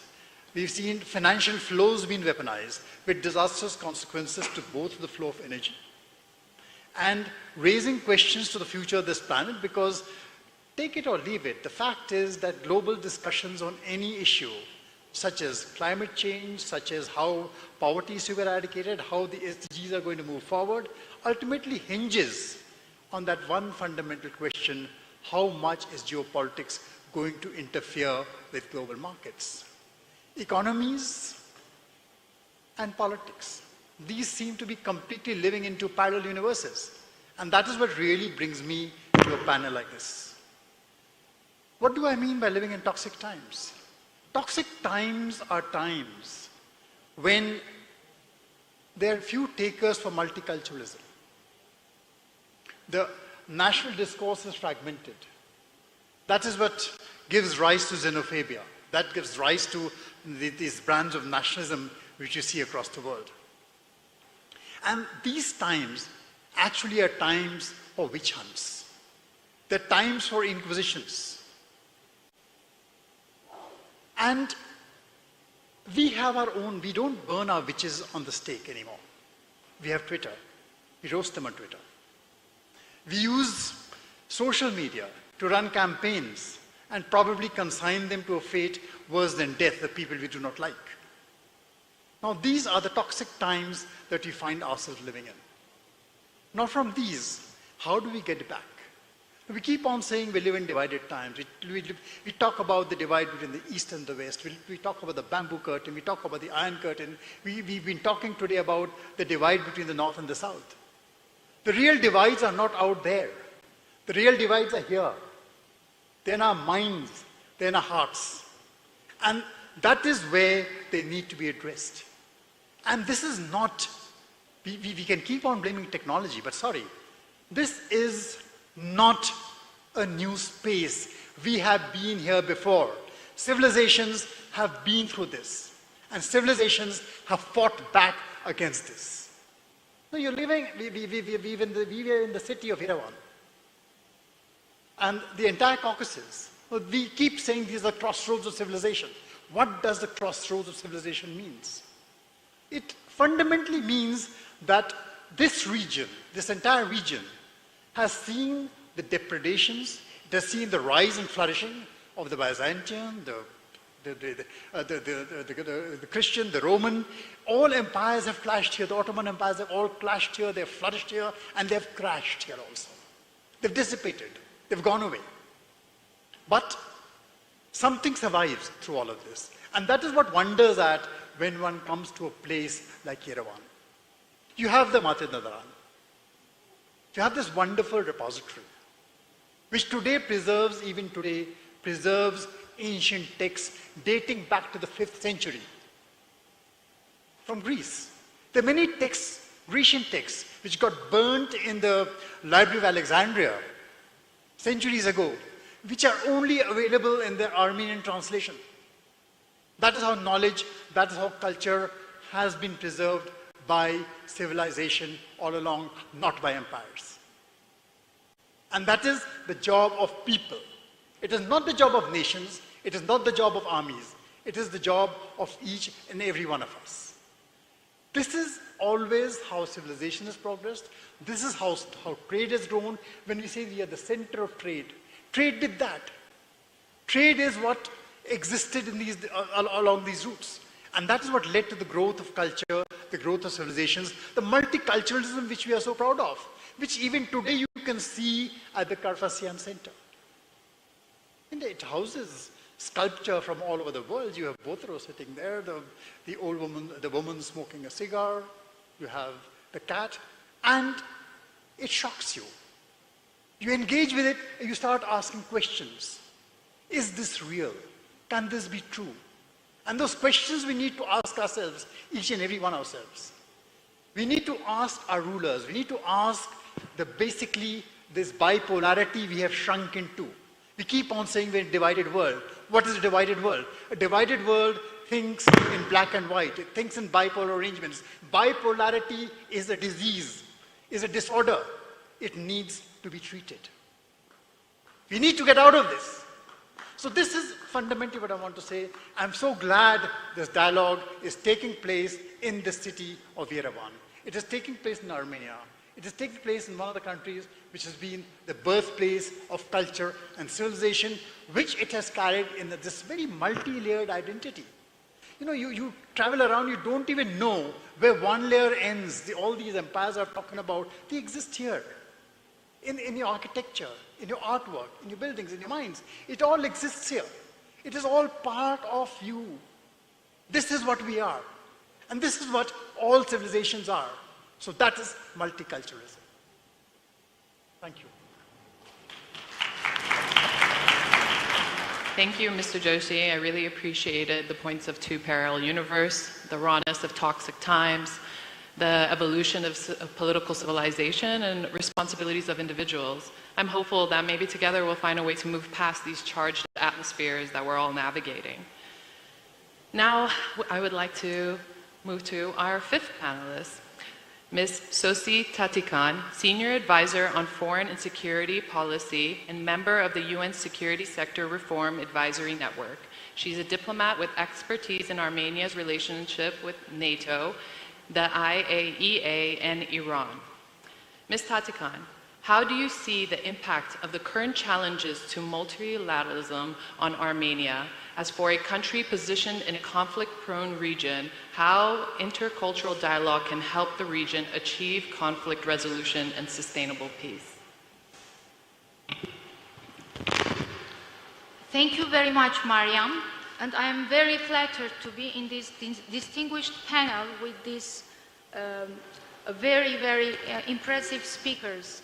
I'll try to combine my two backgrounds before I became an independent advisor. The first one is an Armenian diplomacy and the second UN peacekeeping. So what I saw while I was an Armenian diplomat was that unfortunately years of negotiations and several African countries, and I saw how UN peacekeeping was helping small countries or unrecognized territories in crisis, how they would prevent genocide, ethnic cleansing, war crimes, and crimes against humanity through deployment of large peacekeeping missions and stabilization and reconciliation. However, I was really frustrated that none of that was happening in this region. Everything was kind of regionalized. And unfortunately, attempts of conflict resolution apparently didn't bring any result, and it's possible to talk for hours why it didn't happen, but it was also a demonstration of the failure of international mediation, peace building and peacekeeping. And then what we saw was that Azerbaijan started a war in 2020, and even after the military victory, it started this weaponization of everything that the distinguished Mr. Joshi mentioned, and taking advantage of Russia's war in Ukraine and absolutization of the notion of the territorial integrity in that context, and undermining of other human rights-based principles. It continued creeping ethnic cleansing and a weaponization of energy and food and humanitarian aid. And throughout 3 years, it achieved full ethnic cleansing of Armenians in Nagorno-Karabakh from their ancestral land. And moreover, after using military power to do so, it also resorted to soft power. I really agree that prevention is better than cure. That's why this crisis in international peacekeeping that we see currently, in light of the geopoliticization of UN Security Council, difficulty to adopt resolutions to deploy new peacekeeping missions or extend the existing peacekeeping missions, is sometimes I think maybe it's better to prevent the conflicts rather than to intervene in crisis. That's understandable. At the same time, we also see this weaponization of soft power as well, and that's disturbing when, you know, after proceeding to military power, certain states try to legitimize and normalize the use of military force, and they proceed to tools like lawfare, contestation of human rights-based international law, or they proceed to cognitive warfare, or disinformation campaigns and historical revisionism and competition of victimization, and finally, destruction of cultural heritage. When after conquesting a territory, the cultural heritage in that territory is destructed in order to erase the tracks of a particular ethnic group, and then to claim that that ethnic group was not even indigenous and was almost like illegal migrant in their indigenous ancestral land. So I actually have questions myself as a security and political advisor, how intercultural dialogue can contribute to remedying this situation. And I believe that this warfare of strategic narratives can be really managed quite well through intercultural dialogue and transformation of narratives, and this competition of ethnic hatred and Armenophobia or Islamophobia. It depends on the region where the given conflict is generated. And while you can use identity politics to escalate conflicts, you can also use identity politics in order to de-escalate conflicts and understand each other's narratives and transform the conflict. However, it shouldn't become a way to refuse and contest in international human rights-based order, but rather really aim to remedy, to prevent the relapse into the conflict and to achieve sustainable peace agreements, which means positive peace versus coerced and illiberal peace. Thank you, Ms. Tatikan, for that thorough explanation of your realism, especially highlighting that at times conflict resolution didn't bring results. I think this is something that we're going to come back to, especially with your solution base. And now we have Dr. Elke Selter, Program Director at ALIF in Switzerland, brings over 20 years of international experience in heritage protection during emergencies. She holds a PhD in politics and international studies from SOAS, University of London. Dr. Selter, given your expertise in heritage protection in conflict areas, how do you view the role of intercultural dialogue in safeguarding cultural heritage amid global instability? Thank you, and thanks for having ALIF here. Maybe ALIF requires a little bit of explanation what we are, because I assume this is not our regular target public. We are a foundation. ALIF is the International Alliance for the Protection of Culture in Conflict Areas, but it's not an abbreviation, it's the first letter of the Arab and Hebrew alphabets, which is what we've been named after. We're an international foundation based in Geneva, and we're a public-private partnership, so we have member states as well as a number of private institutions that finance us. And we're primarily a financial tool, but also we do provide technical advice whenever that is needed. We were created in 2017 by France and the UAE. Those were our first member states. Since then, that has grown. After you had this big wave of heritage destructions in Syria and Iraq, but also in Mali and so on, and there was a feeling internationally that there was a need within the sector for a more, let's say, lean, more responsive, faster responsive system than the organizations that we had, like UNESCO, for example. UNESCO is on our board, so there's an extremely tight relation, but so the idea was to create something that's very closely linked, but that could potentially respond faster. That at the same time also had more funds at its disposition right away to be able to act. In 2018, we started adopting our first projects, and now, 6 years later, we're supporting around 450 projects in 37 different countries around the world. All of them either in situations of very active conflicts or various stages of what you could call post-conflict. Now, how do we go about this, and how is this linked to dialogue, peace, which are all these very nice terms that we put onto what we do? But I think, first of all, and perhaps being based in Switzerland helps, but we try to take a neutral approach to culture heritage. And I know I have a background in politics, and I don't believe culture heritage in and of itself is ever neutral. But what we do try to do in the way in which we approach our projects is to support heritage whenever heritage is in need. And within that, we try to not take any positions in terms of which side of the conflict the heritage finds itself on.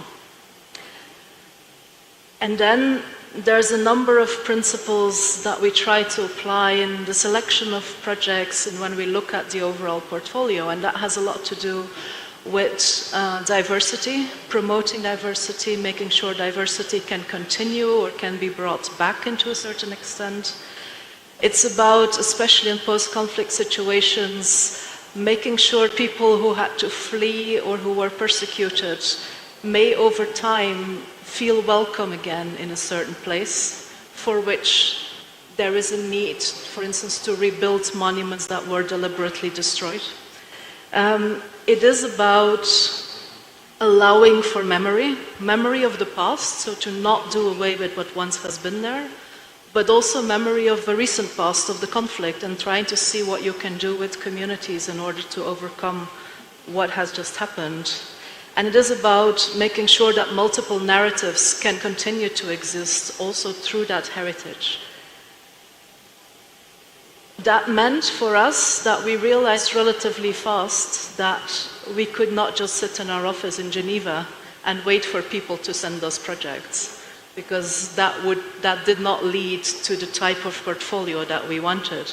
That very often meant we got projects from either international organizations, which we are happy to work with, but that cannot be the only ones.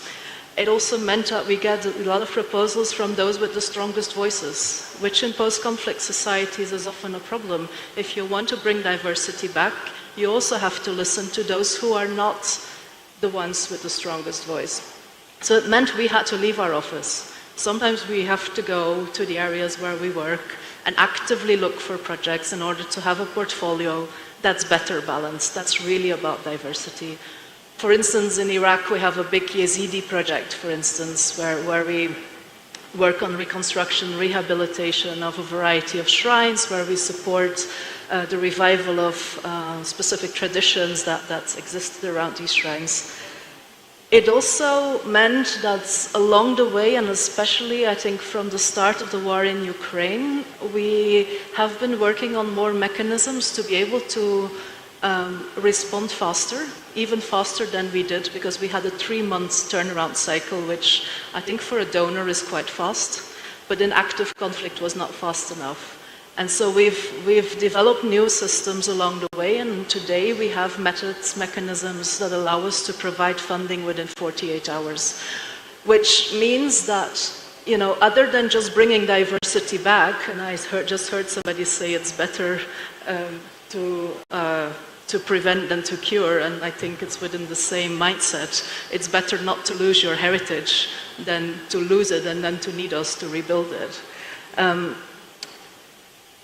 That means not just the funding mechanisms, but also that as a donor you need the partners. We need partners who can operate on the ground, sometimes in very, very difficult circumstances. And that has meant for us also that we sometimes have to look outside of the traditional culture sector, because many of the heritage operators, other than sometimes very, very local NGOs, but many of the bigger partners, they are not present in humanitarian emergencies. So we've had to start working with humanitarian actors, for instance, which has allowed us to be more present in sometimes very complex situations. Thank you, Dr. Zelter, for that thorough explanation. I definitely have more questions for following up, but I know that we're on time sensitive and we have run over with other panels. In respect to your time, is there any questions that you have? Yes, we have one. Anybody else? No, come on, please, just one more question. Okay, we'll go with Jay, and then Jay, if you could introduce yourself, please. Hi, I'm Jay Kansara from Washington, D.C. My question is actually in regards to the recent developments in Bangladesh, where the government was overthrown by a popular mob, and unfortunately, the primary target was initially the Hindu community there, and their heritage sites, their houses of worship are being destroyed. But this government is, you know, at the helm of the government is a Nobel laureate. And how can the international community protect an indigenous community in a country where the globalist forces were very much against her? And unfortunately, a minority community is now at the receiving end of a mob-like situation. And is this directed at anybody particularly? It's open for the panel. I think anybody who wants to answer, but particularly the UN officials and maybe with Mr. Joshi, as he has expertise in the geographic region.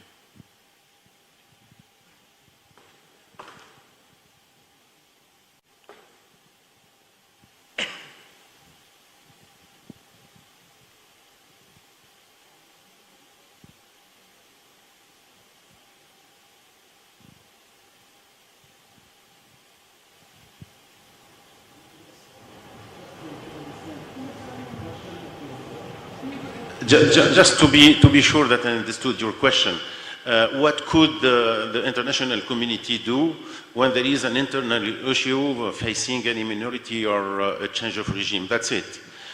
Unfortunately, with the existing system, we see that we have many examples of failure of the community, international community, because the international community is traducing the power of some countries. When there is their interests, they can be useful. What they don't need, or it's not their interests, and that's why today we are speaking how to improve this multilateralism. I think the first thing, we are at the change and the reconfiguration of the world. We have some governance today, the international governance, which is not compliant with the reality, geopolitical new reality and the economy. And all the conflicts that we are seeing today is maybe a translation of this difference between the reality and the organization.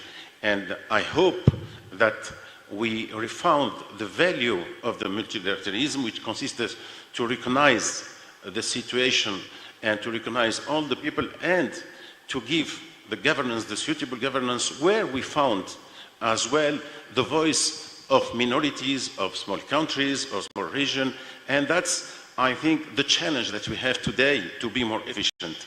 But I don't like to be pessimist on that, just an observation.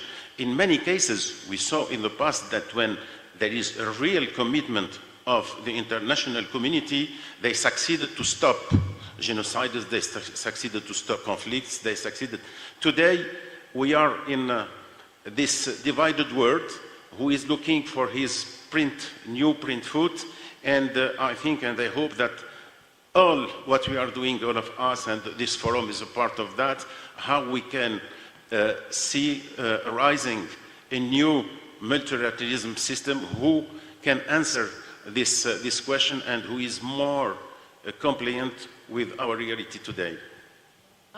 Mr. Joshi, and then State Secretary, if you would like to. No? Okay. Mr. Joshi? Yeah. See, times of upheaval are times where such toxicity does prevail.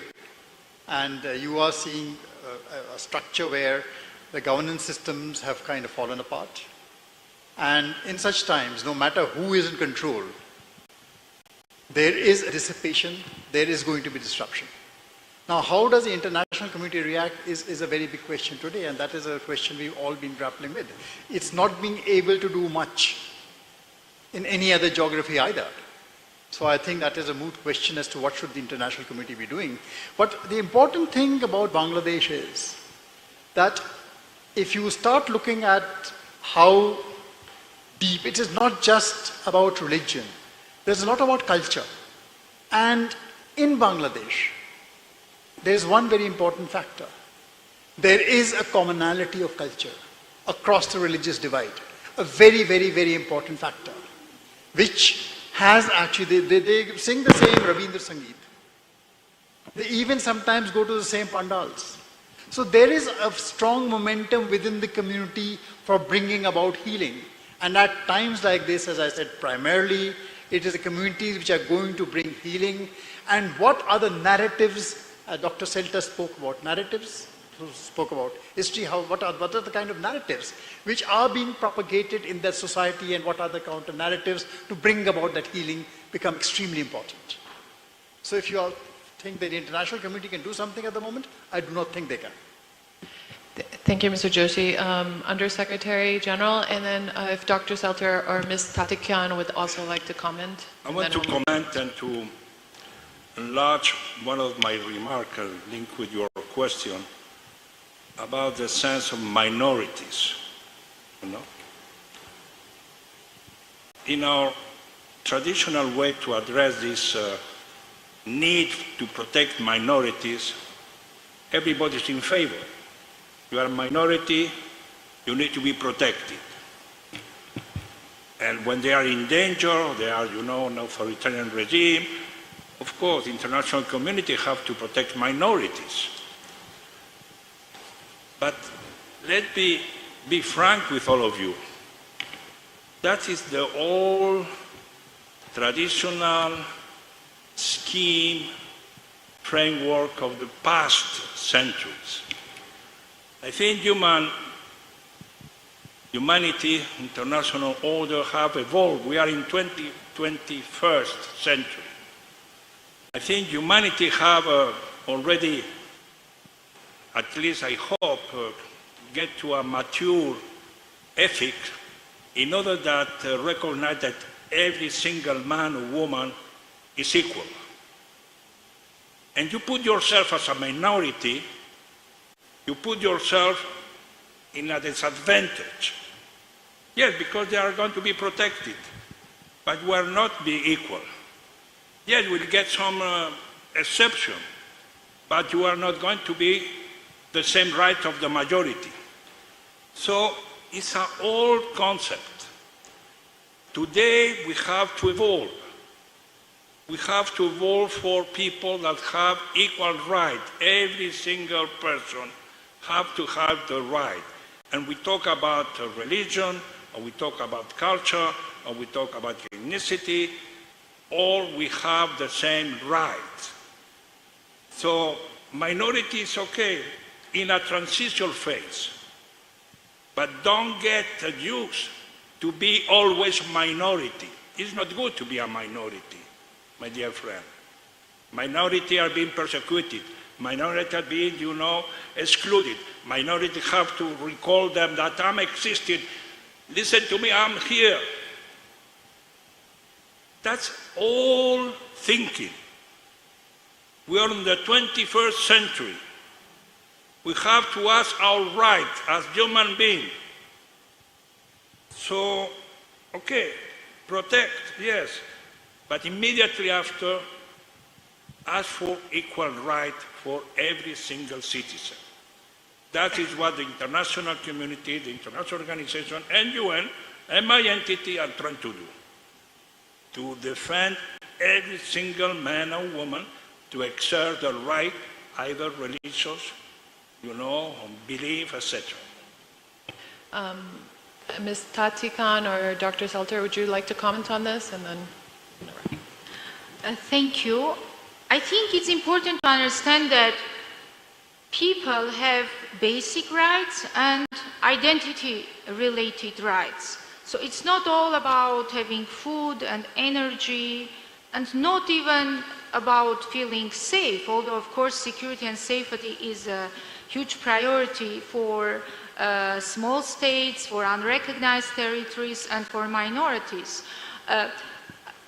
However, there are identity-related issues, and here it's really difficult to understand how to ensure those needs without getting into this game of establishing hegemony or subjugating under the cover of integrating. The term integration sounds really nice in the US and Europe.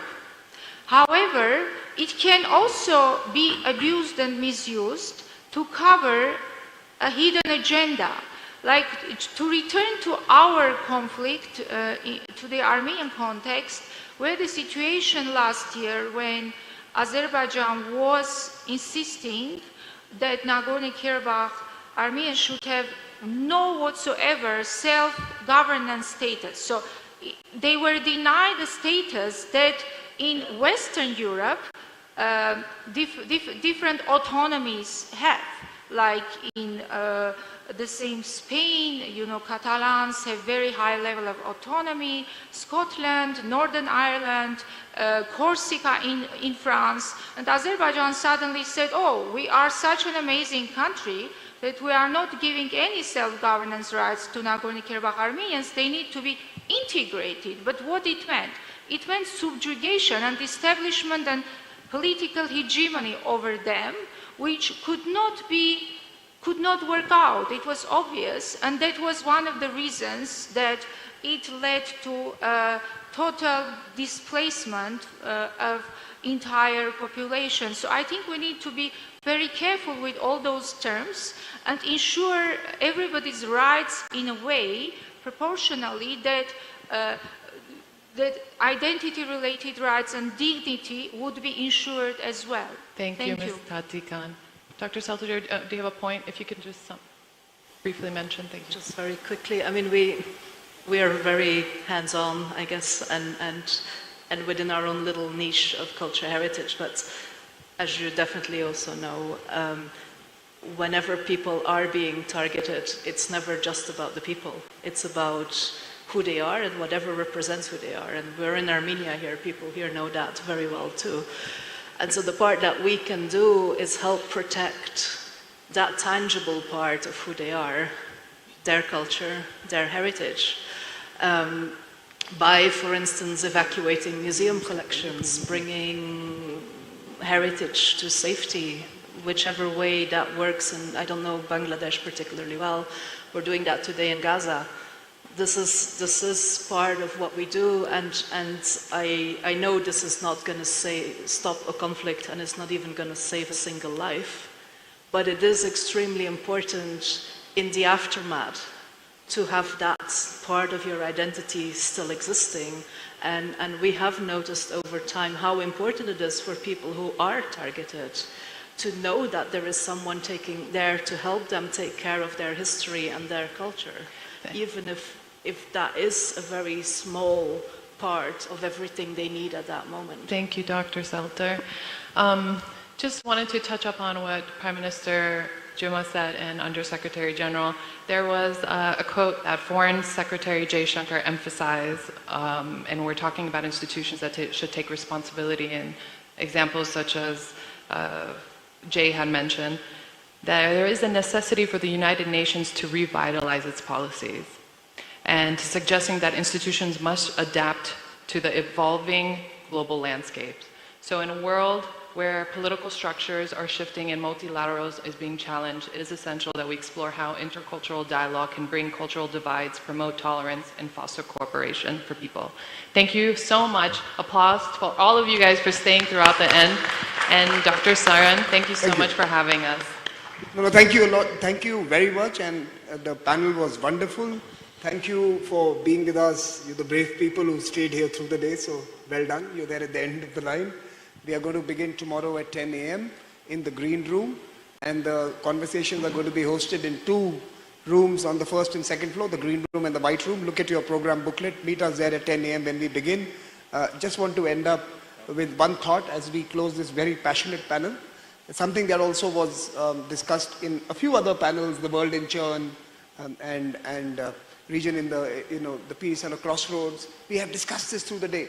But I think the point made by Mr. Joshi, for example, was community is the cavalry. We have to do it ourselves. It's a do-it-ourselves project. It is not necessarily going to be endowed through some top-down mechanism.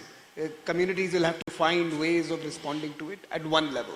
But also, I think something that Manish Tiwari mentioned a little earlier in one of the sessions, that there is a role for multilateralism, and that role has to be rediscovered, because we cannot have patchy behavior from many of these institutions that act in certain instances and are absent in other instances. So multilateralism and the whole panel that we were discussing today was also a great discussion to think about culturalism. But let me just end with culture with something from the Indian G20 presidency, and something that we should all watch out for. In 2030, don't be surprised that when we create the next development goals, there is a culture pillar. Increasingly, communities are realizing that culture is economics, culture is sustainable development goals, culture is human existence. And you might be pleasantly surprised, and some might also be shocked, when culture becomes a pillar for any development agenda in the days ahead. Look at the Indian G20 document, look at what Brazil is doing, and follow what South Africa will do. Culture is going to become an integral part of policy making in the future. So intercultural dialogue is inevitable, and we started it today. So thank you to all of these wonderful panelists for having kick-started the discussion that is going to become most important in the time ahead. And have a great evening. It's a free evening. Enjoy yourselves. There are different dinners happening. I hope you find the right place, and we'll see you tomorrow morning at 10 a.m.